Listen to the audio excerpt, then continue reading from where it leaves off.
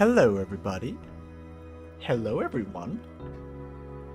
It's time for our 5th contest. Hope you guys are ready. Hope you guys are ready for a good time. Hello everyone. Hello. We got 7, I believe it is, if I remember my schedule right. It should be 7 today for day 1, and we'll have 8 for day 2 tomorrow. Again, the schedule is pinned in Discord. Should be a fun time. And as you can see with our Discord command, let me know if there's any audio things, if I need to adjust music volume or anything. But our judges today are Boop, as always. And this time for our guest judge, we're joined by the wonderful, the I think husbando of W himself. It is Mirasol will be our guest judge today. So big shout out to both our judges. Big shout out to everyone. Big shout out to our judges. Judges, would you like to introduce yourselves?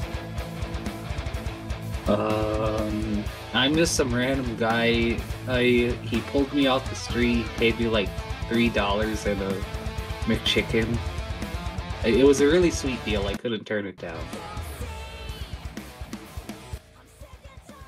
I just got here. I was born yesterday, actually. I'm here for this purpose. My name is Mirasol.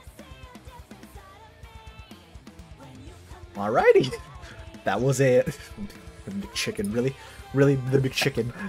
The McChicken. Damn, I could go for You right now. threatened me with a good time, okay?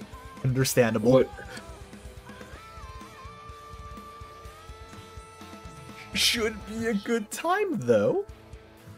Should be a good time though. Any expectations for this time, judges? Any thoughts? Any expectations? I'm hoping for at least 1 3-star. Hoping Same. for. I see. Hoping for. I would love to see all the variety within the rarities. I think that'd be interesting. Yeah, should be a good time. Let's see what we got today then, shall we? And without further ado, shall we get started then? Yes. Yes, let's go for it. Let us begin then. Alright. He has enough class to get a McRib or something. I mean.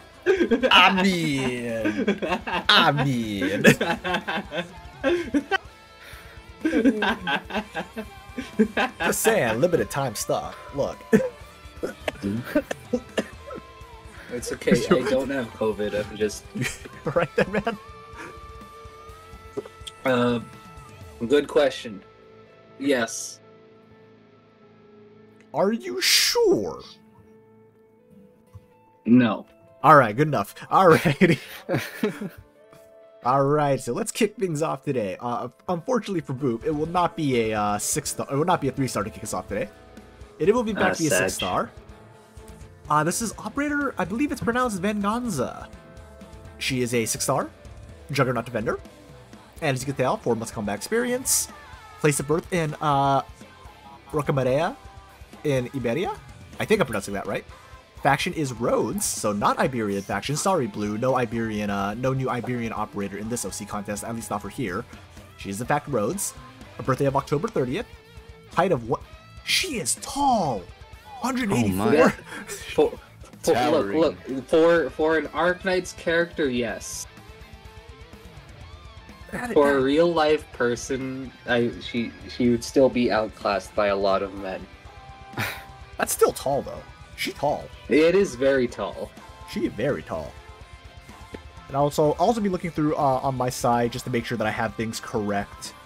But an infection status medical tests have confirmed that no infection is present, so non-infected operator. Alrighty. So, anything jump out to you outside of the height? Because again, she's pretty tall. Combat experience 4 months. Usually it's like 6 months or in years, or no experience at all. But 4 months is very interesting from a lore perspective. Right, I was gonna point that out as well. Alrighty. Well, let's take a look at stats then. See how stats and trust bonus play into this. Boo. Alright, so we have... I have to pull up Mudrock, hold on. Or Penance. I could pull up both, actually. I have both of them P6. I will say off the bat, that HP is very thick. Juggernauts usually have very high HP, so I'm not super surprised at it. That is true. 4,000 is still a lot, though. So, if it's not including the trust bonus, it's only slightly under Mudrock. If it is, that's like a lot less. Because Mudrock has 4,500. Or 4,400. A lot more attack, though. It's the extra height. You get... You tower the over extra them. height? It's the extra height, it's the height buff. Attack is... I'm inclined to believe that the trust bonuses are included here, based on the redeployment time. It's 66 seconds, so you have the -4 to the side, so I'm inclined to say that... or actually, no, that's pot. But I'm inclined, based on the way the redeployment time is written down, that these are all at, like, full pot, full trust. Makes sense. I'm inclined to believe that this is included. Plus 68 is a weird... Oh, wait, the pot would be plus 28, then. Yeah. We'll get to the pots in a second. That's on the next slide. Fair enough. I'm just one moment. I need to finish inputting in numbers. Initiate putting in number. Yeah, we're having a yes. Boop bot take care of things. Yeah.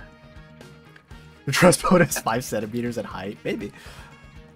Be a fun little Easter egg of a trust bonus.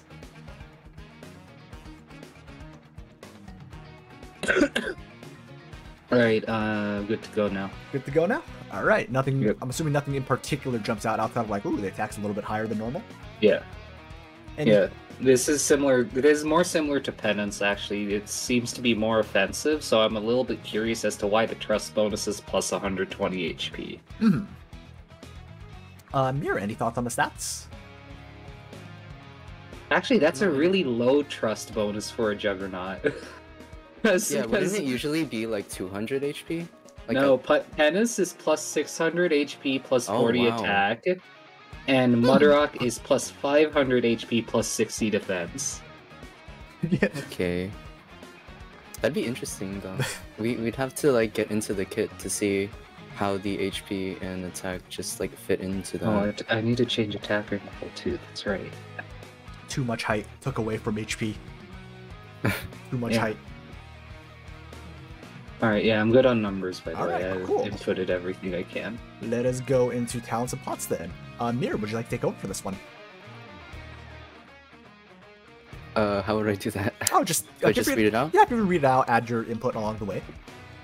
Alrighty, let's see. Talent 1, Stolen Sustenance unlocks at E0. When an enemy is killed by Venganza, gain 10% artificial HP equal to 10% max HP. Interesting.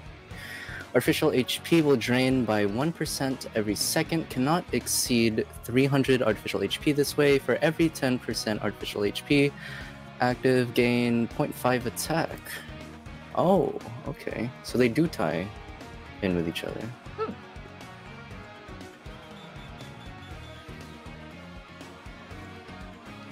We'll go through all the talents and potentials, and then we'll reevaluate like the whole thing. Mir, so feel free to keep going. And All go right, through the rest of it as well. Alright. Talent 2, Wrath of the Iberian. Unlocks at E1. Normal attacks have a 20% chance to inflict bleed. Enemies affected by bleed will take 11% plus 1 of Venganza's current artificial HP as arts damage. If the damage is a sea creature, they will take 17% of Venganza's current artificial HP as arts damage instead. Bleed will last for 3 seconds and does not stack. Potentials are Yellow Cert, DP, so redeployments, attack, improved second talent, and DP -1. Pretty standard. Pretty standard pots. I think the So Oh, go ahead. Sorry, I interrupted you. I was gonna say I'm trying to think like what artificial HP, does this apply as HP bar or would this apply as barrier? Because based on the way I'm reading this, it seems like since it's considered artificial HP, it counts as like HP. So if you take damage, would that still count you as full HP or would it count you as not at full HP? I'm thinking more for like, I guess like IS3 purposes, right? Where like, we all remember the bleed effect in IS3 where it's like, if you're not at full HP, you take bleed. So it's like, does this count as full HP or not as full HP for talent 1? So I will say, what do you call it? Ak and Spuria always have a bleed on them, right? Mm-hmm. Of course, it's like ingrained in their kits, but it's basically a bleed, right? You just can't die from it, which is how the IS3 one works too, right? Mm-hmm. And so the way I think about it is that it's just a gravel shield. This is just a gravel shield, but it gives attack. Extra big gravel. Gravel got an upgrade. Gravel, but her skill lasts every time. I will say, if they actually gave us change logs, I could pinpoint the time where they changed Gravel's S2 to indicate that instead of just a shield, it's barrier. Because it is barrier. It that is. She has. That's true. Gravel does work off of the barrier system and not shield. But let's see, Boulder is saying that this functions as an additional HP bar, so... Oh my god, Boulder just threw a boss. The boss HP. You think you're through the first HP bar, second HP bar shows up. Bonjour. But I will say, this talent 1 is very make or break for me, because 1% every second, like you kill one enemy, in 10 seconds that's already down to 0, right? Mm-hmm. So it's gonna have to be this sort of like this penance S2 or S3 type of thing, where just like you're mowing down enemies during your skill to the point that you can kill like 5 or 6 of them within the span of a few seconds, right? Yeah, I don't dislike. I think the only thing that I'm looking at right now is if we're talking like technically, right? Because it's artificial draining HP, right? So any HP that you take to, I guess, your main HP bar is that HP is gonna stick unless you're able to like, you know, perfumer heal or sculptor heal, what have you, right? Unless you're able to heal that up, like that's basically gonna stick. From what I'm seeing, right? But again, I guess the same applies for like penance. I think Mudrock's really the only one that can like self-heal, at least out of the 6 stars. Yeah. No, we don't talk about Vulcan. Sorry, Vulcan, but I like it honestly. I like the because if we're going to go back to stats for a second here, like with the high attack, like I think the intention is for this operator to just like start mowing down people to like keep the, it's like offensive Juggernaut, and you just keep like mowing things down. And then Talent 2 may have a hard time activating if this operator goes against enemies that deal more damage that they can heal or build from killing enemies. The same applies to Penance, actually. There are times where I use Penance as 3, she can't get it up in time and she just dies because she can't heal herself, right? And she can't kill her enemies because she doesn't have S3, right? So it is very possible that this is sort of like a very similar situation to Penance, right? It's also not 50% extra damage. It's only 17%, right? Let's see. Normal attacks have a 20% chance to inflict bleed, so 1 in 5 to bleed. That's fine. I'm not really seeing anything that's weird with like 1 in 5 bleed. Enemies affected by bleed, so they take. Okay, so it's 11% of current artificial. So basically, if you don't have artificial HP, then do they just take 0 damage? If you don't have artificial HP, and the thing procs. That'd be really interesting. Because I wonder if the skill... Actually, we should probably move on to the skills, but I'll comment on this one. So I wonder if the skills automatically turn their HP bar into artificial HP to some degree. I wonder. Yeah, it's like that'd be an interesting way to go about it. I wonder. We'll see. But I like this specific just whoever made this also does not like Seaborn. I can tell already. If you specify it kills Seaborn, the person who made this Boulder does not like Seaborn. But also, before we move on, Mir, anything you would like to add for talents or pots? I guess it does kind of make sense for the sea creature bonus because they are from Iberia, and I think that's a nice touch. I do Other think than 6% that- is a bit low, though, Yeah. from the increase. I'm looking for the 6% for a second. Sorry, I'm like blind. It's enemies affected by bleed will take 11%, but Oh, if it's a that's sea good. creature, it's 17, right? Yeah, it's not Yeah, that. That's what I mean by the 6%. I'm trying to think how, if it's 10% artificial HP, it's 10% max HP. So artificial HP would be what, like 420-ish, right? If I'm doing my math right. Yeah, 420. Mm-hmm. And then your take, so that'd be 40 arts a second, or roughly 40 That's to less 50. than BP talent, by the way. 40 arts a second. That's not a long bleed. Interesting. Well, we'll take a look at skills and see if the skills kind of compensate for it. If skills have a way to like keep this constant. Oh yeah, popping. if you think Yeah. about it, yeah, at lower levels, this is like a worse BP talent, right? Mm-hmm. But then again, I suppose that's why it goes up to 300%.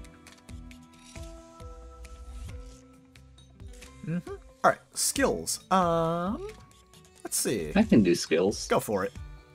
Alright, skill 1, Flowing Red Fist. It's auto recovery, auto activation with a 10 SP cost. The next attack deals damage equal to 120% attack to all enemies in range and has a 100% chance to activate Talent 1 on all enemies hit. Skill 2, Bloody Reckoning. It's auto recovery, manual activation with 38 initial SP and it's a 60 SP cost with a 30-second duration. The chance of Talent 2 activating increases to 100%. The attack plus 40%, block plus 2, and range expands to Sarya S3. They can attack up to 4 enemies at once and bind all targets in range for 0.5 seconds. Skill 3, Juicio, Defensive Recovery, Manual Activation, 7 initial SP, 18 SP cost, 20-second duration. Range plus 1 tile, attack interval increases to 2.5 seconds. Attack plus 300% attacks all enemies in this unit's range and stun them for 1 second. Yeah, I can see why Talent 2, the numbers aren't as high because it's 100% proc and you're hitting 4 at once now. I can see the reasoning behind it. Yeah, as well as the Sarya S3 range. That range is quite big. It It is a very big range. That is big range. Bigly range. I wouldn't expect that from a Juggernaut, but that is a very interesting concept, actually. I find the block plus 2 redundant if you're increasing your range in the first place. I would say yesn't for that. I think block plus 2 actually makes it it means you can inherently block things that need more block, so to speak. Because you have base 3 block, right? So if you're trying to block, like, say, a bully, and, you know, you're having trouble getting through them, right? You got the +2 block, you can all of a sudden take on 2 more, like, smaller mobs, and you can take them too. Or, you know, if enemies require 4 block, like, you can actually just straight up base tank with this, I would say. I don't think adding block count is ever, like this does nothing. I would kind of disagree on that one. Fair enough. Let me think. It does seem like a mix between a really good defensive skill with the plus block, but also just like the extra range and attack, especially with the talent 2 increased to 100%. It's like, I wouldn't say the go-to skill, but I can see it being very versatile, especially with the multi-target.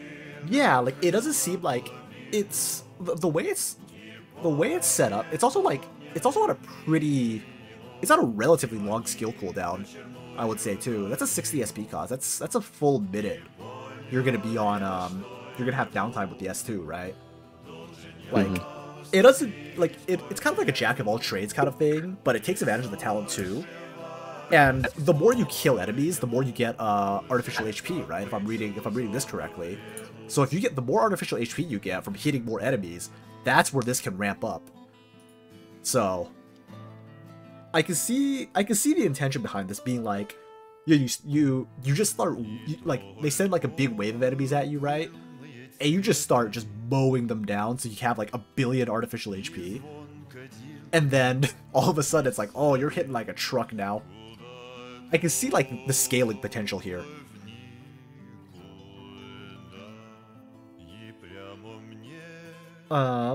Skill 1 seems like it's a pretty, oh, it's an auto active, so it's a pretty standard, just like extra bonk, I guess, so to speak. Right? If I'm looking at this, talent 1 has a 100% chance to activate talent 1 on all enemies hit. Hold on. On all enemies hit? Hold on, it's the activate talent 1 part that I'm a little lost on here. Activate talent 1. Isn't talent 1... It's only when an enemy is killed. That's on kill. That's not... There's no RNG in talent 1. I'm a little... Did you mistype it and it's actually yeah, supposed to be talent 2? Yeah, it's like I'm seeing boulders like, ah, crap, it's supposed to be talent 2. However, I would like to add for this one, for this contest, the next one we're going to change it, but for this one, what's there is there. So, yeah, we're gonna stick with this as is because of the rules of the contest. I understand that that's what you're going for, but we did also have an offensive recovery bard at one point, and we made them stick with that. So yeah, no exceptions, unfortunately, Boulder. I see the intention now. However, based on what's there, this says talent 1, so I'm just seeing this as an extra large bonk. Unfortunately. I see the intention, though. I find it really funny, because this could mean multiple things. It could mean, oh yeah, I get a bunch of artificial HP, or I just do more damage because it'll increase the effect of the attack percent that talent 1 gives. It's like, I think it's still, like, even without it being like, so basically effectively, you know, this second part of it, right, this part just doesn't really apply, but even without that, like, I feel like it's still okay. Like, you lose out a little bit of bleed, but it's 3 seconds of bleed if I remember right, and it doesn't stack, so it's like you're not losing out on too much. I think it's still fine. I don't think it's particularly like bleh, like, oh god, like this thing got whacked. I think it's still okay. I think the way it is right now, like, if you read it as, like, activate talent 1 and all enemies hit, just every enemy hit, you just get that 10% based off how many there are in front of Bangaza. I have 8,000 HP! Oh my god. I will say, though, the decay still... Like, I'm okay with this because there's a decay. It's 1% per second. So even if it's just one enemy within range, within the 10 seconds you get the skill back up, you're already back at 0%. Mm-hmm. So it's like it still works. Like it kind of still works to me. Like I actually like even despite the typo, it still works. So let's see. Looking at skill 3, I guess skill 3 looks a lot short. Oh, it's a defensive recovery. That explains it. Yeah. So extra fast bonking, really big bonk, and it's not extra fast. It's slower. Oh, whoops!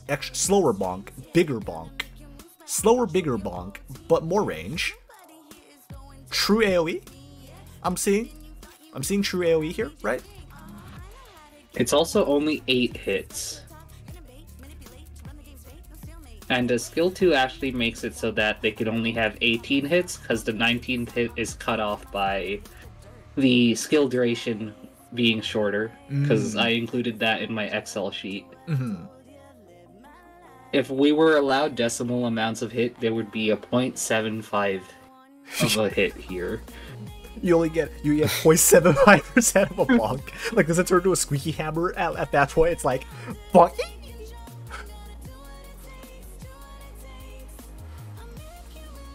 Skill 3 is interesting to me because, like, usually, like, I would see skill 2, at least to me right now, feels like this would be like kind of like the big skill 3, like the defining skill, right? At least to me. Whereas skill 3 is more of like, oh, this is kind of like a one that'd be pretty useful. But it's like, on the other hand, I feel like it's like a mix between skill 3 feels like this is better for hitting like elite enemies, I guess, right? Would you guys agree? Yeah, because it has that plus 300% attack. Mm-hmm. It's like dealing with elite enemy and like their entourage is what skill 3 gives me vibes of. If that makes sense. Whereas skill 2 feels like this is the one that's like, you know, this is like the, alright, let's stop everything. Like, alright, let's clear the wave. I like the variety though. I do like the variety. I want to say the damage doesn't seem like it's too crazy. For total damage, for skill 1, we have about 1,110 without the bleed. Mm-hmm. For skill 2, again without the bleed, because I didn't factor that into account when making this. Mm-hmm. The damage per hit is 1,300. Total damage is about 24,000. For skill 3, damage per hit is 3,700, and total damage is about 29,600. Okay. So it's so, and again, this is also without talent 1, and talent 1 doesn't scale multiplicatively. Can you go back to talent 1 for a moment? Actually, I needed to input in the maximum amount. Every 10% gives 0.5% attack. It's 300%, so 30 times 0.5. That's what, 60%. Yeah, that's 60%. Yeah. With the 60%, which, by the way, wouldn't apply to the whole skill, because it's constantly decaying, right? Yep. 1% per second, if I remember right. A skill 1 max talent 1 would be 1,700. A skill 2 max damage would be 34,000. And skill 3 max damage would also be 34,000. This is also on a single target with 0 defense and 0 resistance. It's a pretty chunky number of damage, I would say. I will say, but a skill 2s and skill 3, I will say skill 3 only feels like a skill 3 because it's true AoE, right? If it wasn't true AoE, skill 2 sounds more like the skill 3. Actually, something I just thought about with the artificial HP says artificial HP will drain by 1% every second. I'm actually not sure now if it's 1% of max HP that's draining every second, or if it's 1% of the artificial HP. Because if it's 1% of the artificial HP, that drains a lot slower. If it's 1% of the artificial HP and not 1% of the max HP. If you think about that, going back to the talent for a second. I will say that for Fiametta, it says in her skill description that it's like a decay, right? Continually loses HP over time. HP cannot drop below to 0. Okay, it doesn't say that she constantly decays, but multiplicatively. Like geeks, I think for geeks it's 3% every second. And for Fia Meta, it's like a higher percentage the higher HP she is, right? Mm-hmm. So just like we don't really have a precedent for what this would be. Then for benefit of the doubt, then we'll just roll with what we've been rolling with then. It'll be 1% of artificial HP, or 1% of max HP. So 10% max HP, it only lasts 10 seconds, so on and so forth. That's just what we've been rolling with then. Okay. Just want to double check that. Mir, any thoughts? What do you think about the skills here? What you thinking on like the numbers of the big monkeys? I will say, yeah, it does feel like the skill 2 is a bit more like a skill 3, but again, with the true AoE, I think that is like one of the defining factors of like that skill 3. I also find it really interesting that the +1 range, like instructor range, I find that pretty interesting for a Juggernaut guard. It does mean you can get that bonk started earlier, I suppose, right? Yeah, it's also like further too, so I can see that being used like through like a tile, like a range tile. That's true. You could, if you position, a certain way, you can get like a little bit of extra range out of it. Yeah. It's a bit more flexibility. I think I will say, skill 3 being defensive recovery also has the added benefit of very fast skill cycling. Mm-hmm. Granted, it is defensive recovery, so it is hard to get that going a little bit, but when you think about like the SP costs of skill 2 versus skill 3 and like the SP batteries we have in the game, because I think we should include, like, if this was in the game, if this operator was in the game, I feel like skill 3 would definitely have the upside in terms of SP batteries in allies. That's true. If I remember right, Chen increases offensive and defensive recovery, if I remember that right. Yes, it's every like 3.5 or 4 seconds. Yeah, it's like based off module too. Yeah, module speeds that up even more.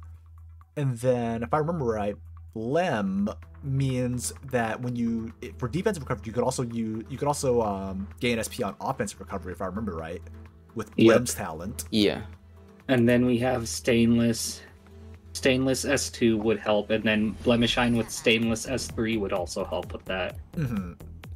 So the overall vibe, based on like what Miro was saying, with like how flexible with the extra range and everything. It feels like the best place, I guess, for what I'm seeing with this op is like you want this op constantly in combat in like a position where you can hit multiple lanes. Is just what I'm seeing here. Based on S2 and S3, S1 is more of like a solo thing, but it's like I just see S2 and S3 being used much more compared to S1. Both based on like the damage numbers being barely like being pretty high, and just the nature of like the flexibility. Again, like Mir said, like she seems very flexible. So just S2 and S3 just seem like they'll work better overall to me. What do you guys? What you think? I mean, S1 is the lazy skill. It's the I don't want to think about clicking my skill, and I use That's S1. That's definitely like an AFK skill, yeah. Yeah, because I use Penance S1 whenever I want to do that, and she bongs people, and it's great, and she does a bunch of damage, and then she dies because she actually can't heal herself, you know?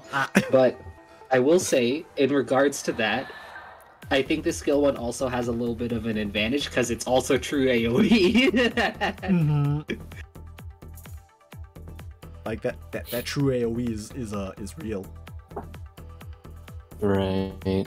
I think with also like skill 2 and skill 3, just the extra range just gives this operator just a lot more versatility compared to like other juggernauts in terms of just like attacking within like a larger range based off their initial. So I want to say Mudmud and Penance only have, what is it, their surrounding tiles at most for range expansion, right? Yeah. Yeah. Alrighty. So we got some. Tenants do have that global damage though with reflecting. That's true, but by that, like, she also has Toshi. Haunt Up. It's not fair. Yeah. I will say though. What's the word? I forgot what I was gonna say. Well, I guess we can revisit it if it comes up to it because we're about to hit lore. Yeah. Mirror, would you like to hit lore? Alrighty. Actually, I guess do you want to take lore or do you want to take voice lines? Do you want to voice act or do you want to go for lore? I can go with whatever. Whichever one you guys prefer. Does anyone in particular here wish to voice act? Because we do have voice lines now. Does anyone want to give their shot at voice acting? I'll do the lore if I don't have to voice act. Mirror, you okay with voice acting? Alright, let's go. Alright, in that case, Boop, take it away. Venganza was born in the town of Rocamera, on the southern edge of Iberia. Because of its distance from the city, villagers have always had to defend for themselves during seaborne attacks. During one of these occasions, Venganza and her little brother Gabriel were walking along the beach when a lone, retching broodmother came from the sea. They ran away to get help, but when Venganza turned back, she saw her brother face down with a broodling stuck in his back. Gabriel quickly succumbed to the seaborne blood being pumped into his body by the broodling, being assimilated within minutes. Venganza watched in tears as her brother crawled back to the sea. In the following days, Venganza watched her parents wither away until her mother passed away to grief, which led her father to take his own life. Bitter, vengeful, and alone, Venganza left town and wandered the beaches, killing every seaborn she saw, and using the bones of the seaborn she had killed, she created her broadsword, named Lucio. She remained in this killing cycle for months until Operator Lumen found her on a recon mission. Initially, Lumen brought Venganza back to Rhodes Island for a routine medical checkup. It was then that Calcit would learn that Venganza's body had bonded with seaborn blood during her extensive exposure, giving her blood properties that effectively doped her. When Calcit spilled some of Venganza's blood on her skin, it quickly sucked right back up. Venganza would pass the operator entrance exam with flying colors and became a Rhodes Island operator. Using this position to complete her goal, find her brother, and kill which made him a monster. Venganza quickly established her reputation when she encountered the Abyssal Hunters for the first time. Venganza had a look of disgust on her face, then proceeded to spit on Gladia and called them filthy. She left without a word after that. Well, I can understand the extra seaborne damage now. Definitely, yeah. We are kicking off with the Arc. We are fully in the Arknights field now, that's for sure. The grim reality that is a grim dark. Wait a minute, that's Warhammer 40k. A grim future of Arknights. You want to be here? I'm pretty sure no one wants to be in the world of Arknights. We'd all die within seconds. Yeah, I'm gonna be honest, I would not want to live in the world of AK. Like, give me like Pokemon or something. That seems much nicer in comparison to the AK world. You Rock can eat the Counselor ice does cream not sound Pokemon. fun. Oh, real? Right. I mean, why is it ice cream then? Do not eat the ice cream Pokemans. I mean, are you What's telling stopping me me? everyone in Pokemon is a vegan? Maybe. Man, that would suck. What's stopping you? I'm pretty sure it'd be the ice cream Pokemon attacking you is what would stop you. So I'm pretty sure. I don't know, man. If something wanted to eat me, I'd probably fight back too. I hate to break it to you, buddy. But yeah, we got a good backstory here of like what's her motivation. Like, I'm getting a good idea of like the personality. At least post Seaboard, it's very, very vengeful. Very, very vengeful, I would say. I think it's okay for her to be a little bit mysterious pre-Seaborn event, because we don't when it comes to operator lore, we don't really know their past, right? We only really know what happened, things about them after their, their tragic backstory occurred, right?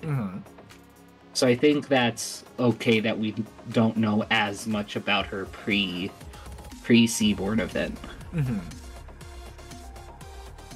I will say I don't think Gladia would take being spit on lightly. I don't think she would too. Like, someone had to hold them back after this, I feel like. Yeah. Glenn Gladia's pretty strong lore-wise as well. That would be somewhat difficult. Gladia wouldn't. I don't know about that. Are we really bringing the I'd win into this? Look. I respect Venganza, but Gladia got stabbed like multiple times during Stalta Faranavis or something, and then she's just walked it off.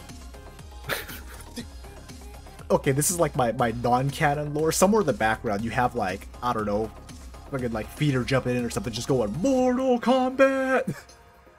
And you just hear the music start playing. You're like, uh-oh.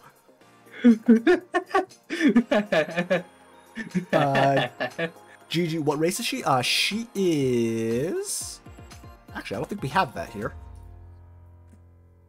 I don't believe we actually have that. We're actually not sure if she is, Oh no, she's raceless. She doesn't belong in Arknights. 0 out of 10 lore. Oh. Okay, she's Aegir. She's a she's a lobster. Oh. A lobster, eh? American lobster. She showed up from the coast of Maine. I mean, what? Alright. Anywho. Alright, Mir, you ready to do some voice acting?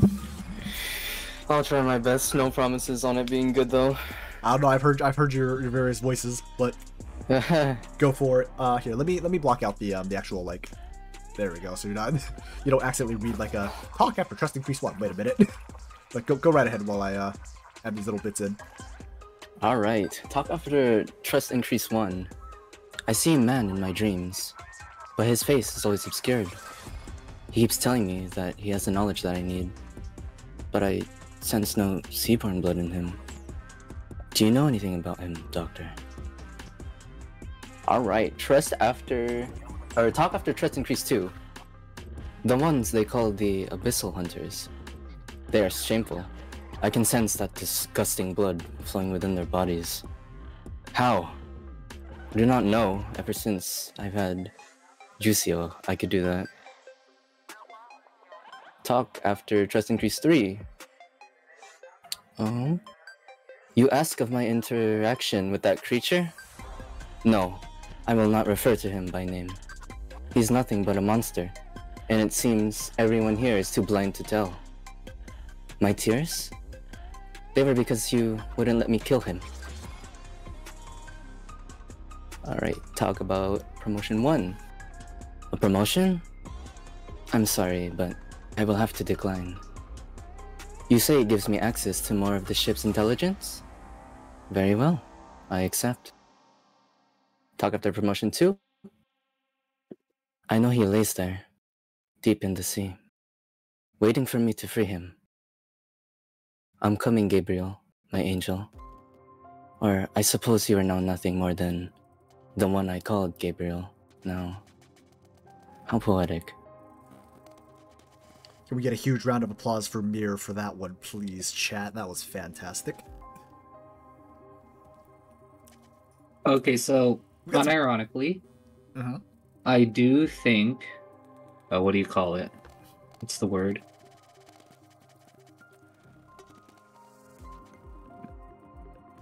I think this works, right? Because we have something to work with, right? We have a personality, and because you can very clearly see that she still cares, but she's denying that. That's not healthy. Everyone needs like an emotional therapist at Rhodes Island. I will fund that. How much LMD you got, bud? 2 million. It's like pretty good funding. Okay, we can make it work. It's possible. It's possible. It's possible. Honeyberry is trying her best. I like the lore. I do like the lore though. And like I do like the lore. I also like that again. I'm so happy I'm here to give like the operators like more life because I'm ass at voice acting.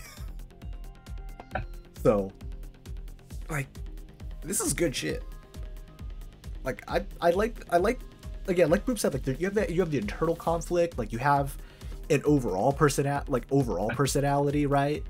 And like you can kind of see the inexperience where like she's been on this purely revenge driven tear, but isn't sure how to handle it, I guess, through like the voice lines.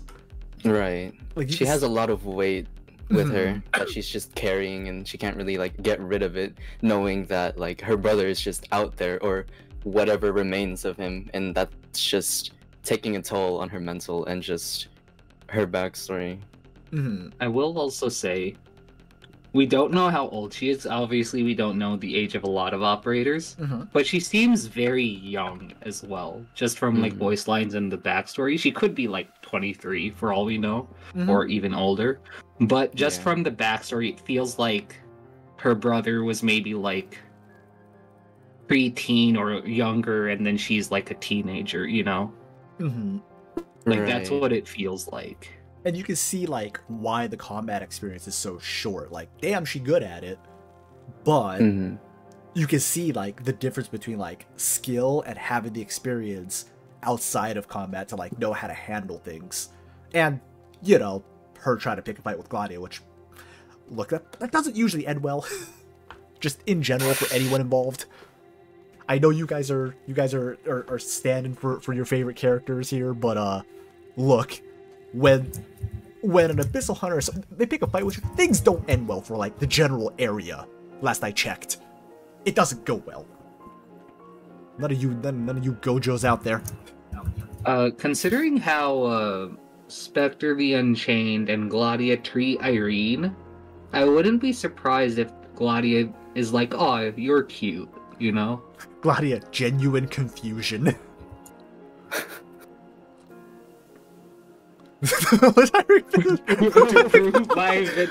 We're really starting this off with 9. Nah, she'd win. Okay. Let's get the points though, because we do want to speed it up a little bit, so we're not here for like 7 hours. So we should speed this up a little bit here. Alrighty, Boop. Let's get things off with your score here. Let me pull up my little guideline. So let's get started with score. First score of the day. Alright, guidelines. So for technical, the creativity and integration, I like it a lot. I like the artificial HP, specifically because it has that give or take mechanic to it. I do think it needs to be a bit tweaked though, so I'll give it a 1.4 for kit. For balance, I'll also give that about a 1.5. Because the true AoE stuff throws me off a little bit. It's simply because it's true AoE, we don't really know how strong it actually is. If we could, and even with like the numbers calculator that I have up in here, the numbers also see, even with like the plus 60% from the talent, it's like the numbers are really good, but it's also like it's missing the oomph of a 6-star in my opinion, you know, because it's very strong, but it does have that oomph that I think a lot of 6-stars have, and that shows just from like on paper. It's just like, whoa, okay, like this is a very strong skill. Like you get that feeling, and I don't really get that feeling from this 6-star. So I'll give a balance also a 1.4. For cohesion, I do think the focus is there, but I will say that both Talent 2 and Talent 1 seem to be side dishes to Skill 1, 2, and 3, but they don't fit. They're not tailored to fit on the plate, is the way I see it. Because we have a Skill 1, activate Talent 1, we have Skill 2, activate Talent 2, and then we have Skill 3, just not interact with them, you know? But, and of course we have Skill 2, increase the chance of Talent 2 to 100%, but That's all it is. There's no more interaction with them. There's no, oh, we're going to increase the bleed of duration. There's no, there's no, what do you call it? Scaling? There's no side, it's a side dish to it. I guess the better analogy for it is that because it's a side dish, they're not on the same plate, right? And the way I see it is that they should be on the same plate, meshing together to create this one beautiful dish where skill and the talent acts with each other, right? Mm-hmm. But they don't really do that. So for the cohesion, I'll give it a 1. Okay. For the integration, for how well the lore fits into the abilities or skills, I think that's a 2. I think that was done very well from what we've seen. Mm-hmm. For the lore, how well it does fits into the AK universe. With the amount of characters and the actions that occur, I'll probably give it a 1.3, right? Okay. And then for character focus, I'll give that a 2 because they're very involved in their own lore. It does make narrative sense. Hence, actually, make that a 1.8, not a 2. I'm sorry. Because narrative sense is the thing. 8. Gotcha. Right. Because it, and again, and I feel like we are missing a little information, which is fine because we're not supposed to know everything. Mm-hmm. But it is very good lore. So it looks like we're coming out to a 9.0 from Boop, if I did my math correctly. Alrighty. I will take over for the next little bit here. For the creativity integration within Arknights, I think artificial HP is really interesting. Bleed is less like fresh and new. It's less fresh because like bleed does exist in the game, right? I do like that how it interacts with artificial HP. I do like that. It's a relatively more simple kit, I would say. Like there's not like, you know, we're not writing like Yu-Gi-Oh effects here, right? Like, which is fine actually. It's like I actually don't mind that. I think the integration is definitely there. I think the integration is very much there with how it interacts. Like I can see things getting slotted into Arknights with like artificial HP and everything getting slotted in. And I think the part, I don't know, I feel like I would have liked to see a little more. I think skill 3 is where I'd like to see like a little more creativity. Like maybe a little, like Boop said, like maybe a little more interaction with the talents, maybe a little more scaling with the talents or something like that. A little, I feel like you could have done a little more on the creative aspect, specifically more with skill 3. Skill 3 just feels very simple as like a extra big bump. It feels like, it kind of feels like a skill 1++, if that makes sense. It feels like a really enhanced skill 1, right? It doesn't, to me, it doesn't quite feel like it's its own like creative thing. So I feel like you could do a little more with things. Like it can interact with the talent. Like it can do a little more just on the more creative end, I would say, from my personal opinion for skill 3. So I think for creativity, I'm gonna give it, for creativity and lore, I think I'll give it like, I'll still give it like a 1.5. I think it's still fine. Like I actually don't mind that like it's simpler kits, but I think skill 3 could have done a little bit more, at least on the creativity end. Balance, I think the numbers are a little high for my liking overall.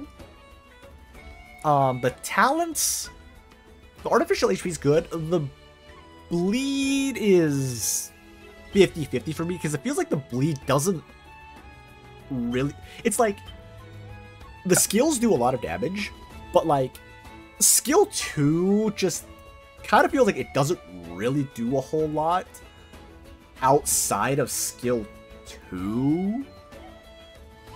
Because if you have low percentage chance to proc bleed, you want to be able to hit more times. But the only one that really has like, you know, expanding more chance to inflict that bleed is that talent 2. Because everything else, like you have slower attack speed or you just have one hit, right? So it doesn't quite proc that bleed as much as I would like it to. But then the numbers are too, so it's like, it's kind of like, way too much in one direction, but not as much in the other direction. So it's like, it's a little bit imbalanced on that end.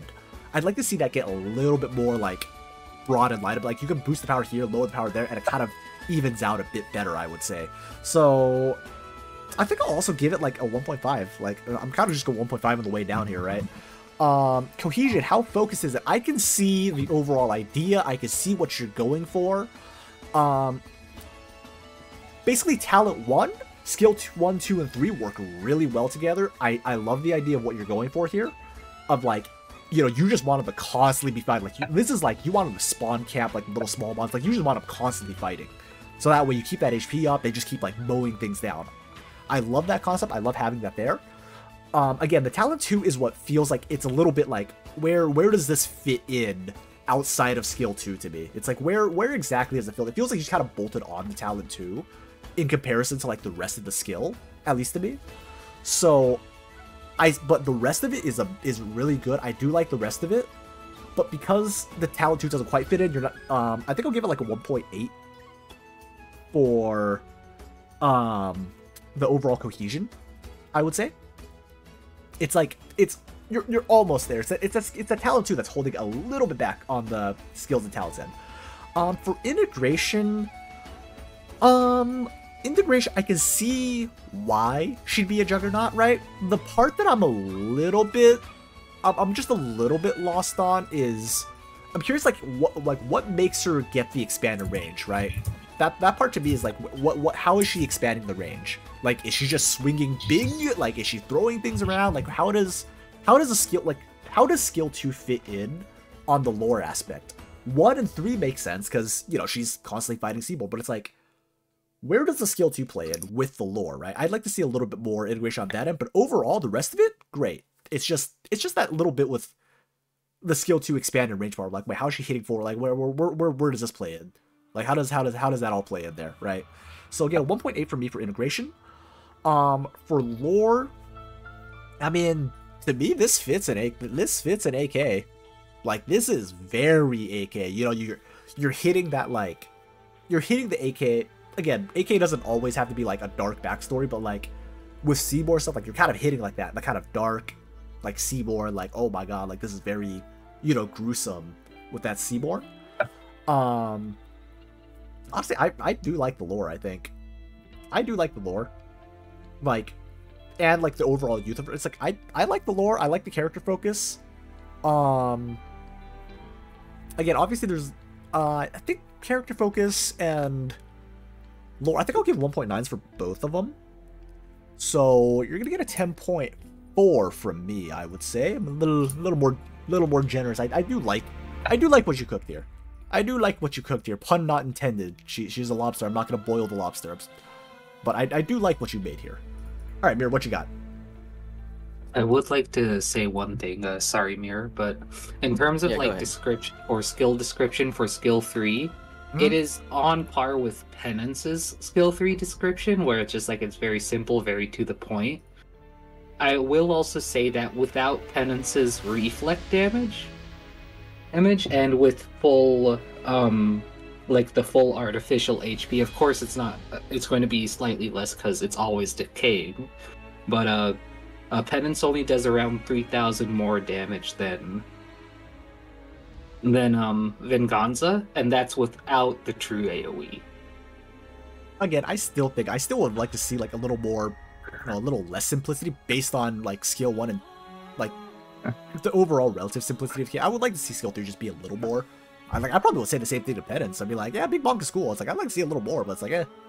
Oh yeah, I completely agree. I just wanted to put into perspective that we do have a little bit of a precedence. There is precedence. There do be some precedents. But alright, Emir, what you got for us? Alright, so for Kit's creativity and integration, I do like that you did touch up on like the bleed aspect with the artificial HP, as we do have like the geeks and Fiametta, right? Those are the ones that lose HP over time. I think that's a very interesting concept to put into an operator's kit, even with that little bit of just operators that already exist with that mechanic. I would give that I'd say 1.3. Okay. For balance, power level. I do like the numbers, and it does feel like a 6-star, but it's not like, you know, anything too crazy. It feels like, it does feel balanced. It doesn't feel broken or anything. Can I see the numbers again? Yes, sure thing. Is there a docket? Okay. Here you are. Here's the skills. Boop can give you numbers if need be. Boop has like a spreadsheet, I believe. Yeah, I have numbers right now. For power level, Oh, I actually have to ask you to go back to the stats for a moment, because I did change them to do the sure penance thing. math. There you go. Thank you, just one moment. Thankfully, I only have to change 4 cells.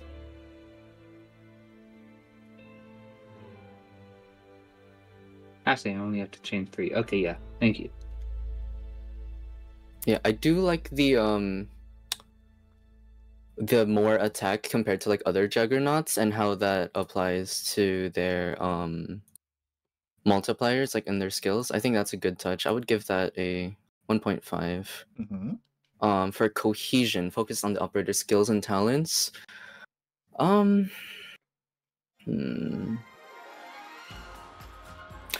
do see like, I do like the integration with the talents for both skill 1 and skill 2, but we don't really see much of that on skill 3, and it does feel like skill 2 is more of like this quote-unquote skill 3. Mm-hmm. I want to bring back the thing about like the range. I think that's a good touch, especially with just the versatility aspect. I do like that. So I would give that a 1.6 for cohesion. Integration. How well does the lore fit into the abilities and skills? I think they fit really well. Like, with the let's go back a bit. Let me know what slide you need on. The talents one. Talents, sure thing. Here you are. All right.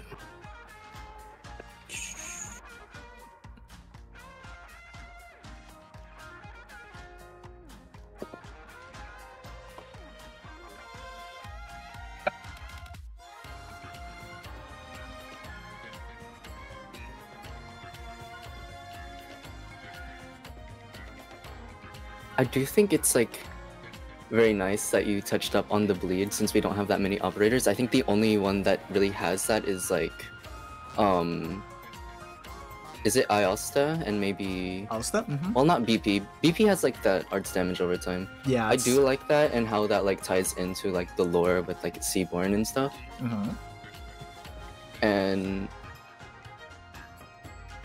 it's just interesting because like just based off how Seaborns are and how they're like regenerative, just that bleed and just how Vengaza just can pretty much slaughter these things. I find that very interesting. I would give that a 1.6 for integration. And I guess that also somewhat ties into lore. How well does the lore fit into the AK universe? It fits really well. You took the aspect of like the Seaborns and just like sorry, I'm having a brain fart. Here you are. Give me a second. Here you go. I got your lore loaded up. All right.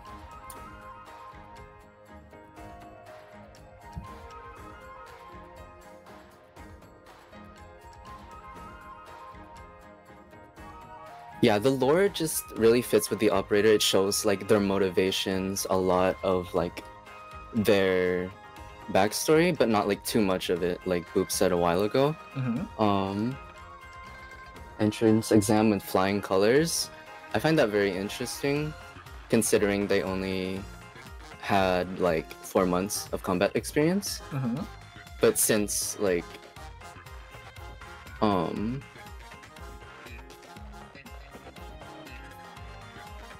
No, never mind. Scratch that thought. For lore, I would give that a 1.8. 1.8. Okay. Yeah. How involved is the OC in their own lore? That one I would also give a 1.8.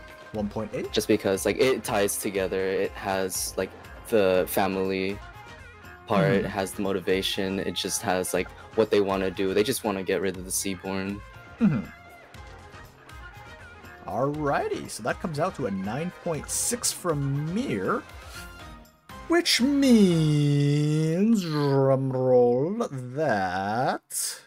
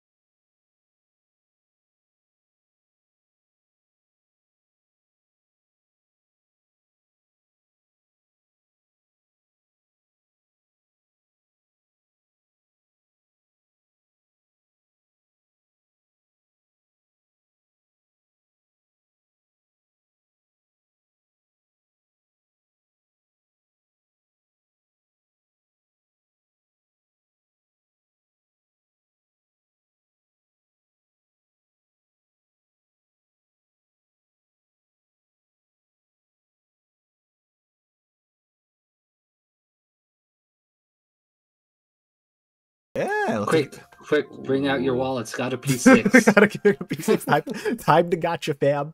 Time to gotcha. But 6-star Arts Protector. 6-star Arts Protector, Defender. He is a male Zalak, specifically a Chinchilla. Ooh, a Chinchilla. Oh, they fluffy. Does he take dust? I better see lore about dust baths in this. Country of origin is Colombia. Faction is Insanity Sanity Gamers. Wonder what that's. Birthday of February 29th. So leap year. Actually, does Arknights have leap years? We'll get to that later. Height is 64, so 162 centimeters. Oh, he's small. And then infection status. Originium crystals are distributed across the surface of her body, confirmed infected by medical examination. Alrighty. Again, and we have our art here drawn by Let Reality. Cute little art. Alrighty. I will say Zalaks are generally smaller, so I think he's actually a little bit tall for a Zalak. I'm not sure though. Tall rat. Alright. Boop. Well, actually, comparisons are going to be hard here because we don't exactly have a 6-star Heart Protector. That's okay. We can compare it to the 5 stars. Easy. We've got 713 attack and 650 defense. That sounds really high just from the look of it. Shalom's an Arts Protector, right? Yeah, he's an Arts Protector. Shalom has 754 and 550 defense, so this is a much more defensive focus just from looking at Shalom. If we look at Asbestos, who is also an Arts Protector. Also an Arts Protector. I got thrown off by the Defender symbol. We have slightly less defense on Asbestos, slightly less attack, and similar HP. So it would all really seem on skills, but then again, this is also a 6-star, so having slightly higher stats on the 5-star is also fine. Like, that's pretty normal, I would say, then. Yeah, it's pretty normal. Cool. Anything jump out in specific to you, Mir, about the stats or, on the previous slide? Anything specifically jump out to you? Nothing in particular, no. Alright, talents and pots, then. I will take this one this time. Oh, just one moment. Can you go back? I forgot to input in HP and res. I'm sorry. You go for it. Alright, thank you. Okay. Alright, talent potential. So, talent 1, Noisy Arcade Cabinet. When there are enemies in the 8 surrounding tiles, I'm going to assume that's 8 surrounding tiles, I'm going to assume that's enemies take minus 15% defense and minus 12% of pot 2 res. Okay, so it's kind of like a shred just by them being there. Okay. Talent 2, hey, I'm the tank here. If there are other operators from Misunderstanding Gamers, Game Over recovers 5% HP every second. Okay. Potentials. So at pot 2, DP cost -1. Potential 3, you see that first talent enhancement. Pot 4 is a defense plus 200. Pot 5 is redeployment cooldown, so faster redeployment cooldown. Pot 6 is a DP cost -1. 5% HP every second. It's pretty high, I want to say, off a first glance here. Oh, that's super high, 5%. Yeah, that's... To put it into perspective, Vulcan, who has some of the highest healing in the game with her S1, is 5% per second when her skill is activated. Yeah, that's like that's a pretty easy condition to fulfill here too. Like that is not a hard. 5% is barely higher than Carrara. Carrara also has really low HP compared to a defender. It's like if your tank is healing 5% HP a second, that is pretty high. Like I want to say in general, Carrara shouldn't be taking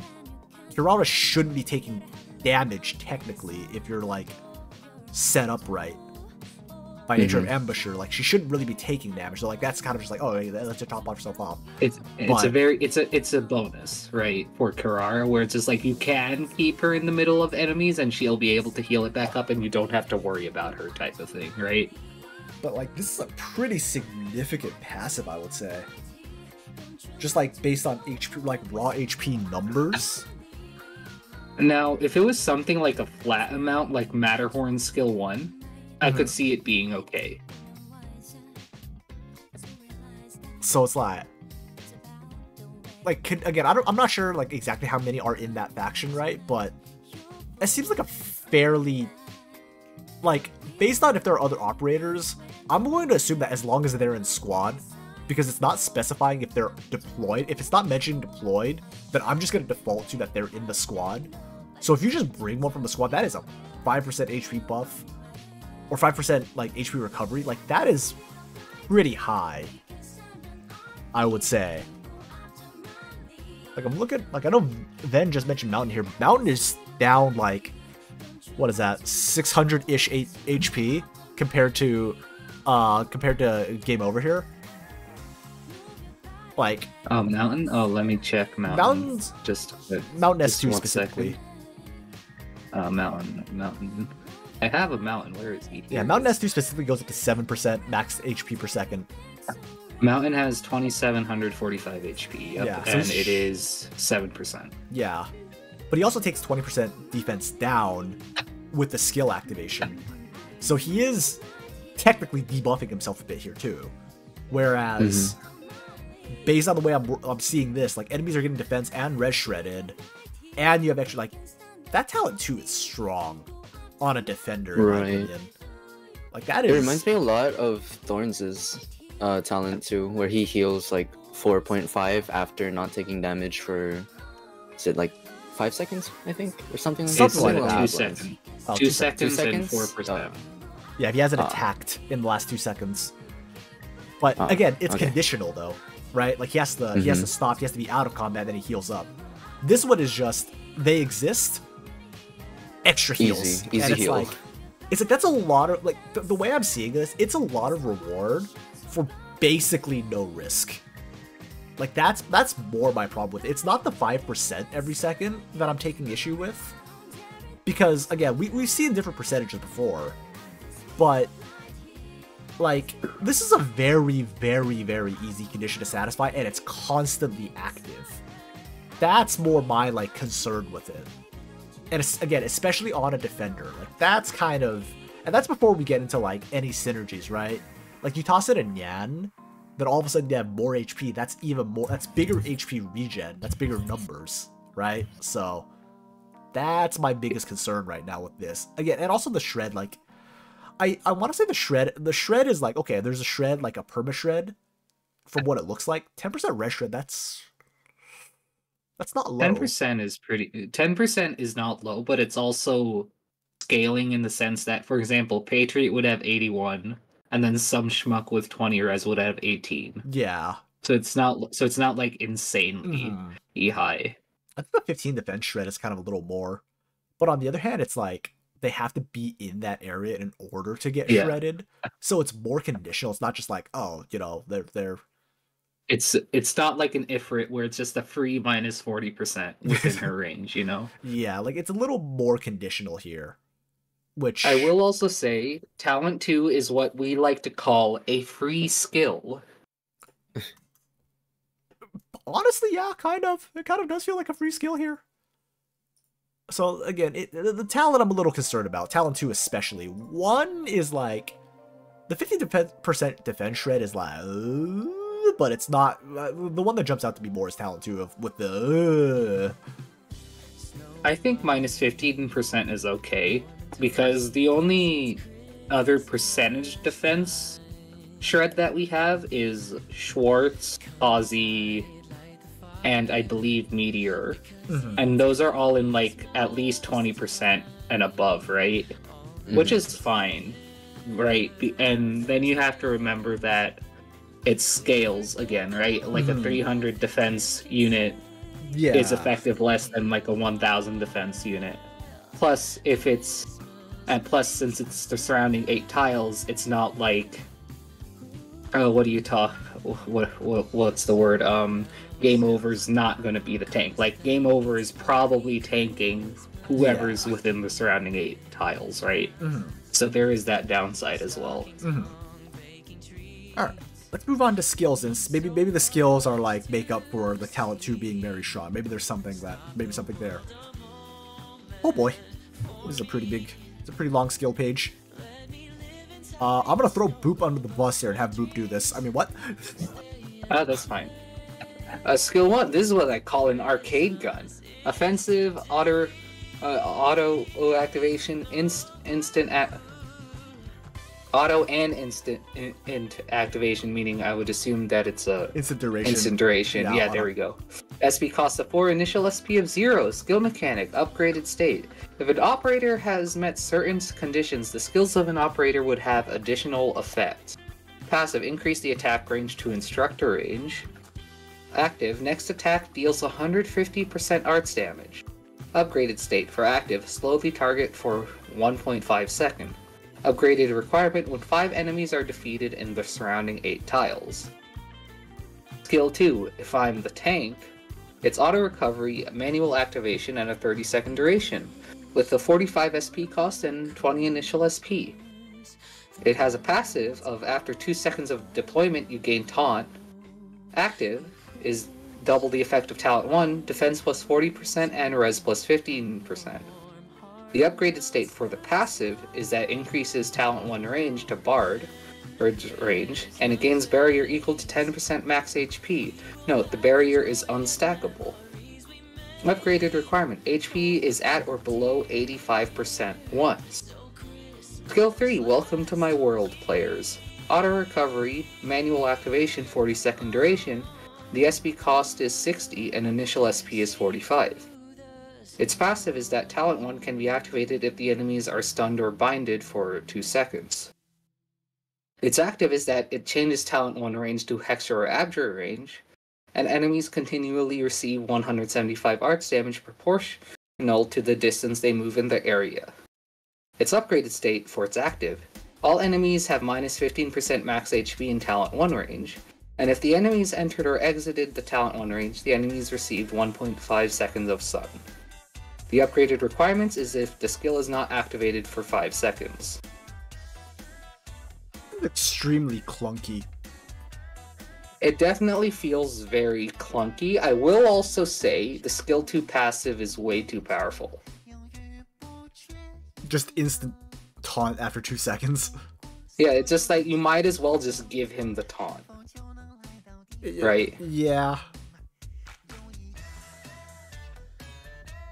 I'm gonna be honest, I'm way more just held back by like just how clunky everything just feels in general. This doesn't feel like an arts defender. This feels like a supporter. This feels like it feels like an artificer without like the things that an artificer comes with, if I can put it that way. Like, I'm looking at the skills here. It's like, one is the simplest, but you bolt it on. But like the upgraded state, you basically just bolt on a support. You basically just bolted on a D-cell binder. From what I'm seeing like, when you upgraded, like, it just feels clunky. Just in general, I guess is the best way I can describe it. I will say, you could make the upgraded mechanic his talent too, because that's what Sidoraka's talent is. Sidoraka's talent is that she gets more stats if she kills like 7 enemies. Let me just double check what it is. Yeah, after defeating 5 enemies, she gains 15 attack speed and status resistance. It's not tied to her skills, but it helps with her skills. I'm looking at the numbers. I'm trying to think, like, so 2 is basically just makes you tanky, but 2 has like 2 does nothing from an arts protector standpoint, though, from what I'm seeing. Right? It doesn't. It just makes them more tanky. Like, and the res plus 15% isn't even that high, because you have 15 base res plus 15% gets you up to like 18 at most. Yeah, that is not a lot of base res. Like, I'm looking at this, like, what was it? Arts protector is, yeah, they deal arts damage when their skill is active. Yeah. So I'm looking at 2, I'm like, what's the payoff of skill 2 outside of, you know, none pizza left beef? Like, I'm not. I can kind of see where they were going with it, because it's supposed to be a defensive skill, right? I can kind of see where they were going with it, but the numbers are way too low for it. Granted, it's kind of increasing the debuff of talent 1, but I feel as if that takes away from the arts protector aspect of it. Because Like, an arts protector isn't really supposed to debuff. Like, I think we have one arts protector that actively debuffs, and it's Shalom. And even then, Shalom's debuff isn't that consistent either, because it's RNG. Its attacks have 25% chance to reduce the target's rev by 25% for 3 seconds, so it's not even a consistent one, while this is just a consistent debuff, you know? I'm looking at the various arts defenders, and it's like, at least for the 5 stars, they all have some version of, like, I guess Asbestos is the one that has like a specifically tanky skill with her S1, but Cherny gets more res, Shalom gets more max HP, Asbestos gets more defense and reduced arts damage on both of her skills separately. Durnar doesn't get any defensive stats, but that's because she's a 4-star. Like, I'm gonna be honest, like with the buffs too, like I'm gonna be 100% honest, the buffs don't feel like they do enough to justify needing a requirement for it. If I'm being 100% honest, looking at some of these buffs. Like, I feel like there's better ways to have gone about it instead of having like a specific requirement in order to hit like just a quick buff, I guess, if that makes sense. Like, it feels like you're doing a lot of you're doing not too many things with extra steps is how this feels like. I guess, like, sorry, continue. Oh no, go ahead. Like, I'm like, that's basically my train of thought there. Yeah, if anything, this feels like a worse charged mechanic. For those who don't know, the charged mechanic is that you fill up your skill bar twice, you get extra effects. Yeah, like, I feel like we could have done something more of like a charged effect, or like, I mean, 45, like, I'm just looking at skill 2, I'm like, it's a 40% defense buff and a 15% res buff. Like, that is not a whole lot of stuff you're getting for a 45 SP cost. Like, You are not being that tanky for that SP cost, I'm gonna be honest. Like, S2 feels negligible as a skill. The impact feels negligible. Yes, I know what I'm referencing here. If you get it, you get it. If you don't, you don't. Skill... Like, skill 3 is the one where I feel like that actually does something. But at the same time, skill 3 just feels like you bolted on Nightmare. Like, one of Nightmare's skills. To game over. With the active. The upgraded one actually is pretty, like, it's like, okay, that's actually, like, okay, there's minus 50% if you're in range. Like, okay, that's a little bit, like, okay. Like, we're getting somewhere here now for the upgraded state, right? But then it's like, if the skill's not activated for 5 seconds, so it's like, wait a minute. Isn't the skill just always going to be an upgraded state? Like, what's the point of having the upgraded state if the skill's not active? Wait, or are we talking, like, the skill is active, but enemies aren't triggering it?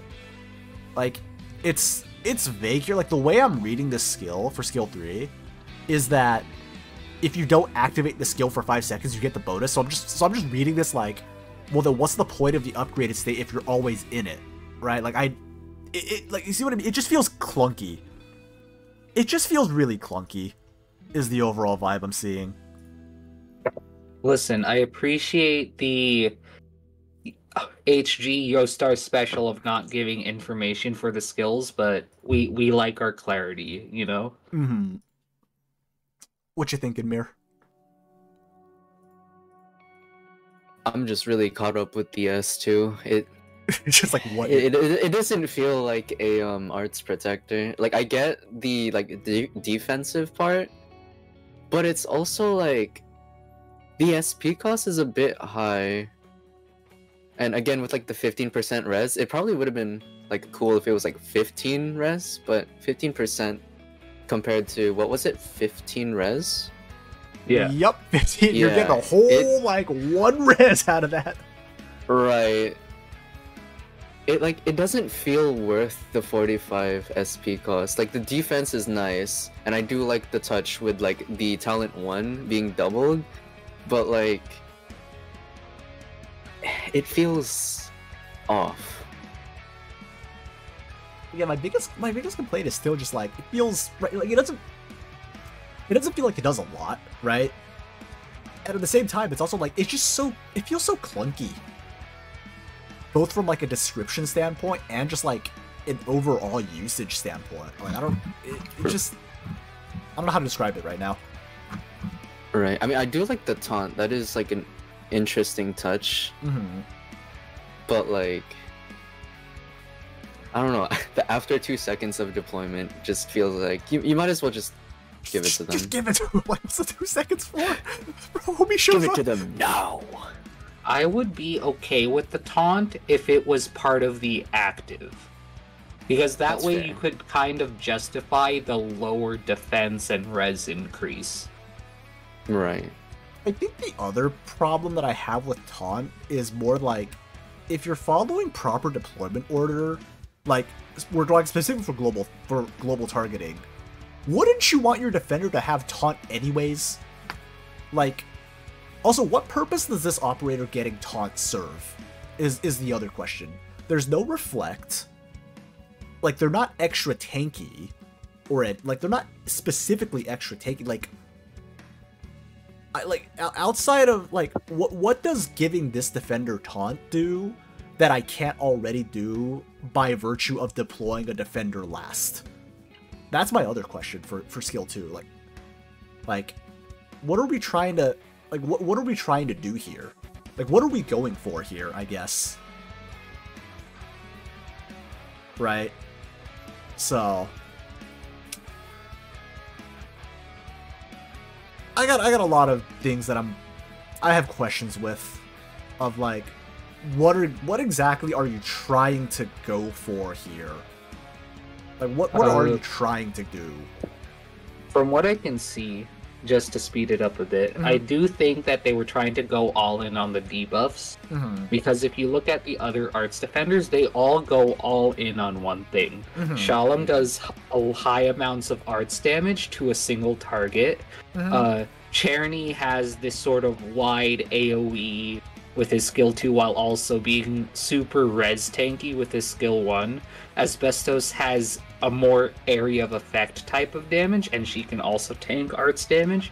During our attacks all blocked enemies, like they all have this one specific thing that they can do and they're very good at. And I feel as if this was supposed to be a debuff arts defender, which I'm okay with if it was focused on that, and it doesn't really seem to be focused on that because it has a little bit of everything. Yeah. Also, not to mention, what does the talent 2 have to do with the rest of the kit? Like, I guess the S2 is you have taunt to recover HP from getting hit, but it's like, what's the purpose of this if you're just having a medic there anyway? Like what is the purpose of talent 2? Like, why is this here? Like, you just put them off in the corner, but then you put them off the corner, you're not getting the ability. Like, it feels anti-synergistic with like what they're trying to do and like just what talent. I don't know. That's again, it just feels clunky. Like the overall thing just feels very, very clunky as a kit. That's all I really have here. I can kind of see the situation where you would put them in the middle of a group of enemies on the other side of the map, and then have your ranged units go to town while the 5% HP regen is doing its job. But I guess that would also goes to show that the 5% HP is just that unfair, right? Like, a defender shouldn't be able to do that on deployment. Yeah, it's like, it doesn't fit to me. It just doesn't fit. Like, it feels like you just hammered it off. Yeah, like, like that'll do. It's like, what's the mix in here, right? So, all right, do we want to go to lore now? Unless someone has anyone has anything else to add. Mirror, anything to add? Double checking before we move on. I guess the only thing I have to say is it just feels like a sustained debuffer. That's like the main thing that I can see from this. Got it. Like, that's kind of like the vibe they're trying to go for. Okay. Right. Alrighty. Well, moving on to lore, because we need to keep our pace going here a little bit. So, lore. So before joining Rhodes Island, Operator Game Over joined a group of gamers called the Insanity Gamers, ISG for short. They're one of the few first ever gaming groups that participated in the first ever tournament called Esports that was held in Colombia.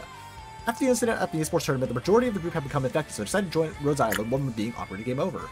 After the incident at the Esports tournament, Operator Game Over is now infected and decided to join Rhodes Island in hopes to treat his Oripathy, despite having no knowledge or experience in combat.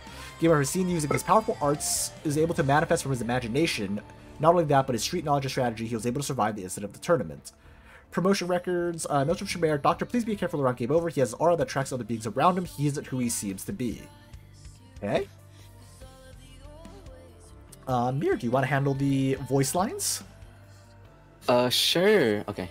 On board. Hello there. I mean, Doctor, please call me Game Over. I appreciate it on roll. I mean, recruiting my squad. Yeah, recruiting my squad. After E2 promotion, fine, you caught me. I just like Deadpool and other characters, able to break the fourth wall, and you know what, I'm able to at least interact all of your waifu or husbandos, so take that! E2 promotion, I feel odd, as if my art is evolved. Hold on, why do I sound so glitchy? Has my art really evolved? Oh, thank you very much, player, for wasting all of your resources and LMD to E2ing me and... shit! Interesting. After E2, E1 promotion, yeah, how does Monica even, hi there. You wanted to know who Monica is? Let's say an interesting individual. E1 promotion. You wanted to know the arcade machine is following me? Or how the arcade machine is following me? Well, I don't know myself either. Watch out, Doctor. Might be haunted.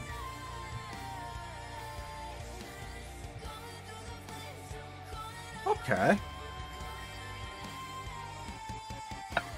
I'm not sure how I feel about the lore, or about the voice lines too.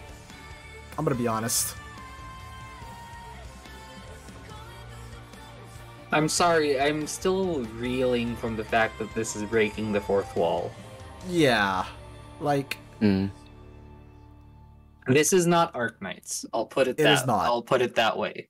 And I can see this working. I'll put out the olive branch. I can see this working if it was more subtle. This is very much in your face. mm-hmm. Like I want more, like show not tell.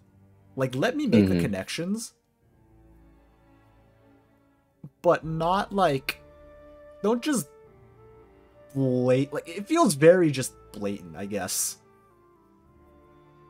Like this feels like I recruited XQC as an operator, is what this feels like. And I'm like, no.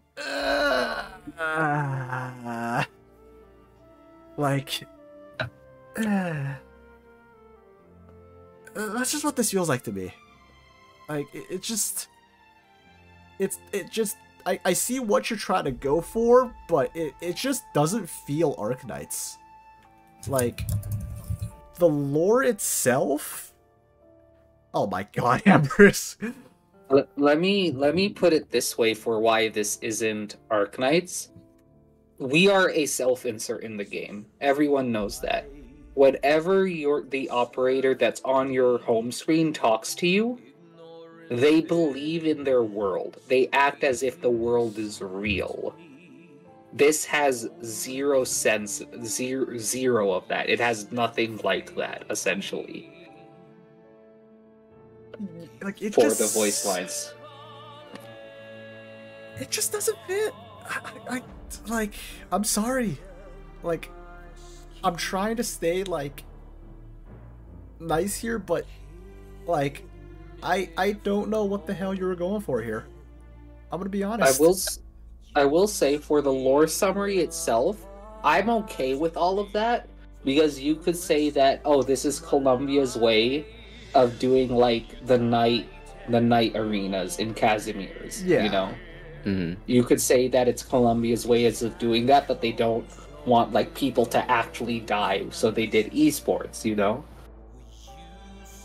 And then the whole Shamir Doctor, please be careful, like, that's vague enough, and that's also real enough that it's just like, okay, there's mystery to it. And then we have the voice lines come in with Truck-kun and run all over that, you know? Yeah, like, you had something going with the lore, and then we got to the voice lines, and you just sledgehammered all of it away. There's no subtlety. It like it feels like Dio dropped a road roller on me here. Like there's no like, it's like wait, how do we even get, what's going on? Like where's the cohesion? Like what are you trying to go for here? Like what are you? I do find it interesting with like the fourth wall break and like the whole the Doctor is the player. I think I find that interesting, but it feels kind of forced. And then also with like the lore, it was like, can we go back to the lore slide? Mm-hmm. Like it's good to be like vague to have like the sense of mystery, but it's also like boom, they're infected. Yeah. Like in the second/third paragraph, it kind of just slaps you in the face, and I don't know. It feels like forced. Like the overall it just feels like you're trying to force things in that don't fit. Like you're trying to just pigeonhole things in. You're trying to like hot glue gun things. They just go like mashing it together. Like, all right, work. But it doesn't work. It feels very ham-fisted, I guess. But all right, I'm ready to go to points if you guys are. I'm ready as well. Sure. All right, let's go points. Who wants to kick us off this time? Mir, do you feel comfy enough with points to kick us off on this one, or would you like one of us to do first? I can go first. Yeah. Go for it. All right. So for the kit and the creativity and integration,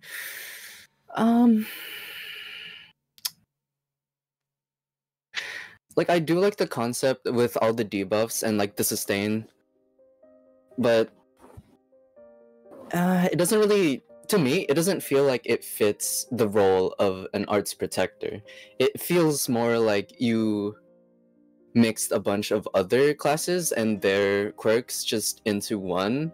I do like the mechanic with like the upgrades. I think that's very it's very creative. Some of them kind of didn't make sense. Like I think the passive with skill 2, the one with taunt, it just doesn't feel like it fits with like the whole like skill itself, even though it's supposed to be like defensive. Not to say it's bad or anything, it just feels a bit clunky. So I'm gonna give the kit overall just probably like a 1. For balance, I'm looking at all the numbers, and considering this is like a 6-star,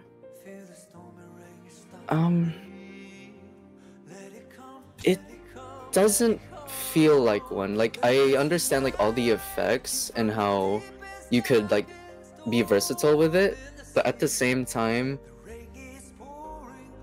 a lot of the numbers just don't feel enough to justify like, hey, this is a limited 6-star, you should pull for this. Yeah, for balance, I'm probably gonna have that. No, that makes it worse. The limited What makes it worse? Limited. Limited. We both forgot that this option is limited, and we're like, oh crap. Right. Yeah, I mean, it does feel like a fun operator. I think that's like the vibe I get off of this. But that's for a different section. For now, balance, I would just say 0.9. And then for cohesion, I do feel like the the talent 2 was kind of just put in there. It doesn't really feel like it fits with the skills. The talent 1 is interesting though. And overall, I would give cohesion probably like a 1.1. Alright, so for the flavor section, we got integration. How well does the lore fit into the abilities and skills? I think it fits pretty well with like the whole gamer aspect and just the like, what are the names of the skills again? If there were any. Here you are. Noisy arcade cabinet. Oh wait, that's not skills. Here are the skills. Alright.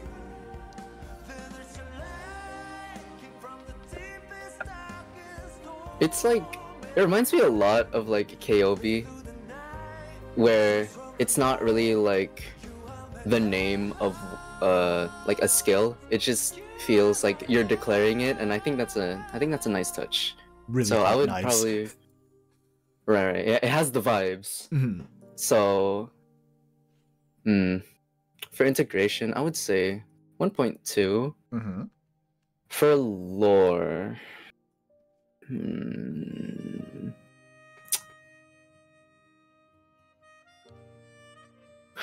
they very much are a gamer, and I do like the touch with like the esports and the Arknights universe. I think that's really unique, but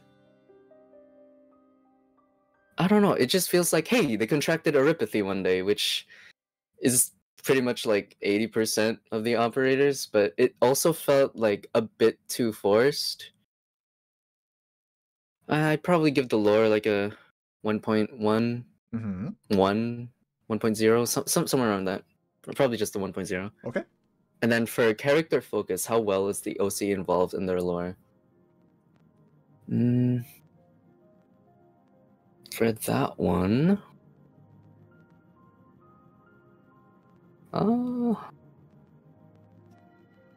I'd probably give that one just a flat 1. I do think that I mean, I guess this also ties to like the past section with the lore itself, like in the AK universe. It feels like they're breaking into the fourth wall too much, considering that they're like self-aware that you're not actually the doctor, you're more of the player. Like, it's a good touch, and I think it's interesting, but it doesn't really tie to like the world of Arknights. It just feels like an Easter egg character in a way. I don't know how to explain it, but I guess for that one, I would give like probably just a flat one. Yeah, for that as well. Flat one. So that is a 6.2 from Mir. Alrighty. I'll take over the next one then. Creativity integration. Okay, I'm gonna be very harsh with integration. Like, it's clunky. It's just really clunky, both of the way the skill is described and like with the requirements not being consistent, the different upgraded. It's very clunky. It's just very clunky. I don't mind the creativity. Like I think the debuffs are okay. I think what you're trying to go for with the creativity, like I just think it's really clunky how you implemented it, not necessarily what you were trying to cook. I can see the ambition, but I can't see like it feels like you're like, okay, let's do this, and then you just kind of like try to sledgehammer into place instead of like there's like no finesse in it, right? I'll give this a 1. Like it basically it's like creativity, I see it. Integration, nah. For balance, it's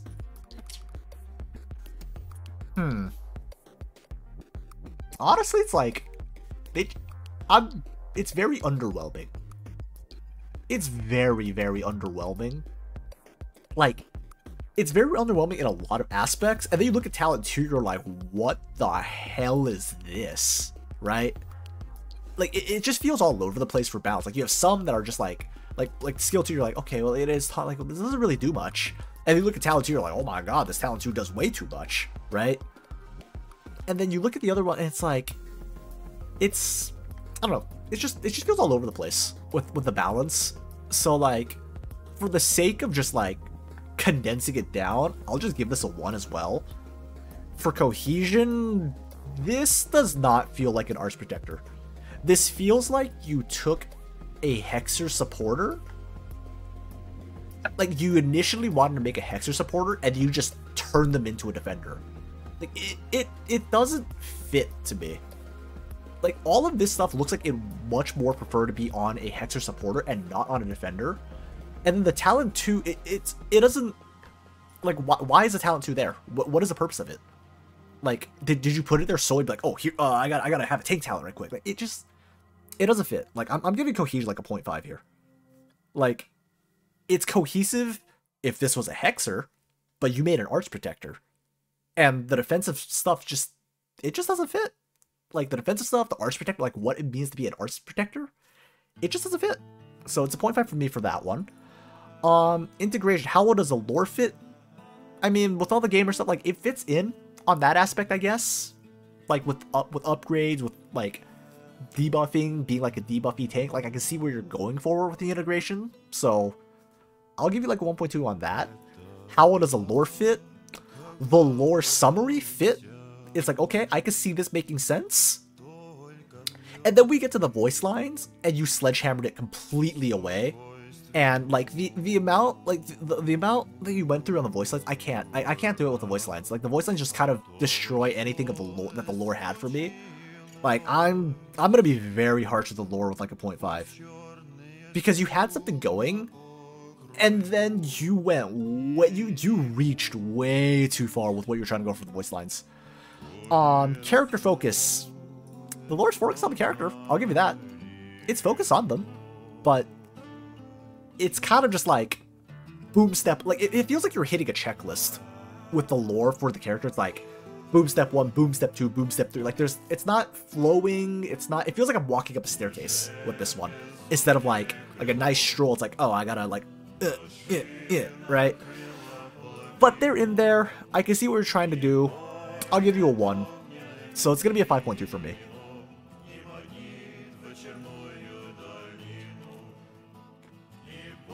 Alright, Boop, what you got for us? Alright. So for the creativity or integration, I would even say that, like, it's creative, but I wouldn't even say that it integrates well with Arknights. I can see what I can see the upgrade mechanic working, but it doesn't even feel like an upgrade mechanic in the scope that he's a gamer. He upgrades his equipment or his skills or whatever it is that you were going for, right? Mm-hmm. The kit and then the kit itself is just like it's too diverse and it's from its original class for me to say that it integrates well as well. Right? It's creative. I like the creativity behind it. I like the direction it was going. It's different than what we have, and I can see it working, but it just doesn't gel well with what we already have. I'll give that a 0.5 for kit. Mm-hmm. For balance, I think the balance is terrible because we have an overpowered talent 2 on a defender. We have a talent 1 that's okay. And then the skills just are all over the place with their interactivity and with their numbers, right? I would give balance also a 0.5. Mm-hmm. Considering that it's a 6-star limited operator too, right? Mm-hmm. For cohesion, for how focused, there's not really a focus either. Right? Because I think I already mentioned it and I don't want to beat that dead horse. It's just like... It's very focused on the debuffs and I can see that. Mm-hmm. But other than that, everything else is left to the wayside and it's just like you might as well have made a Hexer instead, right? Mm-hmm. Right, so I'll also give cohesion a 0.5 because the entire operator just doesn't gel well with anything that's on our guidelines list in terms of the technical stuff. Mm-hmm. For the integration, for how well the lore fits into the abilities, I would even say that the lore doesn't really fit into the abilities because it doesn't feel like a gamer upgrading his skills from a fourth wall breaking perspective. It doesn't feel like that. Mm-hmm. at all, right? Because it feels very random, like lol, so random. That's what it feels like, rather than Mm-hmm. a focus, right? Mm-hmm. But I will say that the names and like the way it's worded is nice, even though like a lot of it doesn't really do anything. So I'll give that a 0.5. For how well the lore fits into the AK universe, the lore summary is fine. To an extent, I would even say that it's a little bit sparse. So I'll give that a 1. And for the character focus, I would also give that like a 0.8 because I was reading the Pinus Sylvestris first paragraphs for all 4 of them. Uh-huh. And Pinus Sylvestris comes second to the operator. The operator is mentioned more than Pinus Sylvestris. Whereas for the lore summary that I feel we got, Mm-hmm. the ISG was mentioned more than the operator themselves. Mm-hmm. Which is why I give the 0.8. Okay. Alrighty. So it looks like with this one, we're coming out to a total of... 1 second here. 15.2. So, give me 1 second to get this entered in. I will say, I don't look at who's making these operators. I don't know who makes these operators. So I would like to say that I'm doing this unbiased. I'm just doing it solely based on the operator. Alrighty. So, we're gonna speed this up. We're speeding this up a little bit because, oh boy, we are 2 hours in. We only got through 2 so far. We need to speed this up a little bit. So, Gotcha. We're gonna noom a little bit more. You're missing an N for Vengaza on the leaderboard. Damn it. It's Venganza, right? Venganza, yeah. Damn. Spelling is hard. I'm sorry, Boulder. Okay, anyhow. Alright, let the nooming begin a little bit more. Thank you, Flamey. Alright, this operator, I believe is Hongming by Grimoire Lasat. She is a 5-star Dollkeeper specialist. At least I believe she's a 5-star. It's a little hard to tell. I should really add that into my form, whether like what their rarity is now that I think about it. But I believe they're a 5-star rare Dollkeeper. She is a female Lung from Yan, and faction is Yan. Birthday of February 24th. Height of 152. Oh, she's small. Smolder Dragon, no combat experience, interesting. And she's confirmed infected by medical examination. Alrighty. Alright, Boop, what you got for stats? 4-star, For okay. stats. 4-star. My mistake. It's a 4-star. Okay, do we have a 4-star ballkeeper? We don't. Okay, so for stats, we have 2 5-star doll keepers. We have Bena and Kazimaru, one's defensive, one offensive. For Bena has, I'm going to assume the attack is the pots are not included in the final number, because otherwise Bena would have a lot more attack and a lot more defense and slightly more HP, right? For Kazimaru, let's see, up to level 80, Kazimaru has a lot more attack, less HP, and slightly more defense. And so everything else seems to be on par. Let me just note these down in the thing. So a little more defense, you said? Yeah, a little bit more defense than Kazimaru. Mm-hmm. Plus 33 for attack, 60 and 100 HP, 257 defense. I keep forgetting doll keepers aren't actually supposed to be tanky, but I use Bena all the time, and she's so tanky, it's great. I love her. Alright, thank you. I got all the stats I needed. Cool. So nothing like specifically like, ooh. No. Cool. Nothing specifically like out of the ordinary, yeah. Alrighty. Mir, do you want to take talent and potentials? I will. Okay, talent. The only one. Lights rain on you. Substitute gains plus 44 attack and deals AoE arts damage, prioritizing enemies with ranged attacks. Potentials include DP cost -1, redeployment cooldown, attack plus 33, talent enhancement by 4%, and a DPS cost of -1. That talent is I'm trying to think how this works. Because here, let me put it this way, right? I'm assuming this works like a Slashcaster AoE because we have Spectre's doll who does AoE arts damage. Mm-hmm. Mm-hmm.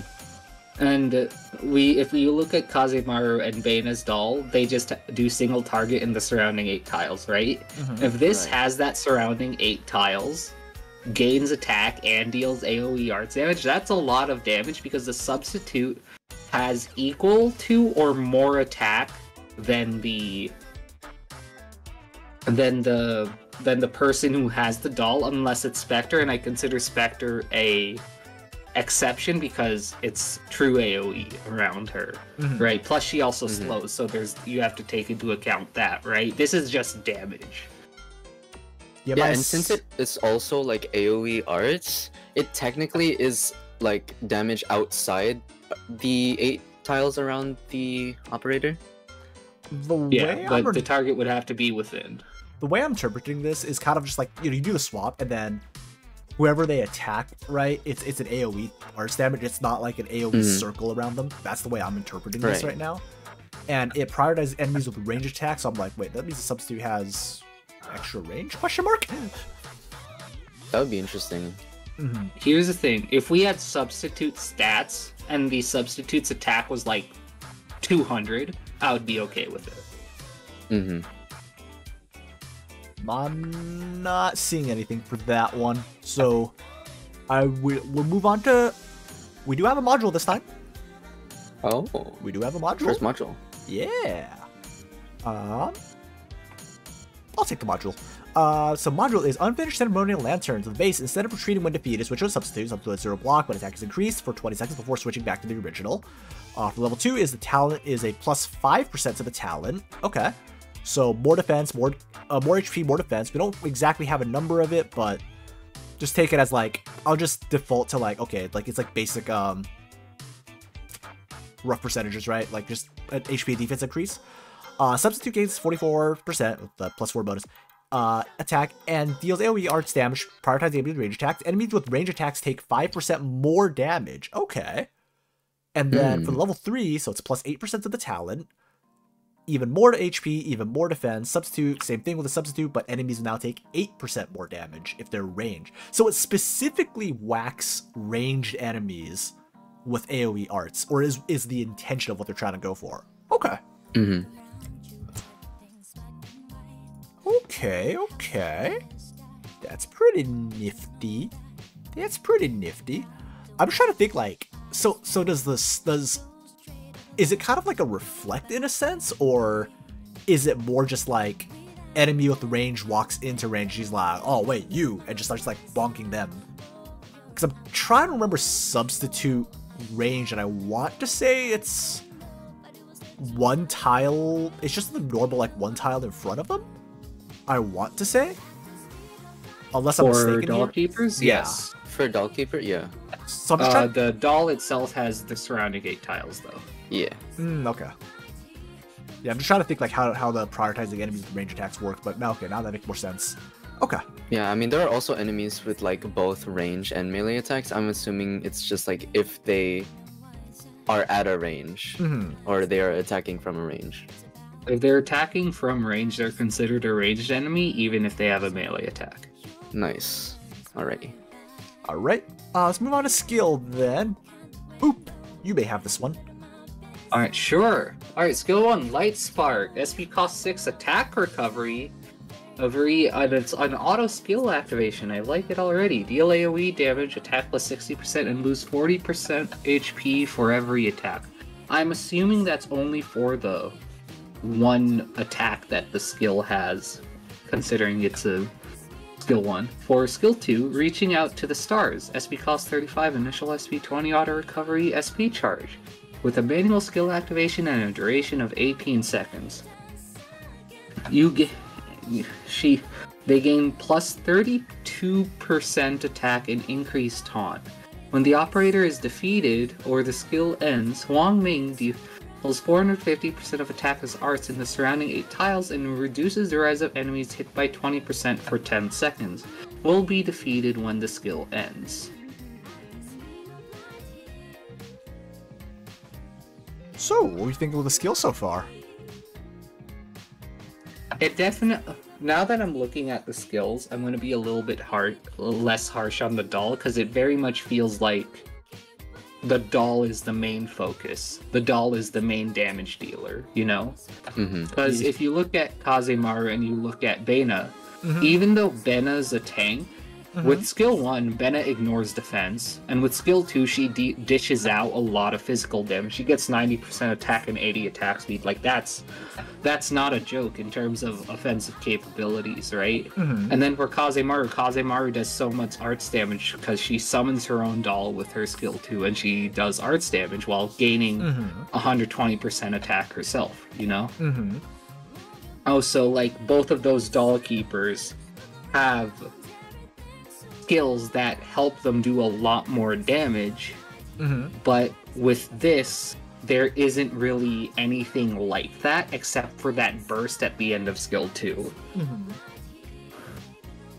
And also, it says will be defeated when the skill ends. I'm going to assume that means that they go into doll form rather than retreat. Yes. Otherwise, skill 2 is very bad. I believe that's how Spectre Alter's wording is as well. Yeah, it is. I believe for her skill 2, I think it says will be defeated when the skill ends. Yeah, that is okay, good. That is how the wording works. Okay, we have the precedent. Great. Yeah, the precedent is there for the wording. I like how focused this is. This is like, hey, like, alright, like look at how much power is on the doll.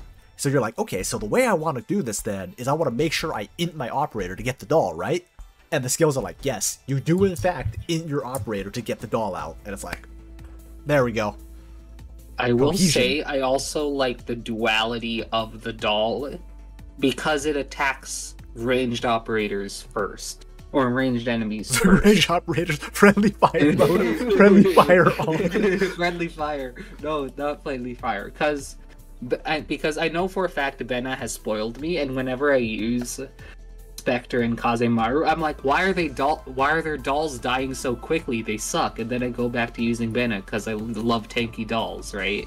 Because with Benna, you can just throw her into like a random corner of the map and she'll be fine for the entire duration of the stage, right? But you can't do that for Kaze or Spectre because their dolls can actually die, you know? So this doll would actually be able to die very easily depending on like the enemies that they're attacking. You got built-in int buttons. You either have the guaranteed int or the other where it's like, well, I'm mostly inted. It's like, yeah, there we go. It's like I like what you're trying to go for here. I can see the vision. Like it's cohesive. I can see what you're trying to go for. Yeah, I like this a lot more now that I see the skills. It's like this better be right. It's like that's what I love about the contest though. It's like you can see what people are trying to go for. You're like, does it go for what I think it's going? And then it does. You're like, yes, payoff, right? I'll take lore summary, and then Mir, you can handle voice lines, or would you, or do you want to throw one of us under the bus for voice lines? I know I've been throwing you under the bus for voice lines, but I'm okay with doing the voice lines, but since we are like somewhat low on time, we should probably only do like 1 or 2 of them if there are. Okay, that there's many. it's okay. There's only one here. We're good to go. Nice. I'll take lore then. Huaming is the second eldest daughter that hails from a long line of lantern makers in Yan. Lanterns were formerly used for the military applications during Yan's early years. Due to recent advancements in technology, the demand for these lanterns would increase while the amount of lantern makers dwindle. These lanterns now become more intricate and used only on important ceremonial events. Huaming would have to interact with more originium due to the low amount of workers. As a result, she would become infected, originium crystals visibly growing on her left wrist. Due to Huaming's worsening orpathy, she has been transferred to Rosal for medical treatment. After a few months, she would request to pass the trial to become a field operator. I can see what I can, I have a little bit of a question of, like, the Dollkeeper section of this, but...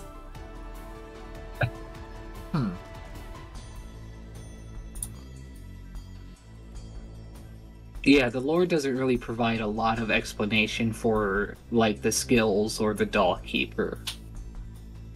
So I think that that's something that definitely should have been included.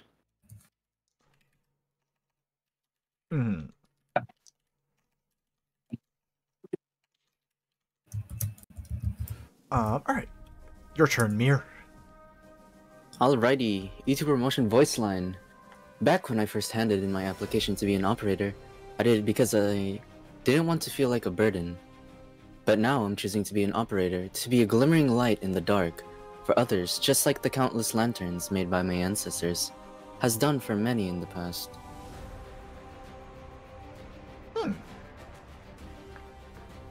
That's inspiring. Yeah. I'm gonna quickly take a look at Kazemaru's promotion lines, see if she references her paper dolls. Yeah, my biggest question with the voice line and the lore would just be, where is... What makes her a Dollkeeper? I think that's my only question. From, like, an overall aspect. But she does want me... She does, I do want to give her head pats with the voice line. Very wholesome. So I want to give her head pats. But on a more objective side, though, it's like, yeah, I'm not seeing the I'm not seeing the Dollkeeper aspect of this. That's all. So, like, what brings us like why is she a Dollkeeper, right? Yeah, I see like lights rain on you. I'm not seeing anything. I see the module being an unfinished lantern. It's like I like how the module fits into the lore. I like that. But I'm just trying to think, like, what exactly is the doll, right? I think if you mention, I think what would have made this okay is if you mentioned that, like, the doll is a lantern or something, is like a lantern that subs in or something. I think that would be like, oh, that's where the lantern plays in. It's like, I think that would have, like, added a bit more. That's my opinion. Like, don't take that as like, you should always do this, right? Don't take it like that. That's what I would like to see, or something like, just again, something that describes like what exactly is or something mentioning like why she's a Dollkeeper. I think I would have liked to see that. But anything else? Anything from y'all? No, I think this is a great operator. It's a great 4-star. It's kind of, I'm liking what I'm seeing here. I really like what I'm seeing here. minus, again, just minus that little bit of like, why is she a doll keeper? All right, let's do some scores then. That's what I ask myself every day for Spectre. Why is she a doll keeper? Look, I'm just saying, HE should take some notes from us and like how many steps we go through to evaluate. Look, I'm just saying, let's get Lowlight on the show. Let's get some traction. Man, petition to get Lowlight on the show. Let's get it done. Come on, let's get it. 10,000 signatures. All right, chat. Let's get it rolled. Let's get HE to notice us. But all right. Who wants to kick off points here? I'll kick it off. Go for it. So, again, we don't really know the stats of the Doll Keeper, but I would assume it's generally around the same stats as the operator itself. I think the creativity and integration with Arknights is perfect. I think it's great. It's similar to the other Doll Keepers that we have, at least the lower rarity ones. The balance seems great as well. It's not too powerful for the operator itself. Meanwhile, the doll is buffed up a lot as well, so I think that's a really nice balance. Plus, you can't really say, hey, I want the doll out to be on the field all the time, because that's not how a doll keeper works. Cohesion, I like that the operator is focused on, hey, the doll is going to be out on the field and is going to wreck shit up. So I'd give technical overall a 6, actually. Oh, a perfect technical from Boop. Yeah. Okay. Alrighty. How about flavor? For flavor, how well the lore fits into the abilities or skill, I would give that a 1, simply because we don't know. I can see the whole lantern thing being a thing, but we don't know what the doll is, right? Like, that's... Like, the doll is the core thing of the doll keeper, after all, right? And the fact that the doll's not mentioned in the lore kind of is like a... you kind of missed the hoop on that one. So 1 for integration? Yeah. Okay. And for how well this lore fits into the universe, I give this a 2. I can see it fitting. It's very happy, it's very sweet and nice, and I can see it fitting.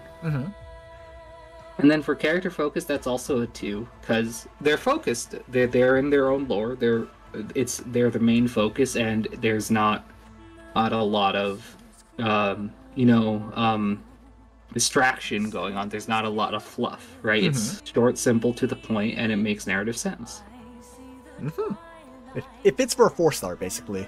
Yeah. Like, you're not expecting a bunch of crazy things, but it's like, you're getting like, oh, okay, here's what we're seeing. And like, 4 stars kind of make you want more, right? And that's kind of like the overall vibe we get from this. Cool. Yeah. Alrighty. Mir, would you like to go next, or would you like me to go next?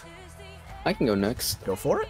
For the kit, I think the creativity is really nice. I like the mechanics with like the AoE arts with the doll. I think that's like a new thing. Like, I'm a big fan, so I would give that one just like a 1.9. I think it's very interesting. It can open doors for like some very fun strategies. For balance, I do think overall it is like, it fits for a 4-star, and I do like the modules. It also like fits well with the kit, with the extra damage for ranged attacks. I think I'd give that a 2. And then for cohesion, for that one, I would give a 1.5. Okay. Because focus on operator skills and talents.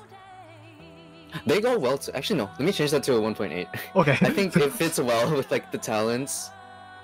Like, a lot of... Like, with skill 2, specifically, with, like, the minus res, just the burst damage at the end, I think it just feels good. Okay, for the flavor section, integration, how well does the lore fit into the abilities and skills? Aside from just like the limited information that we have with like what the doll is, I would give it a 1.5. But it does, like, just going off the names, I think it fits well. For the lore, how well do they fit into the universe? I think it's perfect. I would give that one a 2. It doesn't feel forced. It feels like they're actually a part of the universe. And then for character focus, how well they are involved in their lore, based off just like the single voice line that we have, I would give that one a 1.8. I do like how it like is straight to the point. It shows their motivations, but not in a way that's like too much, but also not too little. It just feels like the Goldilocks. It's perfect. It's like the sweet spot. It hits. It's a sweet spot, yeah. Alrighty. And then, alright, I guess it's my turn then. Creativity integration with Arknights. I mean, this integrates very well with Arknights. This integrates very well. I like the direction you're going with, like, yeah, you want the doll out, like, you're focusing way more on the doll, and I'm like, yes, that's like fresh, it's different, right? It's like, I like that, I like it. Again, reminder that 2 would be a perfect score. It's like, I'm not sure what it feels like that I would like to see just a little bit different of. So it's like, it's not going to be perfect for me, but it's going to be very close. So I'm going to give it a 1.9. Again, I can't quite put my finger on, like, just like, what is it? Like, what's that little thing there that I'm thinking of for, like, creativity integration? But I think this is fantastically made. Balance, I think this is actually a full 2 for balance, I would say. Like, you're getting a good balance of, like, power, but also, like, reducing, but, like, also, like, you're getting drawbacks mixed in, but then the drawbacks also, like, help you, but there's still a drawback. Like, it feels like you did a good job in, like, getting everything focused, like, balanced around that. Cohesion, I really like the cohesion here. I think this is one of the like, one of the better near the, like, definitely, like, top 5 for, like, how cohesive things are. Like, you can very clearly see, like, oh, this is what you're going for. Okay, let's go with this. So I think cohesion, I think top 5 cohesion, I think I will give it 2 for a top 5 cohesion. I want to say that kind of tracks with what I've been going for. Integration, how does lore fit into the ability skill? Again, I think I would have liked to see, I think I'm going to dink you here a little bit on just, like, what makes her a doll keeper, right? Just what makes her a doll keeper. And we are missing that. The rest of it, I think I'm a little bit more of just like, okay, why is it arts? Why is she targeting things? Why is she a doll keeper? So I'm gonna think a little bit more. So I'm gonna go for like a 1.4 on integration. Like, I would have liked to see a little more on the whole doll keeper and why, and maybe a little bit on, like, again, a little bit, maybe like a word here or two there. Like, I'm not talking like, oh, like, I want 3 more paragraphs on this. It's like just a little bit, like, just like a little bit of a hint of, like, hey, here, because again, it is a 4-star at the end of the day, right? You're not, like, 4 stars don't get a whole lot of lore, sadly. Character focus, I think this is incredibly well focused. Or sorry, how lore fit into AK universe, I mean, that's a full 2 for me. Like, I got no problem giving that a 2. Character focus, how focuses character in their own lore? She is very focused in her own lore. Makes good narrative sense. I mean, the voice line, it's like, that's why she has 0 combat experience. Like, it fits in. Like, I want to give her head pads. I'm going to give her a 2 on that one. She's getting 11.3 from me. Just very well done. Very well done here with the 4-star up here. Very well done. Which I believe gives us a new leader here, if I'm not mistaken. I believe we do have a new leader here. We do. So, this time I'm slightly smarter with my text inputs here. Thank goodness. Okay. In the meantime, while I update this, we will be taking a quick break for this one. We will be taking a quick break. 33.3. We will be taking a quick break here, and then we're just gonna marathon through the last 4 for day 1. So again, I'll leave this on the leaderboard for now. We're gonna take a quick little break here, so, you know, make sure y'all get stretch, you know, do what you need to do, stretch, get some water, get whatever. Give us roughly about 5 minutes here. Let me see, let me put up a timer here. So again, we're gonna take a quick break here. I'm gonna put this back on, let me see, I'm just gonna poof away this one. Let me put up my showcase screen here. Judges, feel free to, like, go take a break right now. I'll put up the timer right now, so be back within 5 minutes. I think I'll make some cold coffee. So let me put up a timer here. Be back in 5 minutes. Who is next on the list? Next on the list, let me check here. Next on the list, my system's willing. Flamey, you are next. So, that's who's next. Let me get my timer up. Give me a quick second to get this set up. And Let me...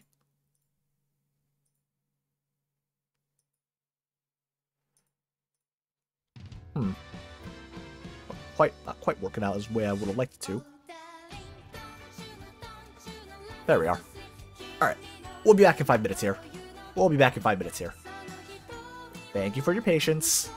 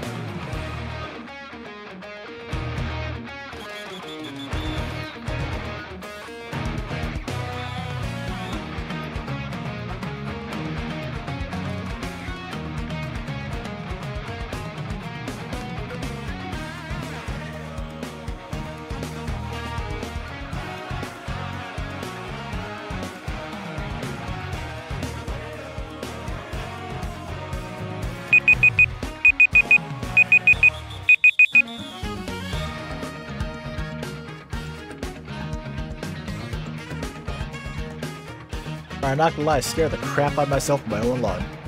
Nice. Normal things, right? Anywho.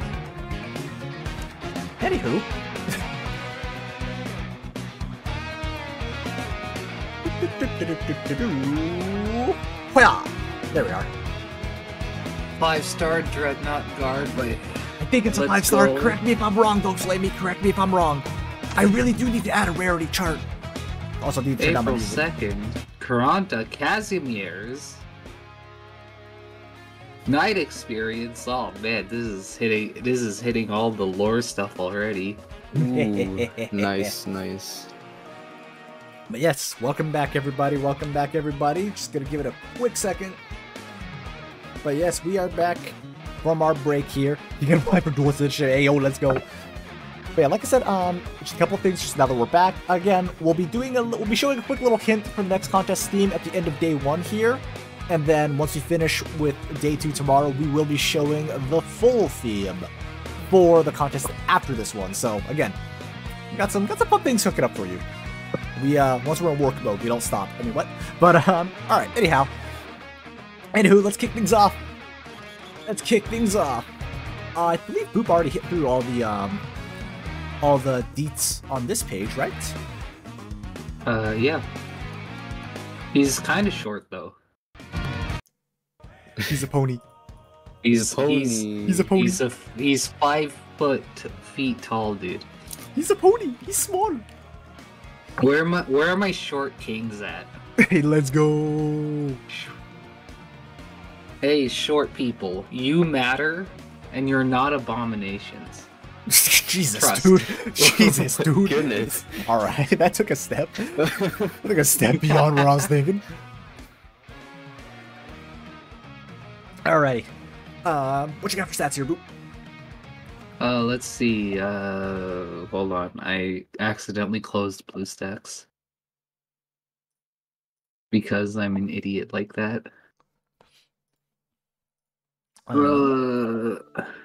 Just one moment. I'm so sorry. You good? All right. So this is a 5-star, so I can't compare to Neural. Morgan. Morgan has slightly less HP and a lot more attack. This operator actually has lower attack than Morgan. Morgan's also a Dreadnought. She is welfare too, so there's that too to think about. I was gonna say, Do we have 5-star Dreadnought Franca? Yeah, we have Franca as well. Franca also has more attack by a good margin as well. She has 120 more attack than this one.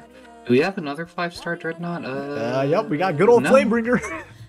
Ah, Flameringer, yeah. You got Let's good go, old Flameringer. You got Haunted Flameringer himself. has slightly less attack, but he's got a lot more HP. And he has less defense. But yeah, I'd say it's on par. Okay. A little bit less attack seems to be the overall trend from what I'm seeing here. A little less attack compared to the others. Alrighty. Yep. Mirror, would you like to hit talent and potentials? And Flamey has done us the favor of including Dreadnought talent buffs in here too. There is also a separate Beautiful. page. Alright, Talent 1, Tranquility. While skill is active, restores self HP by 3% of max HP per second.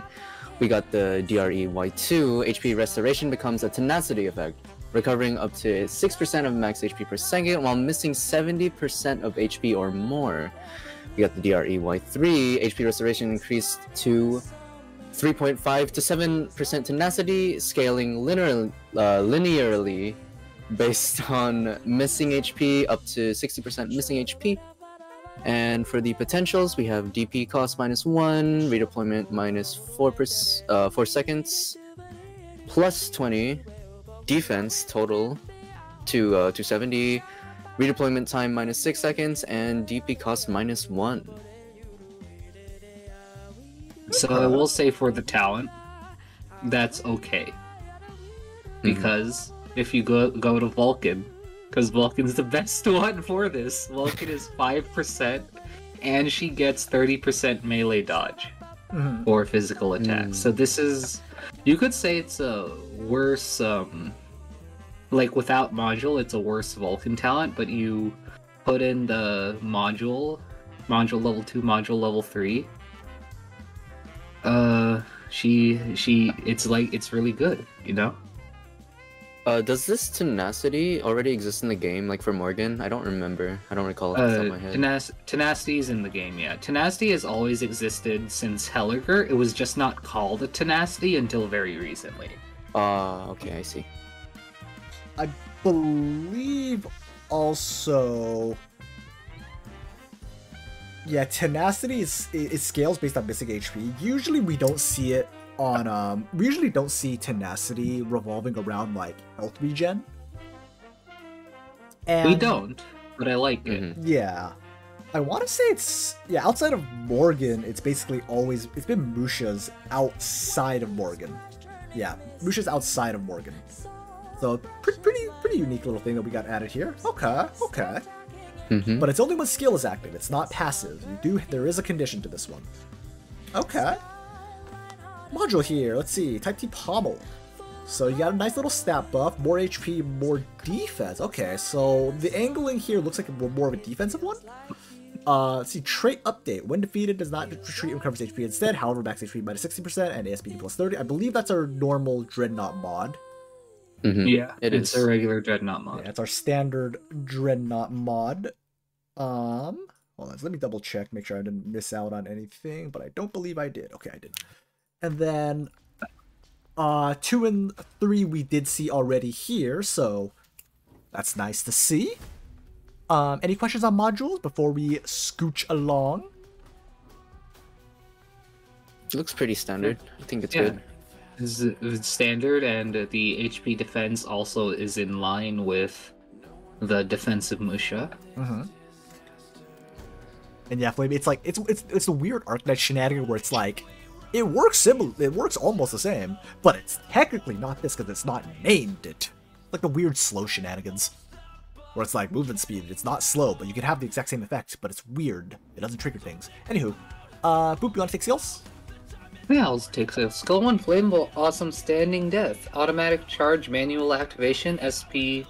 The cost is 20 and an initial of 20. It has an unlimited duration. I don't know about the... Yeah, I think that would be 0 out of 20? I see it as 20 out of 20 on my submission. Ooh. Stops attacking. Chariot takes only 50% of incoming damage, with the remaining amount dealt instantly as HP loss after the skill ends. Skill ends when Chariot is not blocking enemies for more than 5 seconds. Skill 2, Flame Blossom Demon Cleaver, automatic charge, manual activation, SP 5 out of 15, and it takes 20, and it's a duration of 20 seconds. Gain 150% defense. For every action taken, attack plus 40% up to 5 times. When skill expires, deal 150% of attack as physical damage to all ground enemies in the 2 tiles ahead. Overload stops attacking, gain defense minus 75%, and taunt level plus 1. Increase percent of attack dealt when skill expires to 200%. If skill expires automatically, increase it to 300% instead. Can manually deactivate the skill, and the skill can be interrupted at any time.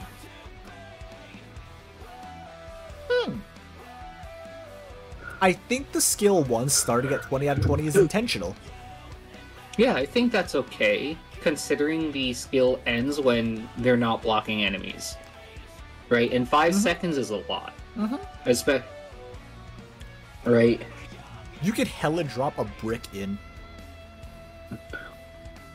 I kind of like the concept of skill 1 going like, oh, yeah, and just like throwing him in there, like get in there, pony. He's just like, what the hell, man?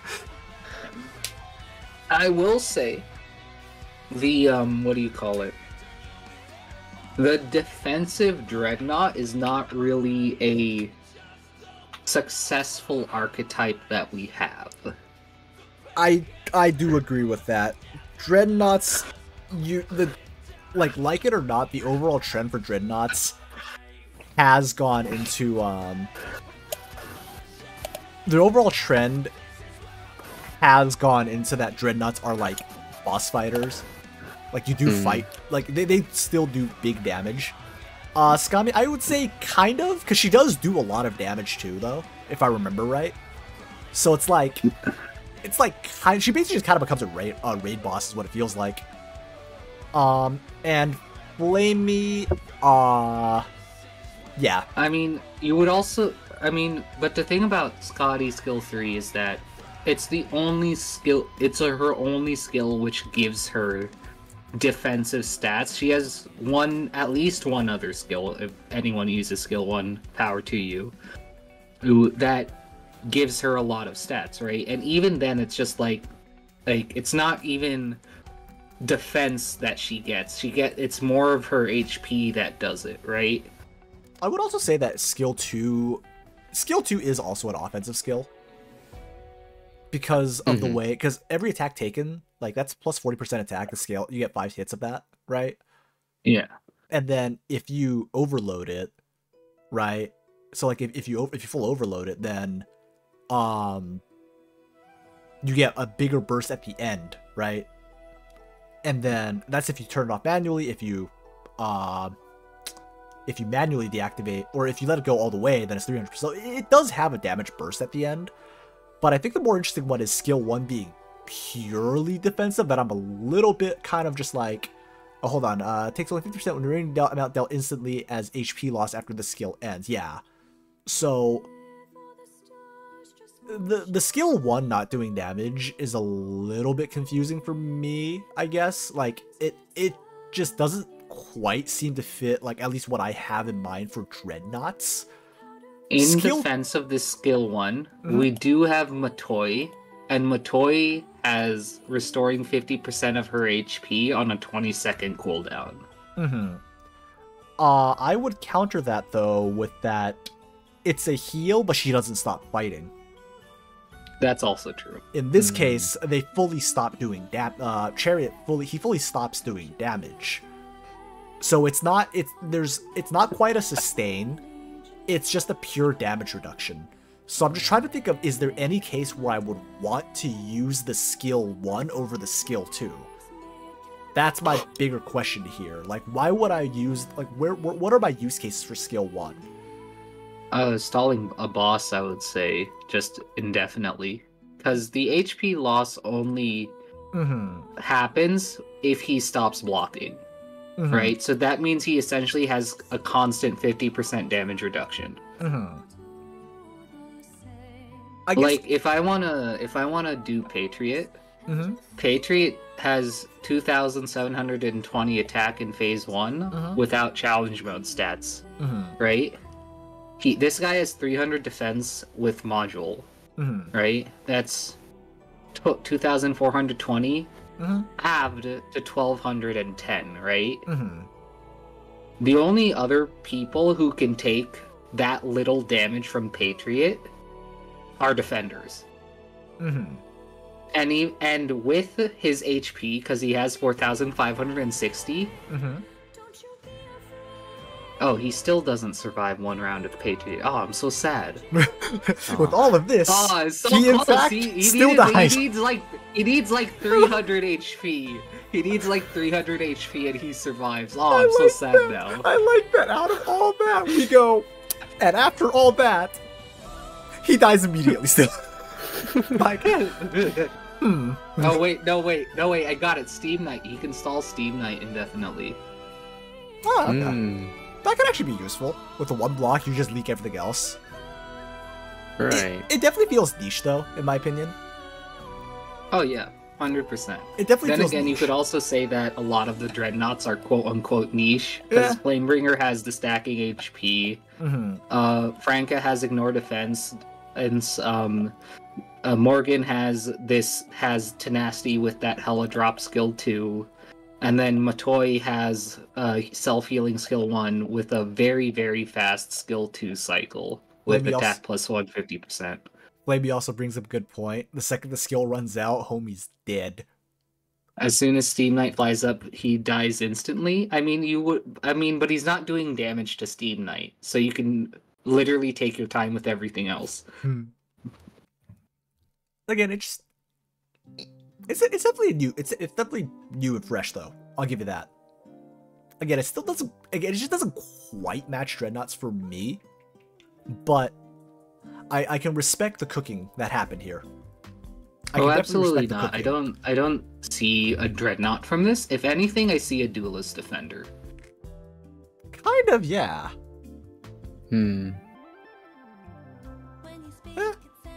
S2 is the one that feels more Dreadnought-y, I guess, to me, versus S1.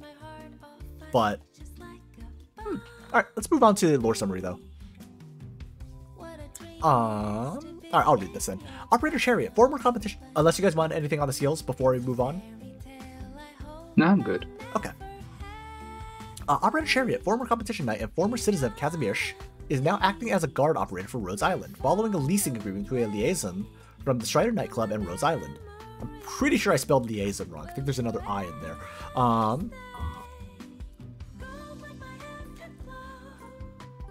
With clearance and oversight from elite operator Enka of Higashi, he has been permitted to participate in more intensive missions.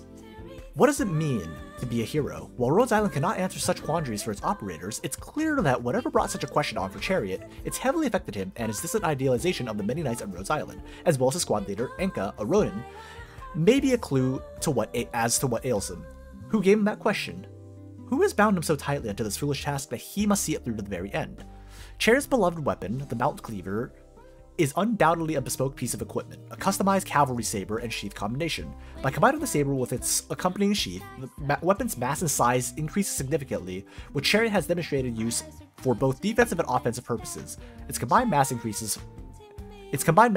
far more than its total length of Chariot's entire height might suggest. We really just taking shots at him being short today, huh?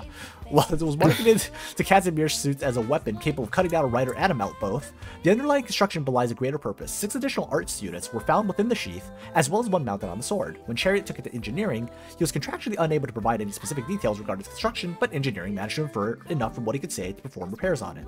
However, in the future, he has been advised to ensure that he can perform maintenance on it himself. When asked why he carried such an unusual piece of weaponry, that he obviously knew not of its full functionality, Chariot paused to think and asserted that it was a gift from someone close to him, and he means to use it until he understands its meaning to his quest. Thoughts on lore? It's nice, if not a little bit word vomity. If I'm allowed to say that. Because I feel like there's a lot going on that didn't need to be explained here, right? And from like, if this was in the game, I would say about one paragraph of this information does not need to be here. Got it. So maybe like a little. I do like. Oh, go ahead. Go ahead. No, you go ahead. I'll remember. Trust. No, go ahead. Okay. Well, I do like how extensive it goes into like the lore and the background. I think that's a very nice touch. Even though there's like a lot of it, but other than that, it looks pretty well written. I think. No, I think I like how much it goes into it. I think a good chunk of it does talk about the weapon itself a little more. I think I do see like the mysterious. I can see what you're trying to angle towards here. I think I would have preferred maybe I think you could have cut down a little bit less on the weapon overall. Just a little bit less on that. Just for its just this is more for the purpose of the contest. I think you could have cut just a little bit more trim on like the lore overall, like a little less focus on the weapon. It's very well written, but it is quite a bit, I would say. Anything else that anyone would like to add? Nothing from me. Looks good. Anything? Yeah. All right. Yeah, I like it. Okay, who wants to do voice lines? Do I get to keep throwing? Are you throwing me under the bus for this one? Yes. Oh no. Yes, we are. We should do it now. I'm being thrown under the bus. Oh dear. What does it mean, being a hero? What more must I do until I might adopt such a title? Ah, doctor. Sorry.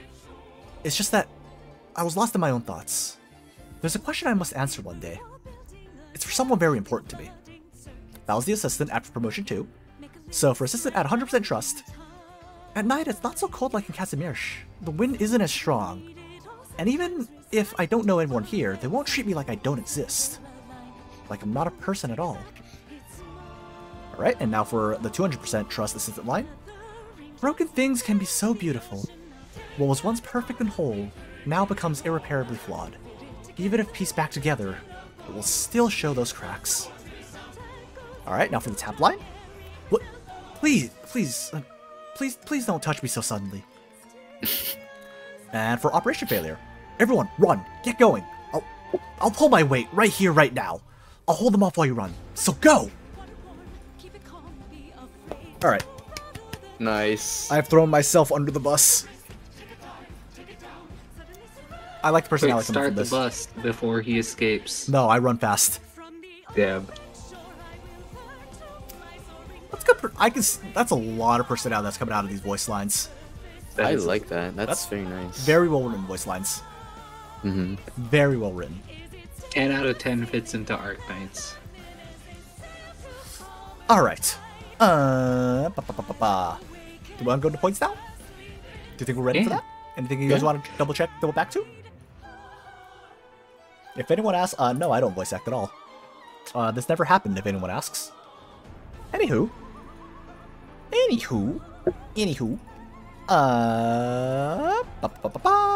Alright, I'll kick this off this time. Let me get everything ready here. Let me get back to things here. Alright. So, creativity integration. Creative. Definitely creative. Definitely creative. Try to make a... Like, I like what you're trying to go for here with it. I do like what you're trying to go for here. The only question on the integration is just kind of like the whole stops attacking aspect of it. Like, to me, it doesn't quite... It just doesn't quite fit in, I would say. The skill 1. Like, the skill 1 is still hanging on me of just like... I just don't think it quite fits Dreadnought. I think skill 2 is great for, like, defensive Dreadnought, because they're still doing damage. Like, you don't necessarily have to do a lot of damage, but, like, it's like you're adding tankiness, you're adding that. Like, I feel like S1, it's missing a little bit of offense, I would say. I think if there was a little more offense from S1, I think it would fit a lot better. But it was close. It was close. I'll give... Let's see. I'll give integration... I'll give it like a 1.6.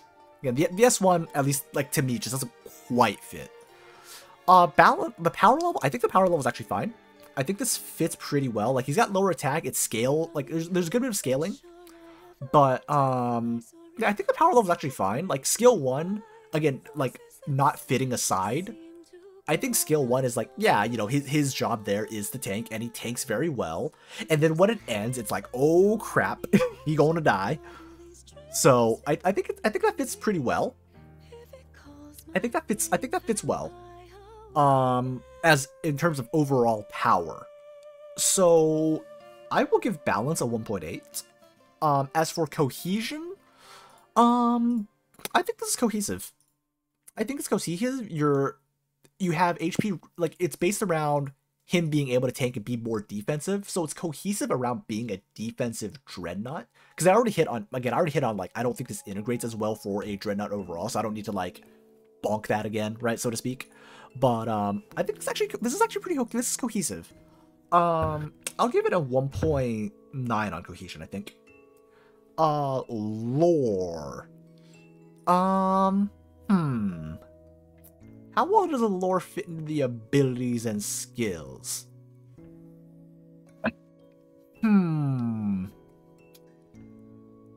trying to think a little bit more on the defensive side of this. Like, what makes him take 50% less damage? What makes him, like, be tankier, I guess? Right? Like, there's more mass, which he could use for offense and defense, but it's like... I'm still trying to figure out, like, the 50% income, like this, like, what makes him a little more tanky, I guess, despite being, you know, relatively smaller, right?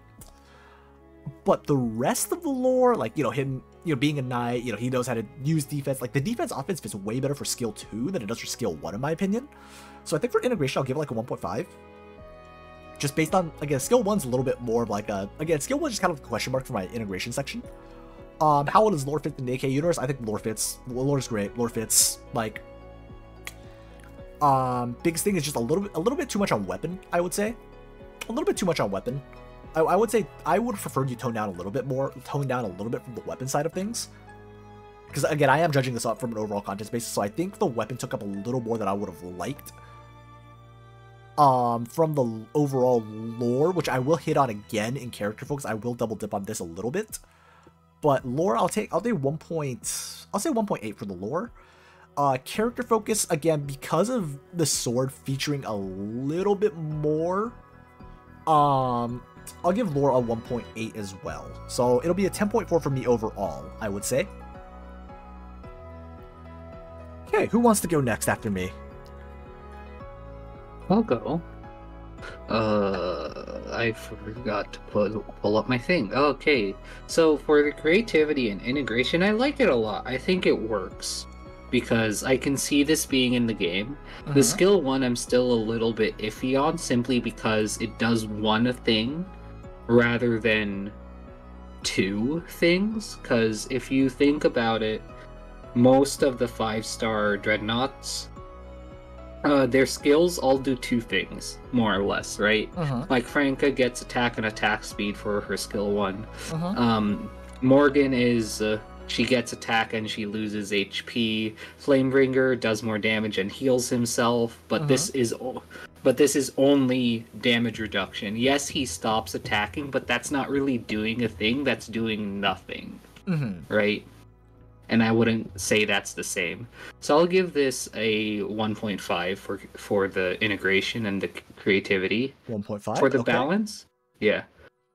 For the balance, I think it's a 2. I think it's balanced very well. It's on this line. It's on the line between too powerful or too weak because it's niche, right? And I'm going to use the Motoi Maru comparison again because you don't use Motoi Maru skill 1 all the time. Yes, it's very useful, but at the same time, it's just like, it's something that it doesn't work in all situations. It works more in specific situations, right? Right? And if you don't have that specific situation, there's probably a different unit you can use. So I'll give a balance a 1.8. Again, that's more or less because I'm just iffy on the skill 1 a little bit. For the cohesion, for how focused the operator skills and talents are. What was the talent again? I completely forgot. The HP regen, I believe. Oh, the HP. But only the skill is active. HP regen while the skill is active? Oh, that's so broken with the skill 1. Oh my god. Oh, then again, if you want to put it that way, skill 1 technically doesn't have any defense, so he's still taking a lot of damage, right? Yeah. Because you also have to remember that he still gets a bunch of HP loss at the end of it. So I'll keep my kit and balance scores the same. For the cohesion, for how focused they are, I think skill 1 combined with the talent is very focused. Skill 2 seems to be trying to do both a dreadnought and a tank skull, which is fine, but I don't see how that really interacts with the skill, not the skill, the talent 2 the talent 1 in a sense, right? Yes, you get your defense. Yes, you get taunt up for the latter half, and yes, you do this big batch of damage, but I don't see it being useful in this other than the taunt, right? And I feel like that's very much a little bit of a miss, so I'll give cohesion a 1.3. For integration, for how well the lore fits into the abilities and skills, I feel like even though we got a lot of lore, it didn't really show a lot for how it ties into the abilities or skills. We only really got one thing about how it tied in, so I'll give that a 1. For how well it fits into the universe, I can see this fitting in perfectly. I'll give that a 2. For the character focus, I'll give this a 1.5, simply because it seemed like you tried to do the character and the weapon. And it does work, but I feel as if you wanted to make it about the weapon, you needed to go all in on that, and that you didn't really do that, and so we've got a little bit of clutter there. Mm-hmm. Alrighty. What you got for us, Mir? Alright, for the kit, I think, despite this whole, despite the whole archetype of being a dreadnought, I do think it's creative to just have that first skill not be offensive, which can open doors for just some really wacky strategies. And it's not like too broken either, because you're not really increasing any defense. You do have like the talent where you just heal over time, which is nice. So for overall kits, oh yeah, and then the skill 2 also just fits well with the archetype. Not yeah, for the most part it does. So I would give kit a 1.7. And then for balance, I think it works perfectly, especially for their rarity compared to like the other Dreadnought 5 stars. It's not like they don't overshadow them, and they also are like their own thing. They have their own uses. So I would give balance a 1.7 as well. For cohesion, how focuses the operator's skills and talents? I would give that one a 1.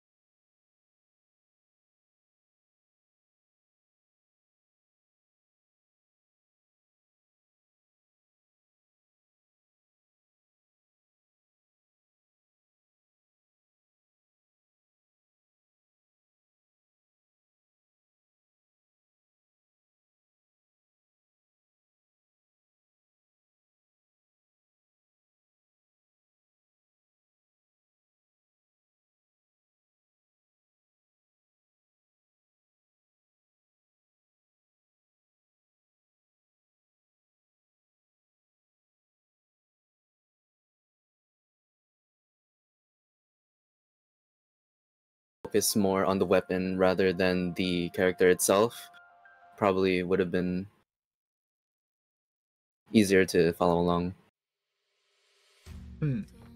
Okay. So that is a 10.9 from Mir. I believe we still have a fairly high score here of 30.4. Well done, Flamey.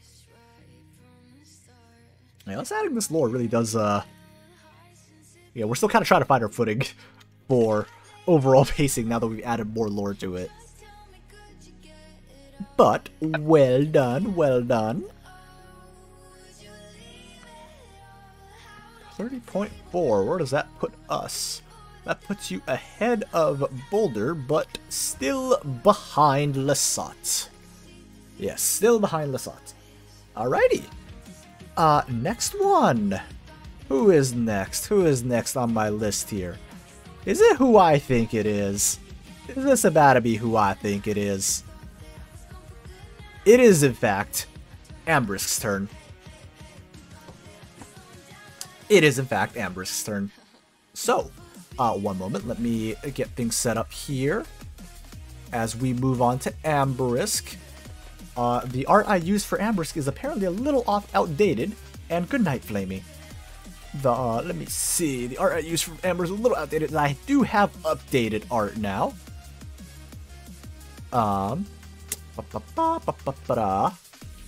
Oops, that's the wrong button. Alright. We do in fact have a full splash from Ambrisk for their operator. So, Anywho, let me clear some scores here, and then I'm absolutely, drumming up some anticipation here. But, ta-da! Nice.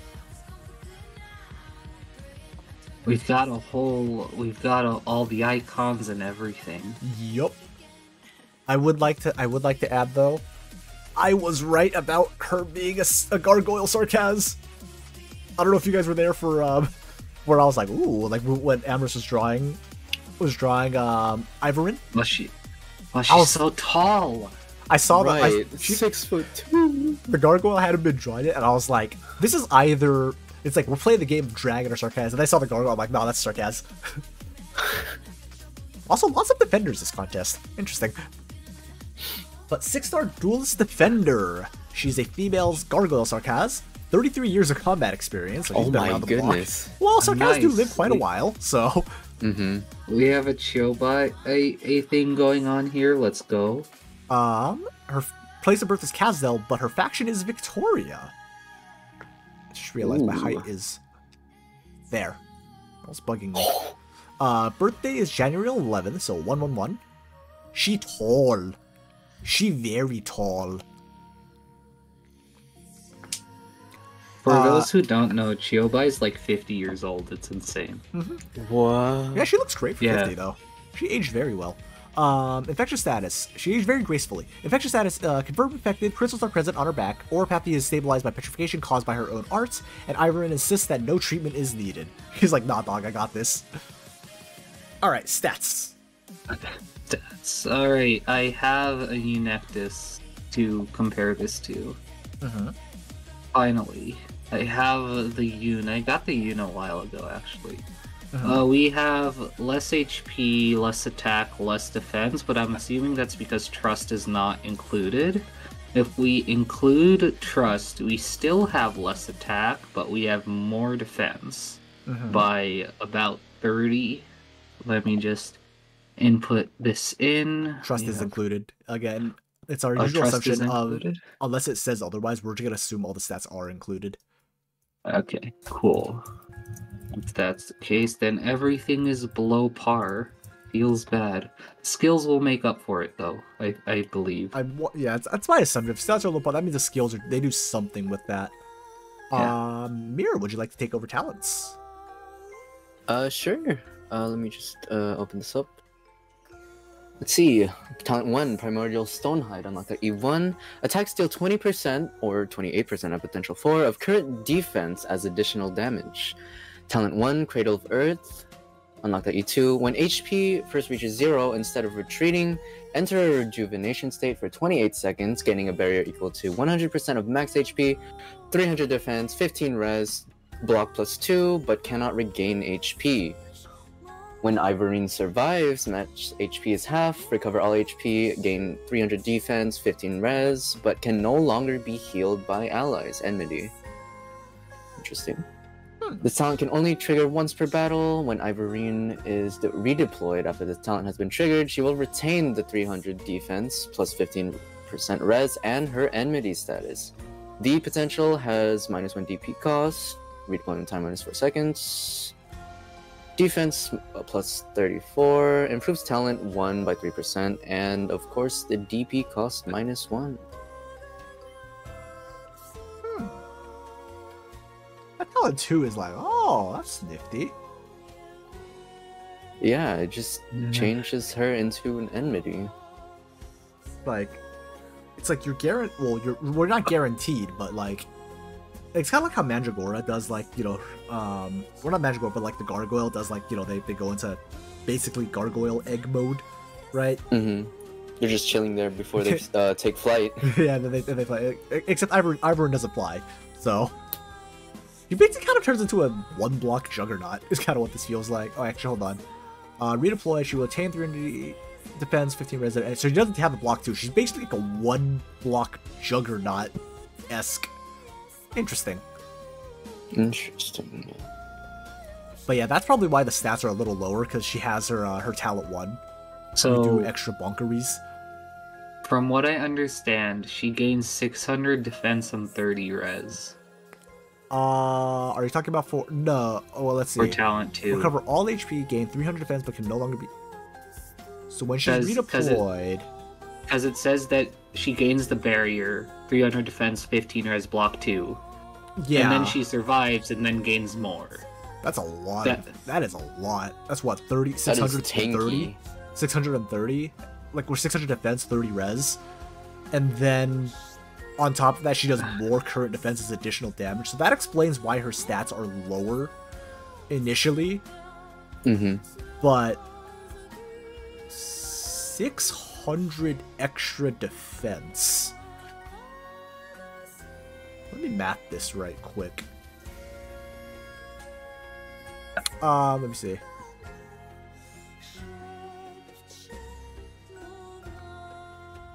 Amber saying 300 defense and 15 res is during rejuvenation. Yeah, it's this part of the wording for us though, Ambrisk. When she revived, recover all HP, gain 300 defense and 15 res. And then when she's redeployed after this talent has been Oh, okay. I get it out. It's not, it doesn't stack, but by redeployment, she doesn't redeploy when talent 2 triggers for the first time. It's if you retreat her and redeploy her, because the talent only triggers once per battle, not once per deployment. So when you deploy her, she still keeps this 300 defense and 15 res, and the enmity status. If that makes sense.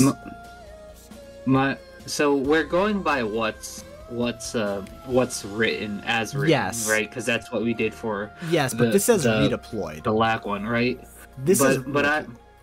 But for the before the redeployment, during the first deployment, it's plus 600 plus 30. That's what I'm understanding, because it doesn't say that she loses that plus 300 defense and 15 res. Oh, right? off the first, basically like when it triggers is what you're saying.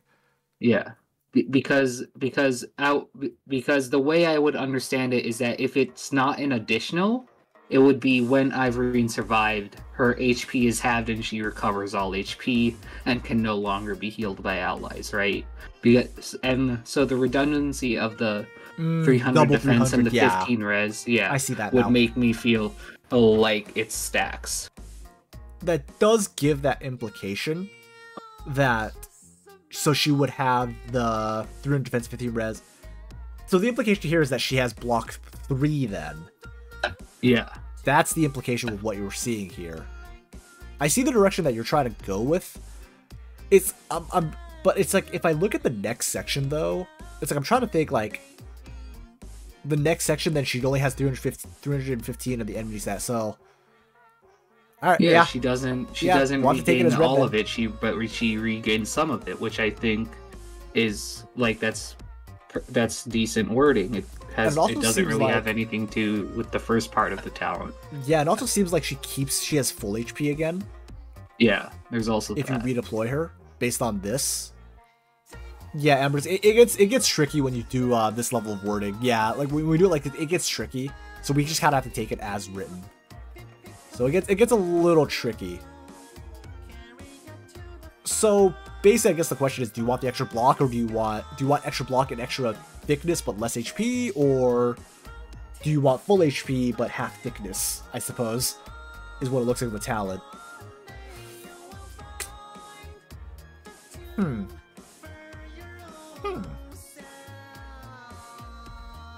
Interesting. It's like having a self-res that you can use once, but you are very tanky with that self-res, is what I'm seeing here. And then not to mention that, you know, all that extra defense, that does boost your attack quite a bit, especially on first res. Because of that's... Yeah, it's plus 60 damage essentially. Or plus 100 if we're doing the plus 600 on first deployment. Yeah, you're doing... No, it's plus 25%, so it's... Oh, it's 150 then. My bad. So you're doing I did wrong 150 math. up to 168 with pot 4. Okay. Yeah, Talent 2 with the way it's worded, Talent 2 is kinda yikes. So I'm actually okay with it because it's enmity. Because the way, where is it? The cannot I understand that cannot gain HP is only really part of the rejuvenation. But if I were to combine that with the no longer can be healed by allies, to me it feels like it's also excluding like Bard and Perfumer However, stuff. I disagree. Right? It says enmity. So treating I guess treating that's fair. enmity, because it's specified enmity, that I'm going to treat Ivorin as enmity. An enmity, yeah. Yeah, I guess like that's just fair. based on the way this is, like, if this wasn't there, I'd agree with you. But because enmity is there, I believe she has to be treated as enmity from there. Yeah, I guess that's fair. Which would make her really strong. Yeah, that's the yabe part. Like, you slap a Skull Turn, it's like, oh boy, she ain't gonna die. That's 600 defense. Yeah, that's this is 1200 12 defense.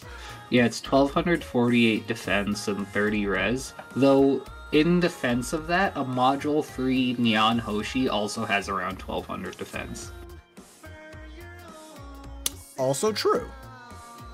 I guess we'll see what the skills do, I suppose.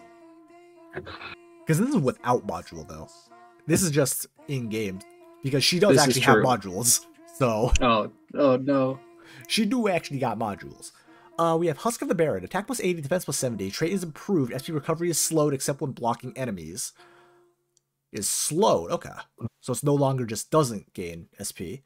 So let's see. Part 2. Talent 1 improved. Attacks deal 28%. So plus 3% of Ivern's current defense as additional damage. So that would go up to, I believe, 31 at pot 4. And then the next one. Okay, so even more attack for off the Talent 1. And all other... Oh, that's a pretty big buff for defender operators. I'm not familiar with duelist mods if they.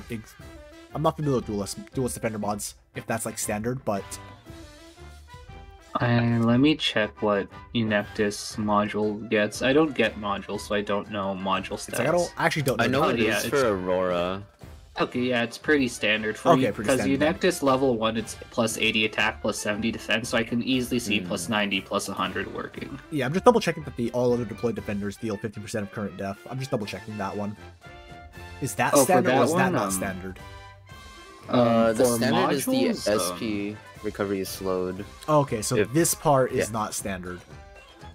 Yeah, that one's just Okay. new. That's the talent one improved. The for that though, I would say what do you call it? I mean, I suppose it's similar to like the Hoshi Neon Mhm. on Defender things, right? It's a little bit similar. Mhm. It's just this is a more offensive one. Mhm. Alright, next one. Trade is approved. SP does not recover when not blocking an enemy. When blocking an enemy, gain SP recovery defense plus 30%. Let's see. So, level 2, that improves the talent outside of the stat buffs. When HP first reaches 0, instead of retreating, so you have the so it's a shorter rejuvenation state. So 2 seconds shorter rejuvenation state.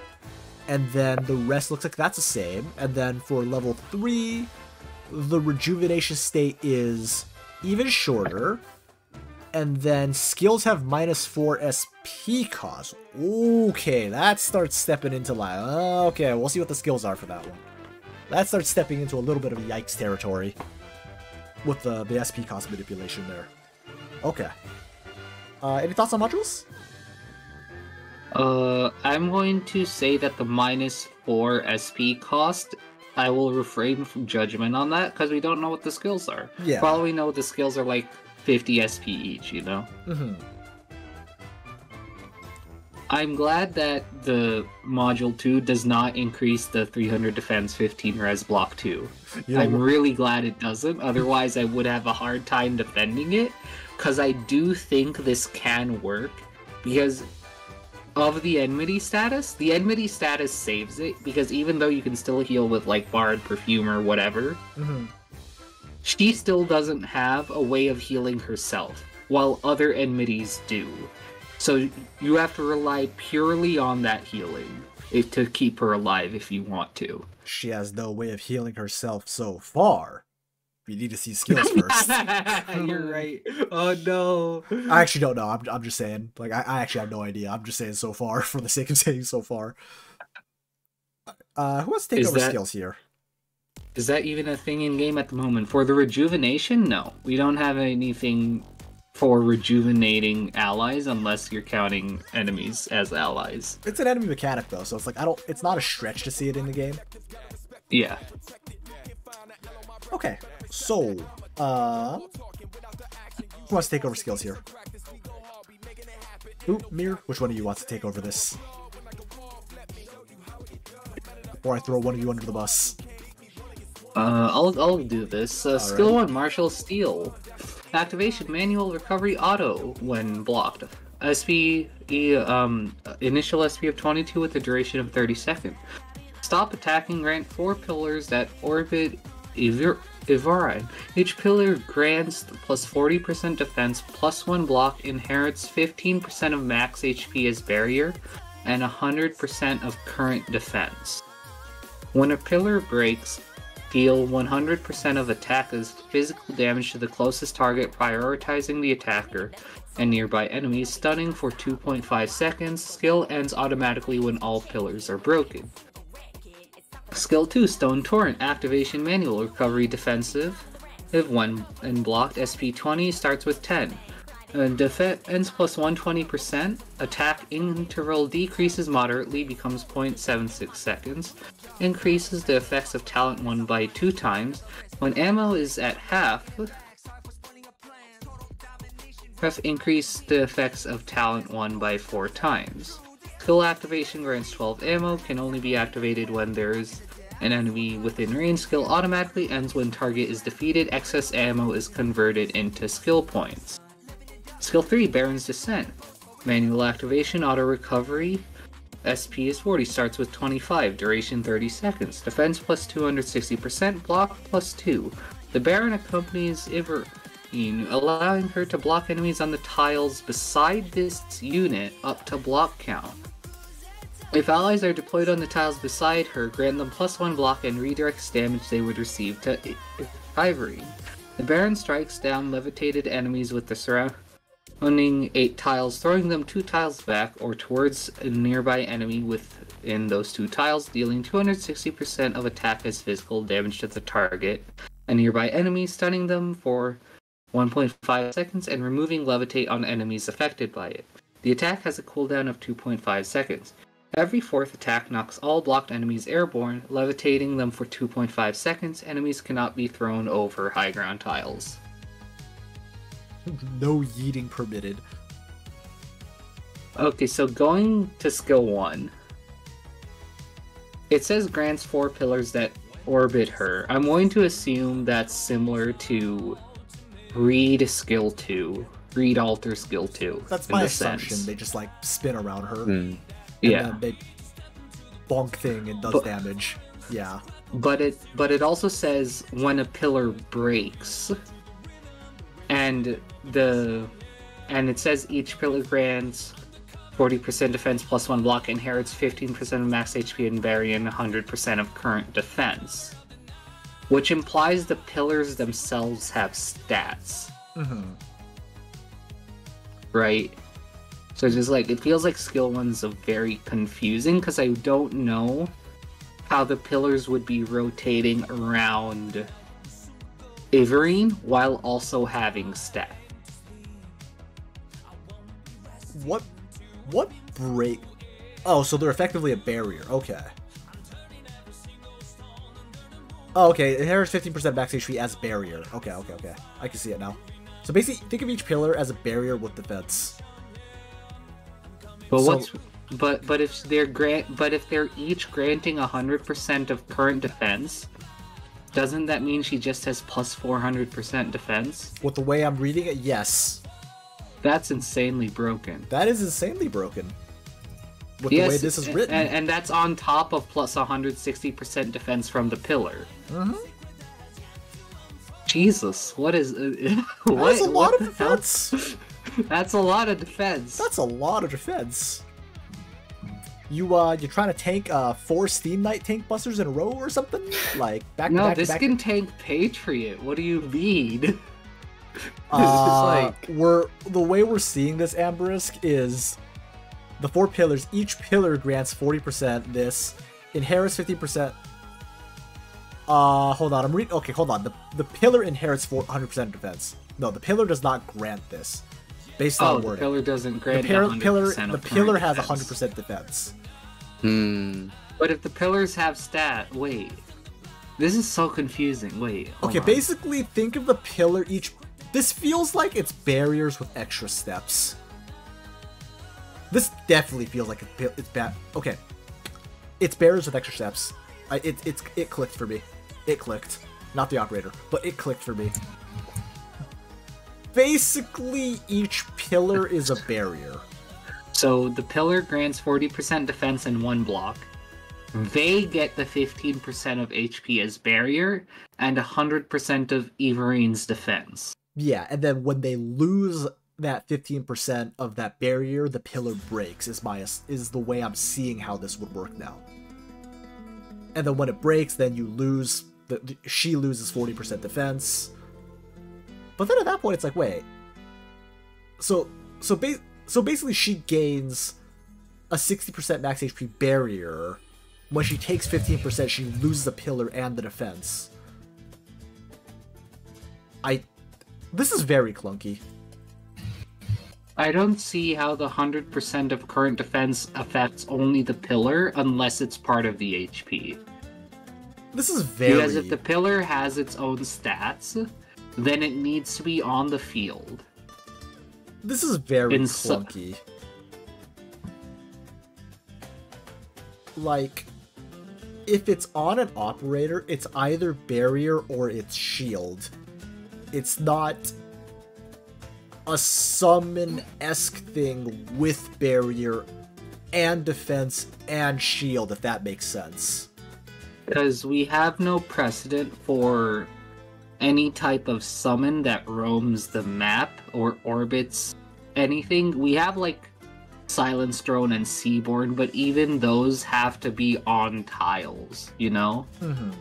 This, from the description of this, and from Ambrisk saying it doesn't even seem like it's supposed to be on a tile. And if it's not on a tile, how is it supposed to have defense or HP? Like, that's just like it feels like I'm either missing a lot of things, or I'm misunderstanding it, or it's implementing a mechanic that's just not in the game.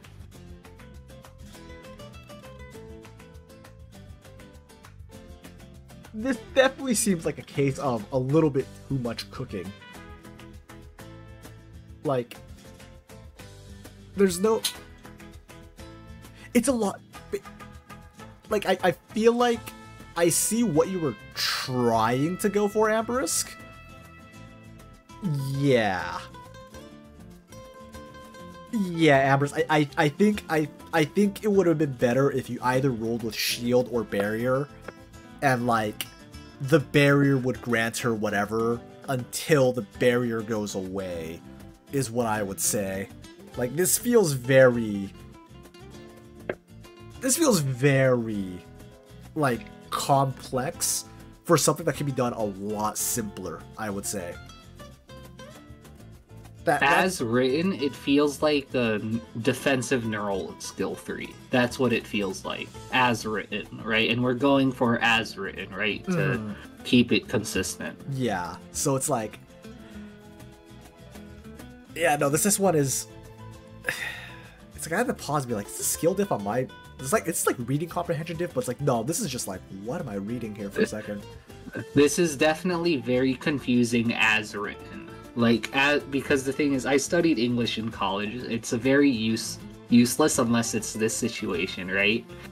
From a pure, like, English comprehensive point, this is a confusing sentence. For the each pillar to 100% of current defense, that's just confusing because there's no defined subject for the latter half of the sentence, right? As the inherent's 15% max HP and the 100% of current defense could apply to either the pillar or Everine, even though there's no subject. Yeah, okay, I don't mean to rush us, but we do need to keep moving here. Yeah, okay, yeah. Okay, basically, moving on to skill 1, 2. what the hell did I just... Like, what are you cooking here, Ambers? I'm sorry. What have you cooked? For skill 2, I can see skill 2 being very nice but it also just feels like a very bad attack up.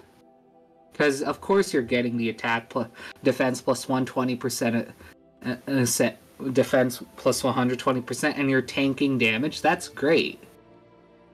Oh, increase the effects of talent 1 by times 4. Never mind, I didn't see that. Yeah, that ramps up even harder.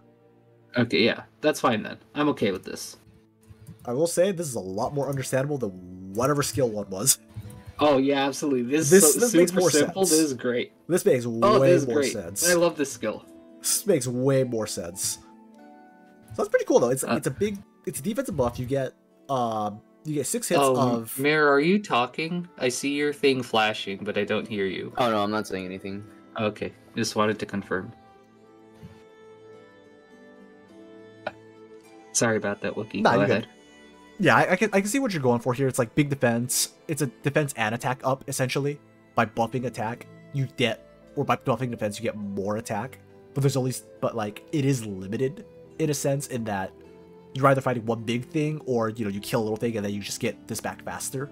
So it's like you don't get the full thing. Okay, interesting enough. Skill 3. There's a lot of orbiting unit. There's a lot of orbiting things here. I'm assuming this is just like an effect, and that. Wait a minute. Hold on. So, balance deployed the redirects damage. So basically, the Baron covers,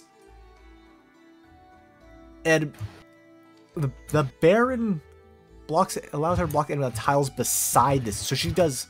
Okay, so the block expands thanks to Baron. But if there's so she has a stand. Yeah, she has a stand, and the stand lets her block more. So she has a multi-lane block then. Okay, that is very unprecedented. It's very strong, and the way I see it working is because of Inez's Shadow Sentinel, right? Because the Sentinel, it's on the field, and it has 0 block, because you can click it, right? Mm-hmm. So the way I see this would work is that it deploys the Baron on the 4 tiles around her, and that can therefore block enemies. You know? Yeah, but then the Baron doesn't take damage because he doesn't have HP or anything. Yeah, but that damage would be directed to Everine because it's actually Everine blocking them in the first place. Mm-hmm. Mm-hmm. So then. And then he knocks down levitated enemies and throws them back. So my assumption here that is it only affects levitated enemies on that 4th attack. And you just yeet them. Yeah. I want to say that's okay as like a general stall move. But I would say it's okay simply because we have the precedent in Enforcer. Mm-hmm. Because Enforcer basically does this. Because he can't push them over high ground tiles. Yeah. It happens every 5 seconds. Mm-hmm. And the attack has a cooldown of 2.5 seconds, but this is based off of Everine's attack. And Everine's attack is what, 1.6 attack interval? You multiply that by 4, that's 6.4 seconds, right? So it's basically a 6.4 second cooldown rather than 2.5 seconds.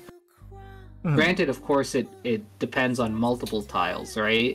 Because it's every 4th attack knocks all blocked enemies airborne, but it's 3 block, right? Like she has what, 3 block minimum, so it's only really 3 enemies, right? Yep. So even then, you're only attacking 2 enemies with the Baron's attack in the first place, right? Because it's not an AOE. Not to my knowledge. It is an AOE. Well, attacks all blocked enemies airborne. The landing is AoE, yes. But the other attacks seem to be normal. It's only when they get flung. That's when the AoE is. Yeah. And the cooldown the has Baron's attack itself is also AoE because it says 160% of attack is physical damage and nearby enemies. Okay. I would say if the Baron's attack wasn't... Like, if the AoE is really small, I'm okay with it. Okay, we need to keep moving, though. We have spent way too much time. I'm sorry, Embers, but we have spent way too much time on this one. Alright, lore. Mir, would you like lore or would you like voice lines? I can take voice lines. Okay. Alright. I'll take the voice summary here. One Sarkaz noble, now just a mortician in Victoria. No one knows what happened in the past, but everyone herself insists on keeping it that way. Everyone frequents many of Victoria's cemeteries, shaping soil and stone to form graves in commemoration of all the lives lost upon Victorian soil. It has been a pastime of hers since the County Hillock crisis. Operators stationed in Victoria have gotten to know her well, for she even commemorated many of Rhode Island's casualties. Her arrival at the landship was an oddity, though. She didn't seem like the average Victorian without her Mortician's veil, her unchanging expression, stone-like skin, her horns, but especially the thing that followed her back. She claimed it's the epitome of her arts, a tribute to lost kin, what she ultimately considers her closest companion, a stone colossus known as the Baron. Ivorin's knowledge of Victoria is vast. She knows what lies within the city's gruesome underbelly is a grueling power that even Rhode Island is incapable of achieving. When word spread of Rhode Island's destination being Londinium, she insisted on coming along. She claims to have gotten to know the country very well, and with catastrophic clouds looming over Victoria and Sarkaz forces flooding its streets, she knows Rhode Island's next obstacle a little too well, the royal court. For a Mortician to know so much begs suspicion, but given her horns and presence of the Baron, it's clear that Ivorin is the one that has dealt with more than just the passing Victorians. In temporary cooperation within Londinium, Ivorin serves as Rhode Island's frontline defensive vanguard for until the Sarkaz Kings fall, or until Uripepti finally claims her body in stone. A crown is buried beneath the earth along with many of her kind. Only when the Lord of Gargoyle raises her shield will it be unearthed once more. Good lore, though. Good lore. Skills Yeah, miss. I do like how it ties into like chapter 9. Yeah, like it ties into current lore, right? Right, especially with Baron. Mm-hmm. It's like an enemy that we face, except it's not an enemy anymore. It's on our side. Also, though, where you missed where you whiffed on skills, you hit on lore, I would say. It's very nice. All right, voice lines. Oh. Call me Ivorin, Mortician of Victoria, and no, just that will do. It is a pleasure to meet you face to face, Doctor of Rhode Island. The Royal Court, while we are defined by blood as Sarkaz, it doesn't mean we all agree on everything. In fact, we hardly shared any ideals at all. Their ideas of forcing change on a world so unjust and full of hatred, those who believed in that prospect stayed to pursue the dream, while the few who sought after a more peaceful life severed ties with them indefinitely.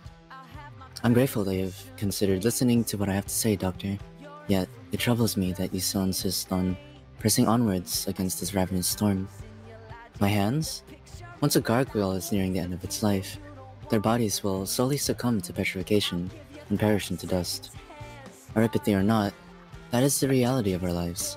Our bodies will eventually return to the cradle that nurtured us. Perhaps then we'll be given a second chance in the distant future to experience life again. For you, Rhodes Island, will you be the infected's second chance?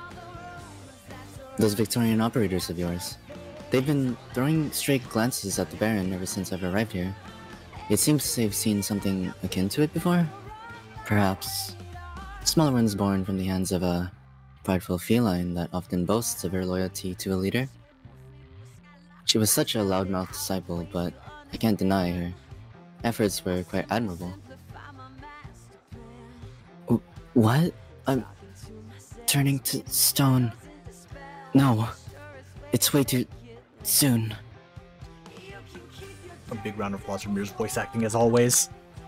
Nice. All right, ready or not, we're going into points because we are spending a lot of time here. So, ready or not, Let's go. like we gotta go. Like we gotta keep going here.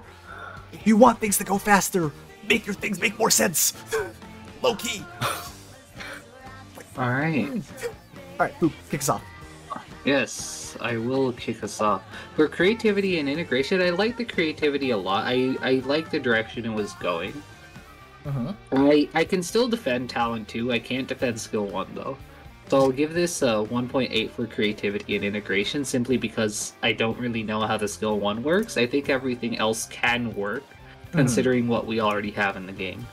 For balance, I'm gonna knock you for this. I don't think the balance is very good simply because I think it's very powerful, but it just needs to be tweaked a bit. So I'll give this a 1.3.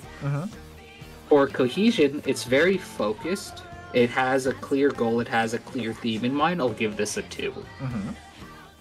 For how well the lore fits into the abilities and skills, that's a 2. It fits perfectly. It's great. I love it. For how well the lore fits into the universe, I will give this a 1.8 Mm-hmm. simply because there's a lot to take in.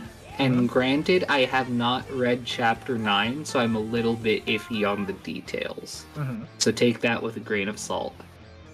For character focus, I'll give that a 2. They're very involved with their own lore, and it seems to make narrative sense. Gotcha. That's a 10.9 from Boop. All right, your turn, Mir.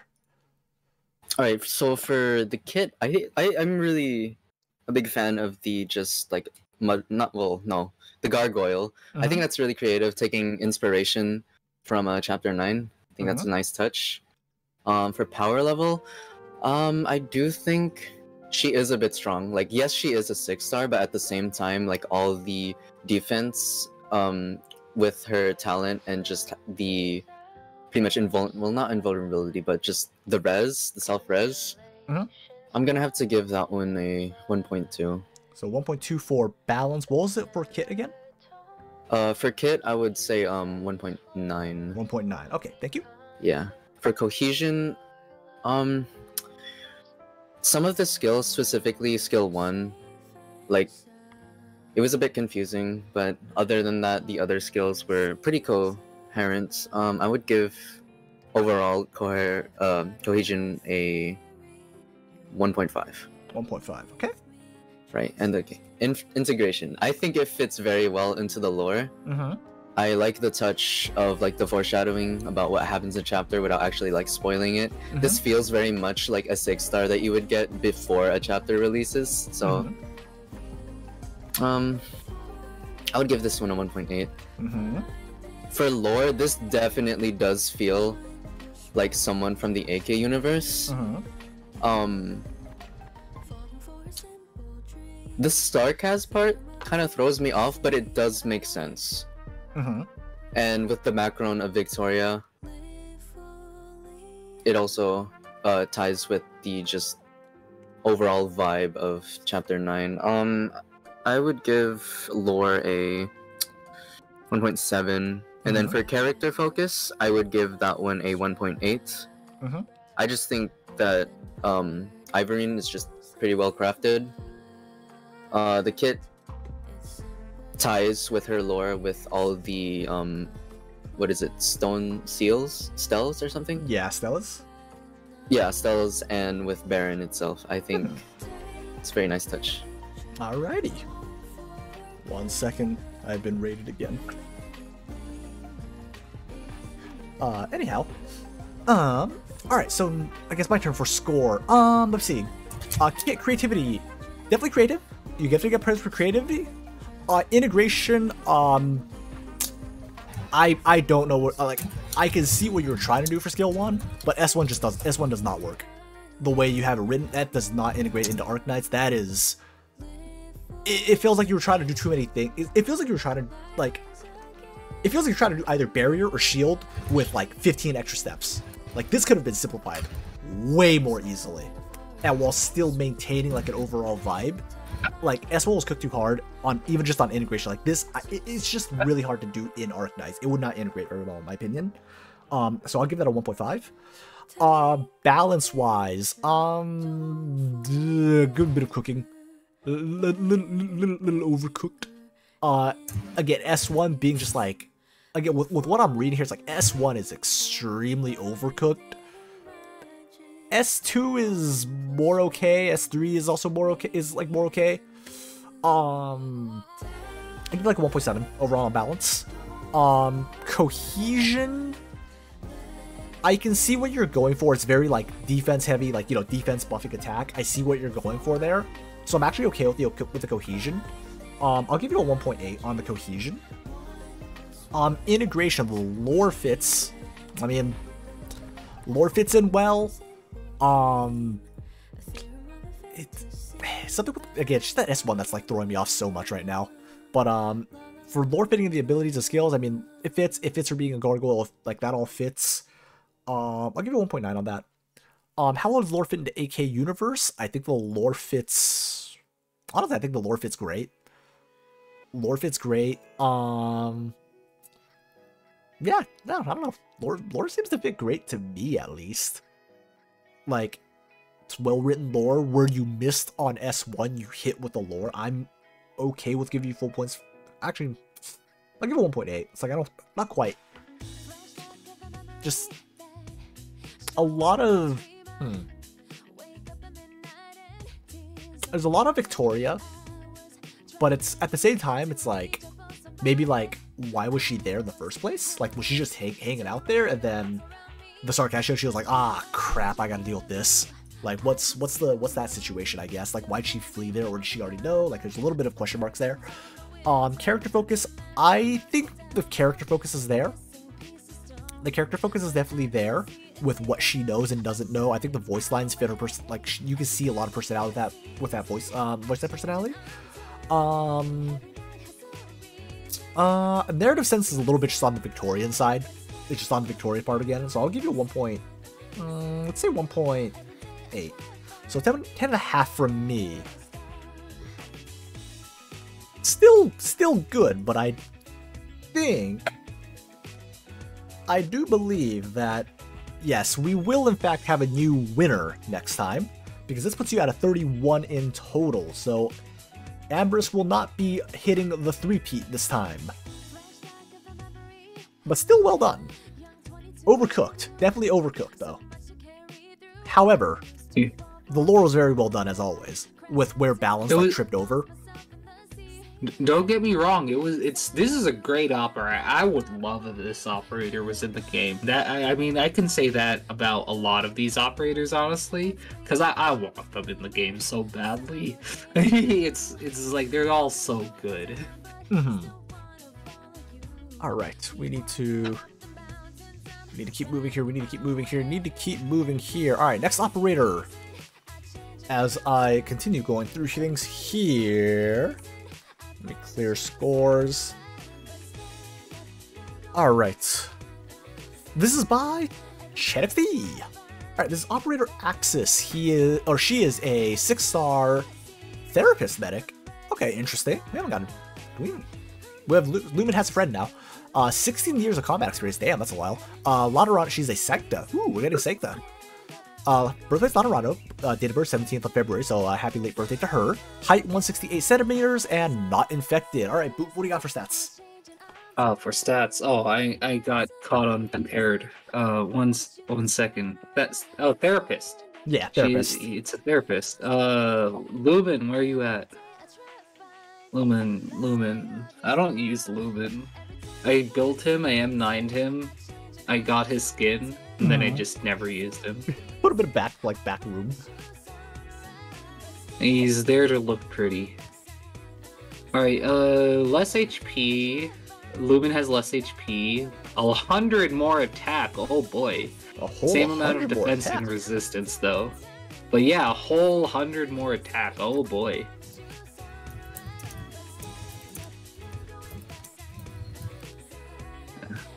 Yeah, a whole 100 more attack. I can't wait to see what skills and talents that are being cooked up. Gotcha. So nothing really too crazy outside of that 100, outside being, 100 less attack than Lumen, right? Yeah. Oh god. Mir, do you want to take over talents potentials? Sure. Thank you. Alrighty, let's see. Okay, so for Talent 1, Beyond the Heaven's Door, note for 0, HP threshold is 30%, no healing bonus received, and no longer cooldown after effect expires after 24 seconds. When healing allies that is lower than 40% of their HP grants Heaven's Blessing, and 18% healing received. Allies after the effect expires by Heaven's Blessing will have 20 seconds of cooldown. Talent 2, Upcoming Resolution, Laterano operators gain +4 ammo capacity when this unit is on the field, but this unit will only get half of the ammo capacity after the second skill activation. I left potentials off like an idiot. Give me a second. You did not say what Heaven's Blessing is. That is what I am seeing so far. Is that a... It's not an Arknights. Yeah, it's not. Yeah, I'm what assuming is it's... Heaven's Blessing here? Yeah, I don't see any indicator for it either. I'll double check here, but maybe we'll find out during skills. Stat, I will say, pots are pretty standard. Nothing too crazy. Oh yeah, with pots are super standard. The only part was there was a distinct lack of them because the person making this contest is a potato. I wonder who that could be. But yeah, I'm just double checking this. I'm not seeing anything of what exactly Heaven's Blessing is. But anyhow, modules. So, modules. It's an emergency briefcase, large healing range for the amount of further charges, so same thing. Gain status stress, become less likely to attack, so it looks like that's the mod question mark, I think, if I remember right. Beyond Heaven's Door, so let's see, grants Heaven's Blessing at a 21%, so more effect on whatever Heaven's Door is, or Heaven's Blessing is. And the third one is shorter cooldown and more effect. Okay. I'm sorry, I just see Heaven's Door and my mind just goes straight to JoJo. The next module, larger healing range of healing is no longer reduced for distant targets. Okay. So Lotterano operators gain more ammo capacity when the operators are squad. This unit only get half the ammo capacity after skill activation. So it's basically an extra, so gains plus 1% attack per 6 seconds up to 5% when skill not activated. Effect expires after the skill ends. And that effect is extra with more of a higher cap for the next part of the module. Any thoughts on that?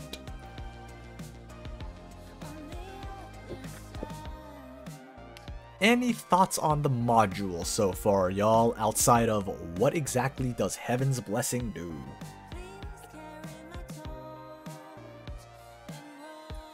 For a lot of the base effects, it's similar to just the other therapist medics, so I think that's that's what I see.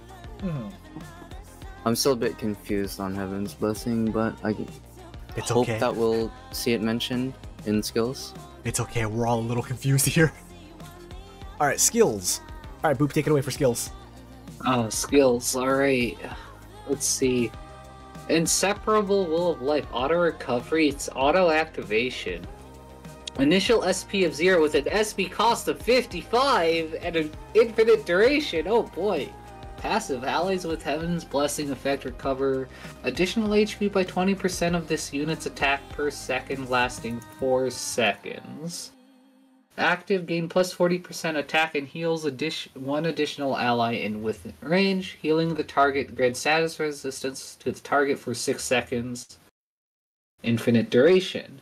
Skill 2, the Oracle's Resolution, auto recovery, manual activation. Initial SP is 18. With an SP cost of 30, duration is 8 ammo. Passive, allies with the Heaven's Blessing grant a barrier that lasts for 6 seconds and can absorb damage equal to 150% of this unit's attack. Active, immediately gain plus 30% attack and plus 20 attack speed. Grant status res for 6 seconds when healing the target. Ammo will be consumed when the target is lower than 50% HP. Additionally heals the target for 120% of this unit's attack. The skill has 8 ammo, the skill ends when all ammo is used, can manually deactivate the skill. For the Promised Lands, it's auto recovery, manual activation, initial SP of 25, SP cost 50, duration is 15 ammo. Passive, allies with the Heaven's Blessing affecting 15% max HP and regenerate 1% lost HP per second up to 10% lost HP. Active, when the skill is activated, allies within attack range grant status resistance. This unit will significantly increase attack interval and plus 80% attack. The next attack consumes an ammo that causes a target and nearby allies to restore HP equal to 50% of this unit's attack per 2 seconds, lasting for 10 seconds. This skill has 15 ammo, skill ends when all ammo is used, can manually deactivate the skill. So... S1 is bigly heal. S1 is very busted in my opinion. S1 is bigly heal. We're going to compare this to Lumen Skill 3, right, for a moment. That is... Lumen Skill 3 gives 55% attack and 30 attack speed at a 50 SP cost. Right? Mm-hmm. And it has 8 ammo. But this one just doesn't deactivate. And he doesn't heal an extra target. And there's the passive healing. The passive heal is 90. It's almost 100 heals per second of passive heal. You get 400 heals over 4 Like, seconds. this is insane. Like, It's so insane. Like, yeah, there's the cooldown, but you also have more healing received, I think, based on the talent one. So, Yes, you have, this like... is so insane, dude. We're beyond Bigly Heal, we're on Super Bigly Heal. Yeah, Lumen's ammo is kind of fake, in that, like, if as long as Lumen's you're ammo not... is kind of fake, but it can be removed is Theoretically. my choice, is my point, right? Where in that situation, this skill 1 will never go away, unless the operator itself is retreated, right? We've gone beyond Bigly Heal to Super Bigly Heal. I think Aya Alter has a contender. Right. Not just in a good mix way. Lumen and Wait, AO hold Alter. on. What? Hold on. Let me look at Aya Alter's skill 1. Hold on. That's How? already What's the Bigly difference? Heal. Is that the infinite? No, duration one? it's literally just the same thing. Oh. It's just that Aya's SP cost is 5 higher, and she doesn't have the passive. Oh. She So also this is- doesn't grant status resist, but that's because she heals elemental damage. That's completely different. So it's like debatably But it's better like- than Bigly Heal. We're at Super Bigly Yeah, Heal. it's better. It's kind. ain't It's a little bit better than Aya's skill 1. Just a little bit. Chen, good luck. All I'm gonna Aya say about has the balance. passive, but it's just a talent for her? Oh no! She has a full talent dedicated to it. Chen, good luck. I salute you, Oof. but good luck, fam. So the S2 is so you're getting barrier with the S2 when you hit with the Heaven's Blessing. So it's only when they have the cooldown. Okay, this one is more okay compared to S1's Turbo Bigly Heal. Like, this is a little more okay since it's kind of like S1, like Healing Defender S1's, but Bigly Heals. Which is fine. The only thing I'm sad about is that it's better than Shining S2. Because Shining S2, the shield lasts for 3 seconds. Mm-hmm. And I'm very sad about it, because it's very useless. And S3 is extra, so more max HP, but only temporarily.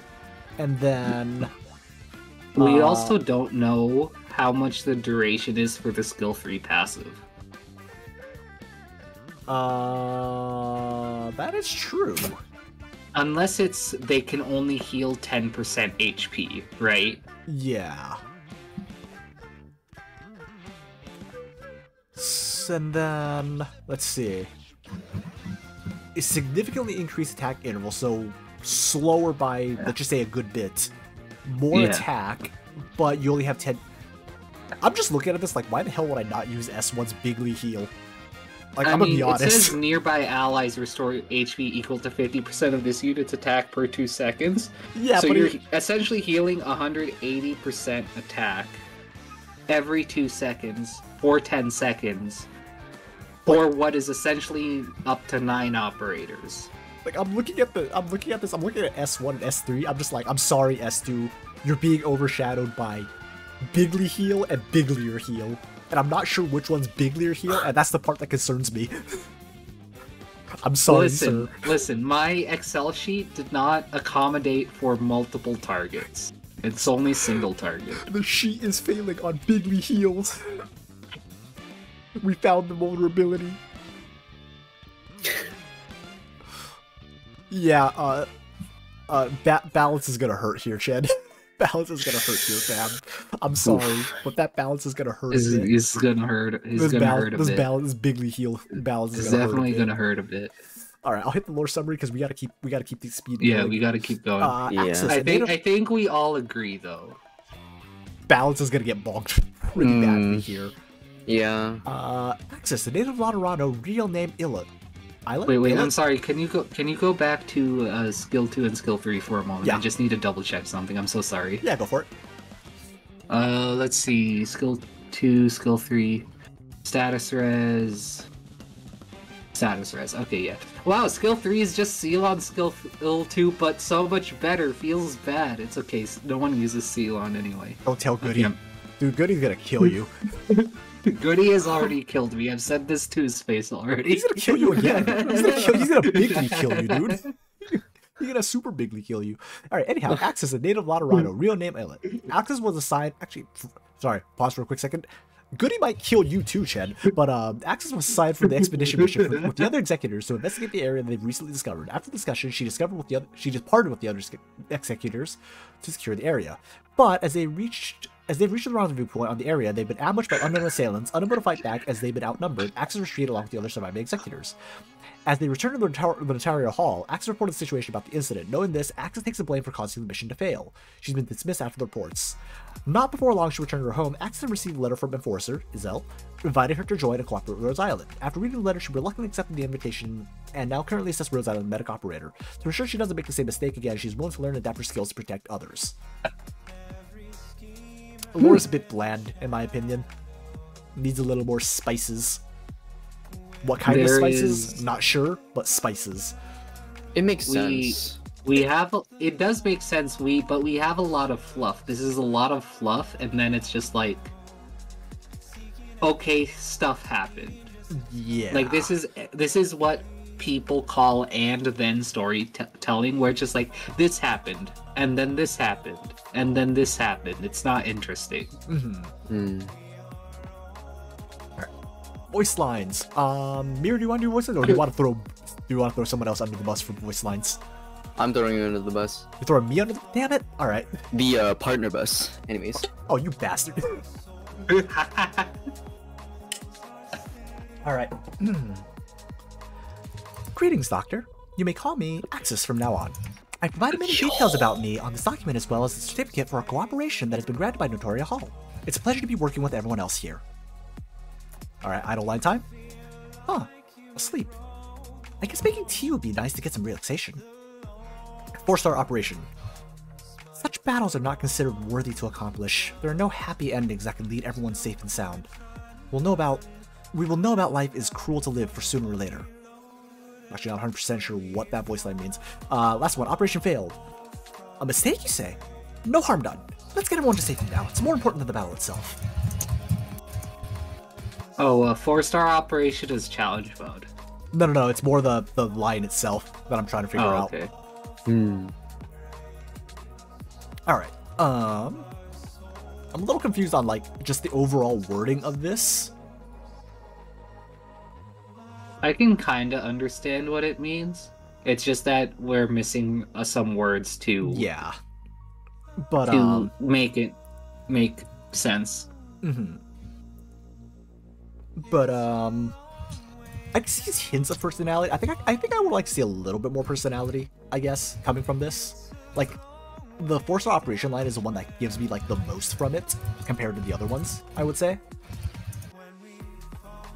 It feels very generic. It does feel rather generic. Alright, anyhow, ready or not, we're going to points. Alrighty. Who wants to start us off today? Alright, I'll do the table flip. Kit, creativity, and integration. I like where it was going, but it's super simple. Right, so I'll give it a 1. For balance, I'm going to give it a 0.5. I think the balance is a little bit too high for this, right? It doesn't matter if like there's like precedence for it in the game. Just because it's in the game does not mean it's okay, in my opinion, right? And as we also like to say, this is our opinion. Please take it with a grain of salt. For how focused are the skills and talents, I actually think they're focused very nicely. They just need to be tweaked a bit. I'll give it a 1.5. For integration, for how the lore fits into the abilities or the skills, I don't really see a correlation. I can kind of see it, but there's no connection there, right? So I'll give it a 1. For how well the lore fits into the universe, it fits. It's very generic and uninteresting, but it fits, so I'll give it a 1.5. For the character focus, I mean, they're in their own lore and it makes sense, right? But again, it's uninteresting, so I'll give that a 1.5 as well. Alright, so a total of 7 points from Boop. I will go to the next one then. creativity integration.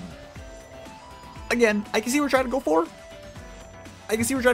But the skills definitely seem like just variations of Bigly Heal Aya Ultra style. So I will give it a 1 on that. Balance. Yeah. At least skill 2 redeems it a bit. And significantly increase the vagueness here for S3 is working in your favor here. I'll be a little nicer than Boop. I'll give it a 0.7. But what the hell is Bigly Heal and Bigliest Heal? Yeah. And then Cohesion. That's actually Cohesion's like, I can see what you're going for. Like, it is actually cohesive with like the variations on Blessing depending on which one you're going for. I'll be more generous to give you a 1.5 on Cohesion. Like, I see what you're going for. I can see what you're trying to do, but just the nature of everything else. Integration. How well does the lore fit into it? It fits, but not, like, I'm not getting a whole lot of, like, she is just healer. Like, I'm not getting a whole lot from that, right? So I'll give it, like, a 1.2. It's, like, it's there, but it's not flowing in, like, it doesn't mesh well. It feels like it's just used glue, and not, like, yeah, it's all, like, woven in. It's just glued. How does lore fit in AK Universe? I'm with Boop. It fits, but bland. So I will give it a 1.4. For character focus, same thing. It fits, but bland and generic. Debatably more generic than the lore, so I'll give it like a 1.2, which somehow means I give you a 7 as well. So here's the thing about the lore. If this was a 4-star, I'd give it 2 points for the lore because that's a 4-star level lore. We got 4-star lore for Bigly Heal 6-star. We already have one Bigly Heal 6-star. We don't need another one. We have too many Bigly Heals. Are you sure about that? Yes, Alright, take it I'm away. 100% sure about it. This one's for status. This one's True. Alright, Mir, what you got for us point-wise? Alrighty, so for creativity, I do like the ammo thing, and just like the Heaven's Blessing and how that fits with the kit. It's a bit like confusing at first, but overall I think I would give it like a 1.4. For balance, I'm gonna have to give that one a 0.7 because I wonder why.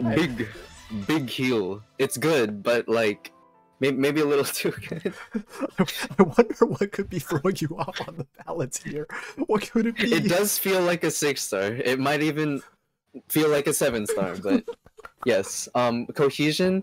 The skills do feel like they fit the operator, so I'm gonna give that one. I'm gonna be nice with that one. I'm gonna give that one like a 1.6, 1.7. Yeah, 1.7. Ooh. Final. Yeah. Integration. How well do they fit into, or how well does their lore fit into abilities and skills? Yeah, I'd say it fits.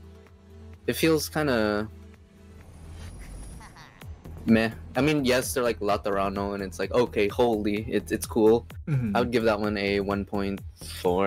Mm-hmm. For lore, they fit in the universe. You know, you did mention like a bunch of like the Laterano lore, which is appreciated, but it was kind of It felt bland, so I would give that one a 1.4. For character focus,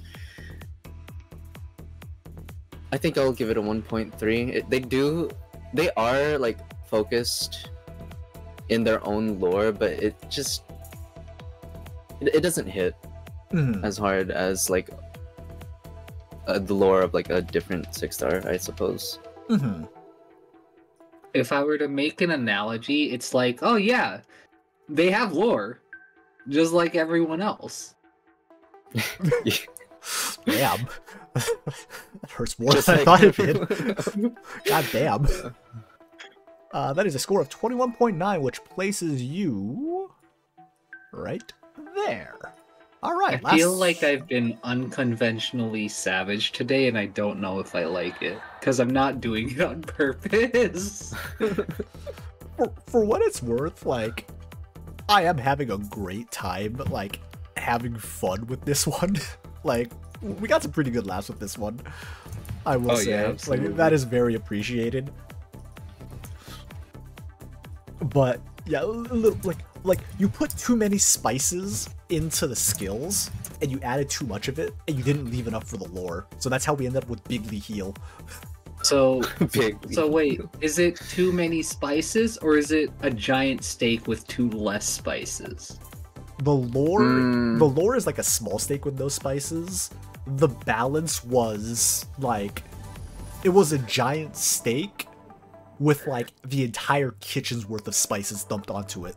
That marinated for 3 days. We're talking beyond 3 days. We're talking like whole year of dry aging.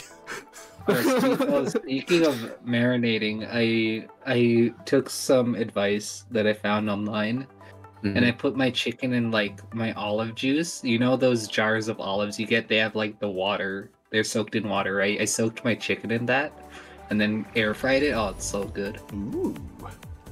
Cooking tips with Boop. Cooking, yeah, you learn all sorts of things. Cooking ops. Apparently, that's how Chick-fil-A makes their fried chicken. Is that they soak With it in like that olives? pickle? Yeah, they soak it in that like that pickle juice, Yeah, and then pickle they juice. fry it. Interesting. Okay. Pickle juice. All right. Next operator. Yeah, here we cook. Here we teach you how to cook operators, and we teach you how to cook food. Operator Big Eye. Big Eye.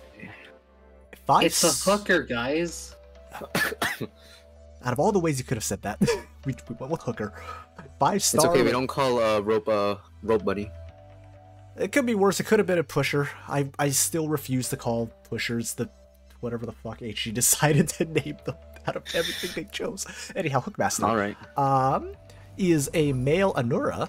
Believe that is Ooh. the same race as Spot? Question mark? Or no, Anura Spot? is still a frog. Anura is frog. Wait, frog. I think. Or am I mistaken? I could Okay, not this tell you. Okay, this is bugging me more than I should. Anura should be. It is frog. a It's blue poison. Yeah, blue poison. Like blue poison. Oh, okay. Gotcha. I'm blind. There's a frog in the background of the art. I think that helps. What do you mean? Frogs don't Big Eye. exist. I think Big Eye I think frog. that helps you with frog. Anyhow, 6 years of combat experience. Country of origin is Sargon. Ooh, faction is Kazimierz. Okay. May 17th birthday, and height is 167 centimeters, and the infection status is confirmed infected by medical examination, is receiving treatment for early stages. All right, Boop, take it away. All right, Hookmaster. There's not honestly Hookmaster stats don't really matter because they hook people, you know. Mm-hmm. But if we're comparing to Cliffheart, who does great damage, by the way, since she does true damage, this is about less attack, a lot more defense actually, like 200 more defense, like that's a lot, and a lot more HP, around 350 more HP too. Mm-hmm. Alrighty. Like, so definitely a lot more tankier. So I'm interested to see where this goes. And the attacker little kind of fiddles around with talent, so let's see what happens here. Mirror, do I take talent potentials? I swear the potential Yeah, I'll this take- time. All right, talent. Dual tactics. Block count -1. Attack interval is increased slightly when this unit isn't blocking an enemy, and every time this unit is blocking an enemy, attack speed goes up by 27. Attack goes up by 20%. When attacking a stun enemy, attacks from this unit lower their defense by 38% for 4 seconds. Wow, pretty generous. For potentials, we have DP -1, HP 160, defense 27, improves talent, and DP cost -1.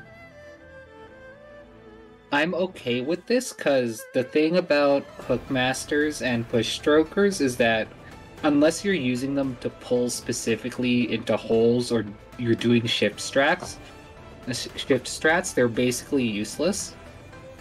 Unless it's Gladia or Weedy, and even then you don't really use Weedy anymore. Because the S3 is just not amazing. And like, it does great, don't get me wrong, but it's just like, in this day and age when everything does more damage than her burst, then it's just like, it's not like that amazing. Like, of course you can still use her, you can make her work. That's not my point, right? But it's just like, and then Gladia dishes out this consistent damage, so I like this direction where it's just like, okay, this Hookmaster will deal out somewhat consistent damage. And so, I'm excited to see the skills. I really am. Too late, you get modules first. Oh no. my only weakness... Modules. Quite unironically, I'm boycotting modules. Alright, I'll take care of her then. So the module, so the new trait is while being pulled, enemies take arts damage proportional to the distance traveled. Improves the talent of dual tactics. Block out -1, attack abilities. So let's see. More attack speed. And then a bigger... Holy shit, that defense debuff. Sheesh. That is a... But it is attacking a stunned enemy, and stun is not that common, and there's a lot of stun immune enemies. Yeah, it's not going to affect bosses for the most part. Yeah, meanwhile, so I think the 44% is okay. Meanwhile, elite enemies, my time has come. It's okay. Elite enemies will soon start having damage reduction, and defense won't matter anymore. Don't you speak that evil into existence. I mean, it already happened. It happened in so long ago. Yeah, don't remind me. For that, I'm making you read skills and doing voice lines. That's fine. Rule 1, Harpoon Shot. Initial SP 0, SP cost 5. Auto Recovery, Auto Activation, Auto Trigger. Drag the target to this unit significantly in the next attack. Deal 170% attack as arts damage and stun for 3.2 seconds. Nice. I like it a lot. Wow. But I think 3.2 seconds is a little bit much, though. Yeah, that's kind of big. Especially like for a 5 SP cost. Yeah, if stun. Because what does... So here's the thing. Cliffheart doesn't stun, and she does... I'm pretty sure she does 170%. I only have S1 at SL7, so I do think stunning for 3.2 seconds is a bit much, right? So skill 2, Retrieve and Redeem. 0 SP, SP costs 15, Offensive Recovery, Ammo 15, block becomes 0, range plus 3 tiles. Prioritizes the farthest enemies in range, bind a target, drag it towards this unit 3 times with significant force. Before releasing it, each drag uses 1 ammo. If the unit is dragged into a wall, deal 280% physical damage with each pull. If the target is fully dragged towards this unit, deal 90% of attack as true damage and stun them for 4.6 seconds, immediately ending the skill, and recycling remaining ammo into recovered SP. That's some bigly stuns. I like it because of how it interacts with the talent, actually, because it's all about pulling the enemy into their square, who then block them and fight them in melee. Yeah, we don't see a lot of that for Hookmasters. Yeah. So I think it's a good skill. I will say though, it's very possible with block 0 to pull someone past you, because if you... I've done this before. If you have a Hookmaster pull an enemy that survives, and then retreat them before they get blocked, the enemy will zoom past that tile. They just keep going. They literally just keep going. Physics. I do like the interaction with the wall, of just like bonking them into the wall repeatedly. Which is something like, you just bonk, bonk, bonk. How is this hook going through the wall? Yeah, they're taking psychic damage, actually. They're taking mental damage. They're like, how does this work? I don't understand. But yeah, I like the skill 2 a lot. It's very creative, and it works with the talent. Like when I was first reading it, I'm like, okay, this seems a little bit, counterintuitive, but then you read the rest of it, and it's just like, oh, this is great, I think my only thing with both the skills is that stun is a little long, but that's like my biggest gripe with them, I would say. Yeah, I would lower the skill 2 stun to 3.5, and I would lower the skill 1 stun to 2 or 2.5 at most. Yeah, like not that long of a stun. All right, Mir, I'm throwing Boop under the bus for voice lines. So if you would like to handle lore, S2 Alright, is yeah, take over. spammable. So the S2 is spammable comment. Even if you activate S2 when an enemy is on you, either the enemy is gonna go past you, or the 190% true damage is just dealt, and then you go immediately blocking the enemy again. So theoretically, you could abuse the true damage, but considering how my experience with Hookmasters work, I would assume it just goes past the operator then, and into like whatever direction they're being pulled into. So it is spammable, but I wouldn't say it's abusable. Alright, lore time. Alrighty, Big Eye was born in Sargon, but left due to curiosity of the outside world, eventually bringing him to Colombia. As a young and rather naive foreigner at the time, he was an easy mark to fool into becoming a coincidental weapons tester for the military. Earning himself a place in a small pool of testers trusted to keep their mouths shut, he was able to live a rather well-off and soon became a permanent resident. However, his line of work only dragged him deeper down into the rabbit hole. What was once scenery of Rhine laboratories was strict safety policies and ethical guidelines were now underground independent projects found in unauthorized testing facilities and abandoned industrial districts. One day, a box filled with discarded experimental equipment was sent to his doorstep. Excitement turned to terror when he saw the scratched out logo of Rhine Labs on the parcel. It was later discovered that in an attempt to get out of legal trouble, someone hot potatoed stolen equipment as a setup. He soon fled Colombia with the box in hand. While he may have been able to sell everything and start a new life elsewhere, he hatched a different idea. A few months later, clad in the illegal contraband of another country, he stood in the middle of an arena where the sound of the roaring crowd rattled his joints and bright artificial lights filled his visor. Though he had come a far way in understanding the world, he still struggled to understand people. Despite this, he treated everyone with kindness. However, that doesn't get you far in the world, especially in Kazimierz. Recognized for his achievements, it didn't take long to be offered a sponsorship, but unbeknownst to him, he had actually swept the spot out from under someone else. As revenge, the disgruntled knight slipped an Originium shard into his helmet. When he felt a sting in the back of his neck and the familial warmth of blood trickled down his back, he looked at the object he pulled from his wound, only to realize in a few short seconds, his life was changed forever. Knowing his story only made it sadder when people started seeing him wear his helmet more often. In time, his story, like many others, became a footnote in a newspaper that eventually faded into obscurity until even his friends forgot what he looked like. He joined Rhodes Island shortly after being treated by an operator, Hibiscus, during her assignment in Kazimierz after collapsing in the street.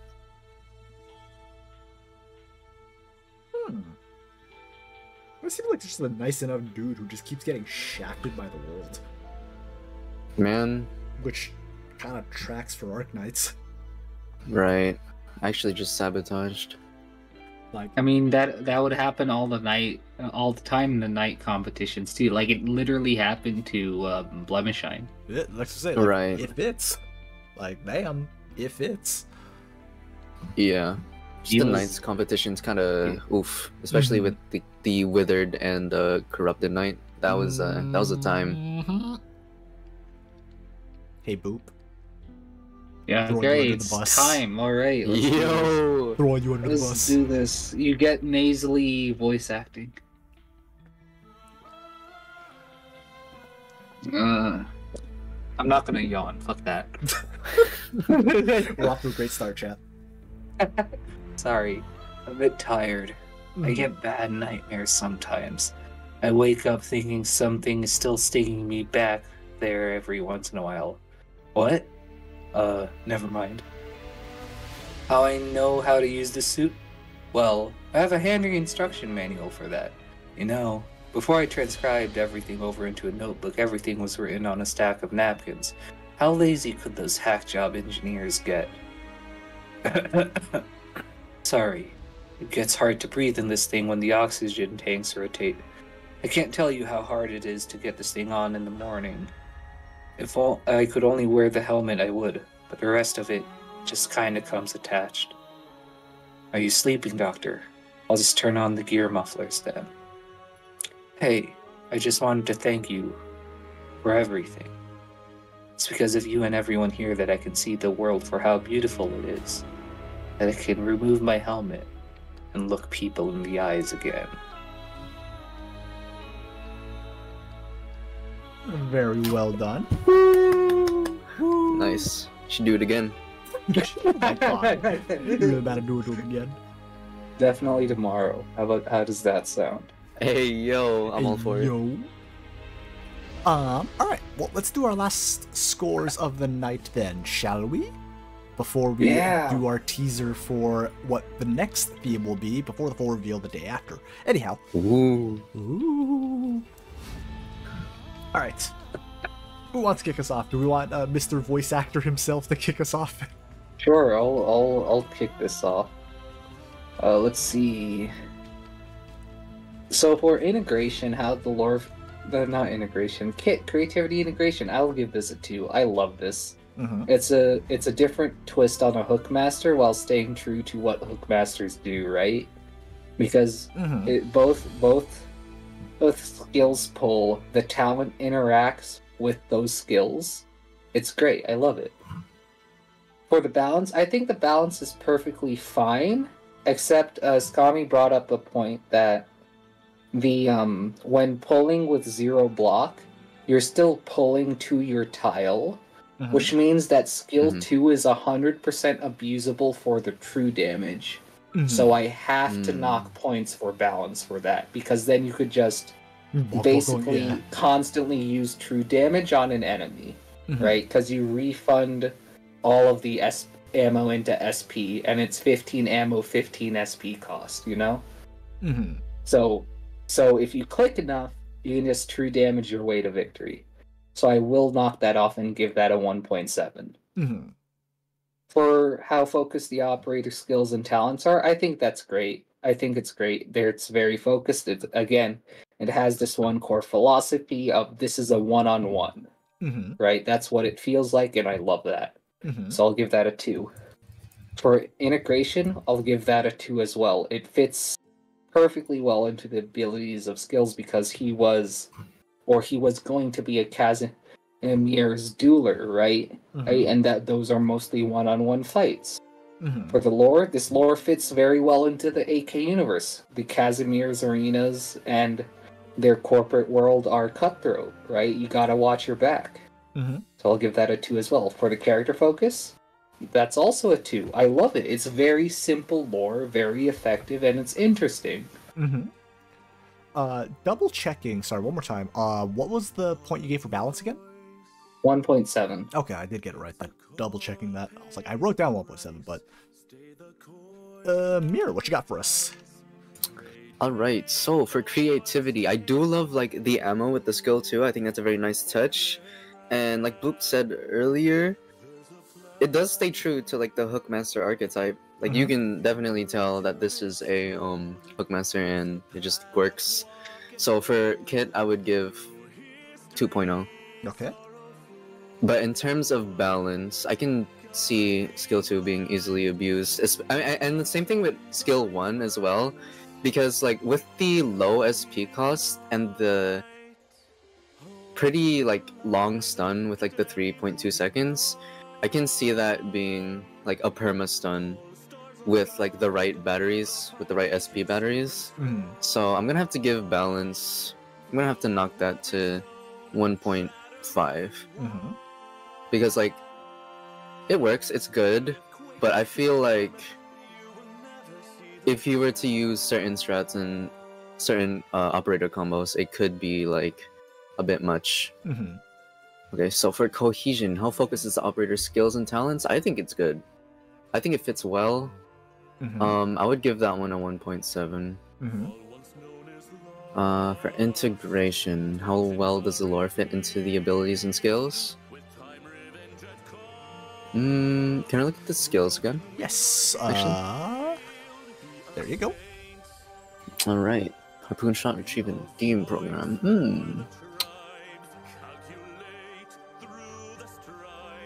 Yeah, I think it fits well with the I think it fits well into the lore, especially with like the whole like experimental equipment and stuff. Mm-hmm.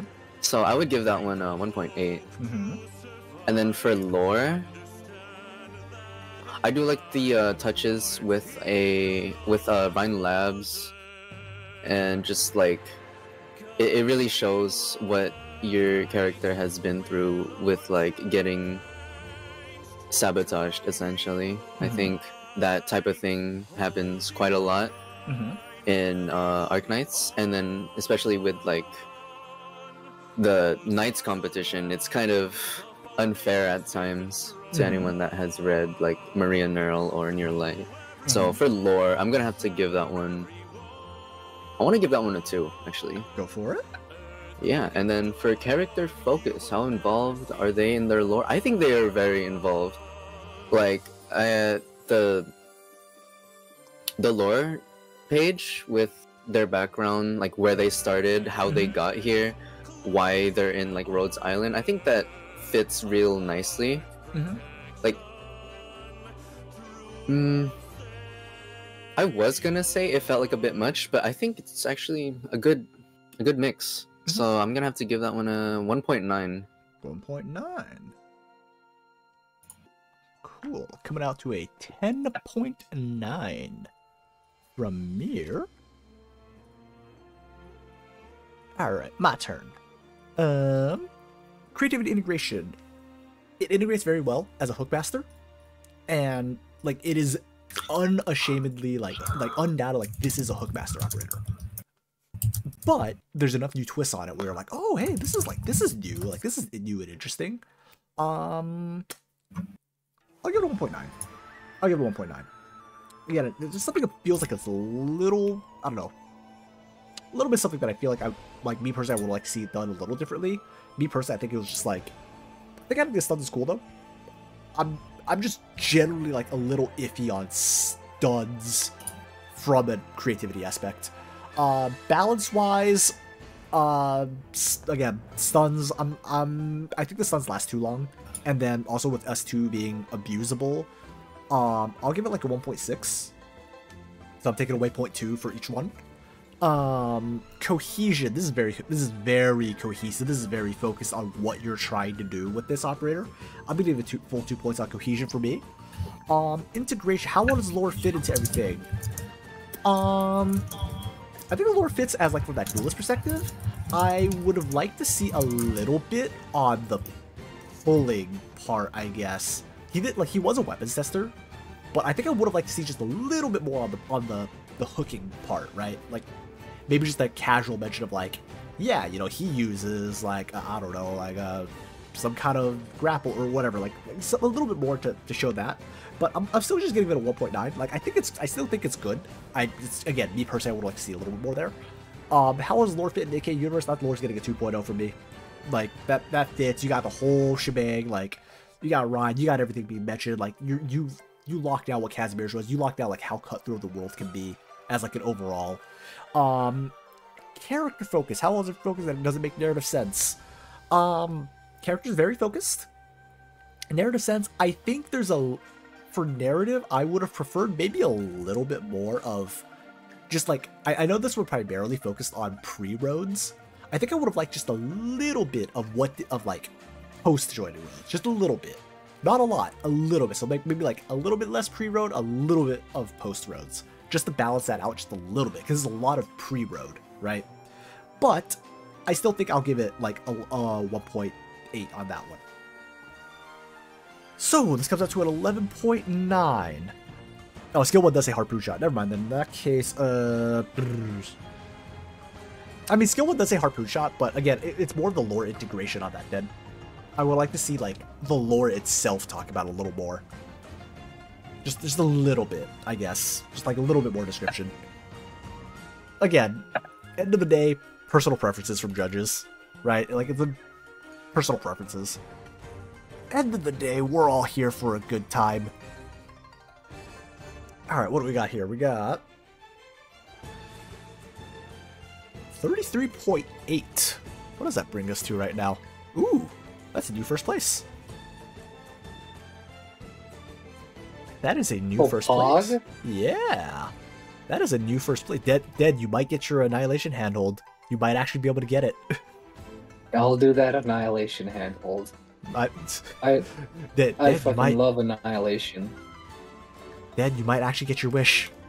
33.8, which means Bro, I have I'll do that handhold right now. Actually, no, not really. It's really late. I was like, are you sure about that?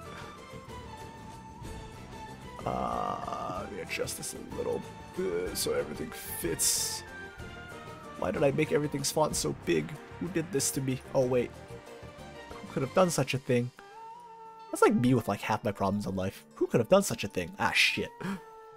Alright, so here is our leaderboard for today. Here is our leaderboard. We got Big Eye in the lead. Followed by Huangming, Ivorin, Chariot, Venganza, Axis, and then Game Over. And as promised, I will give you guys the hint for the next, I will give you guys the hint for the next theme, and we will fully release the hint tomorrow, so it's like, if you miss a day, it's okay, we'll still be here tomorrow. But, yeah, here is the hint. I just have some words missing, but here is your hint. It's Hangman. Basically, yeah, we're doing like Hangman or Wheel of Fortune or whatever, so it's like, that's you'll see, what could it be? It could be anything. Tune in tomorrow on Dragon Ball Contest Z. I love milk. S. But yeah, thank you guys for sticking around. Again, tomorrow we will have day 2 of the contest tomorrow. Just finish up the last bits because my judges need to sleep, they need their rest. But day 2, there will be a slight change in the order because I believe there is an accommodation that I do need to take care of. But day 2 will have put in Kiwi, Snipes, Sir Quacker, Skami, Blue, GG, and Lazy Couch for day 2. So be prepared, be prepared, be prepared.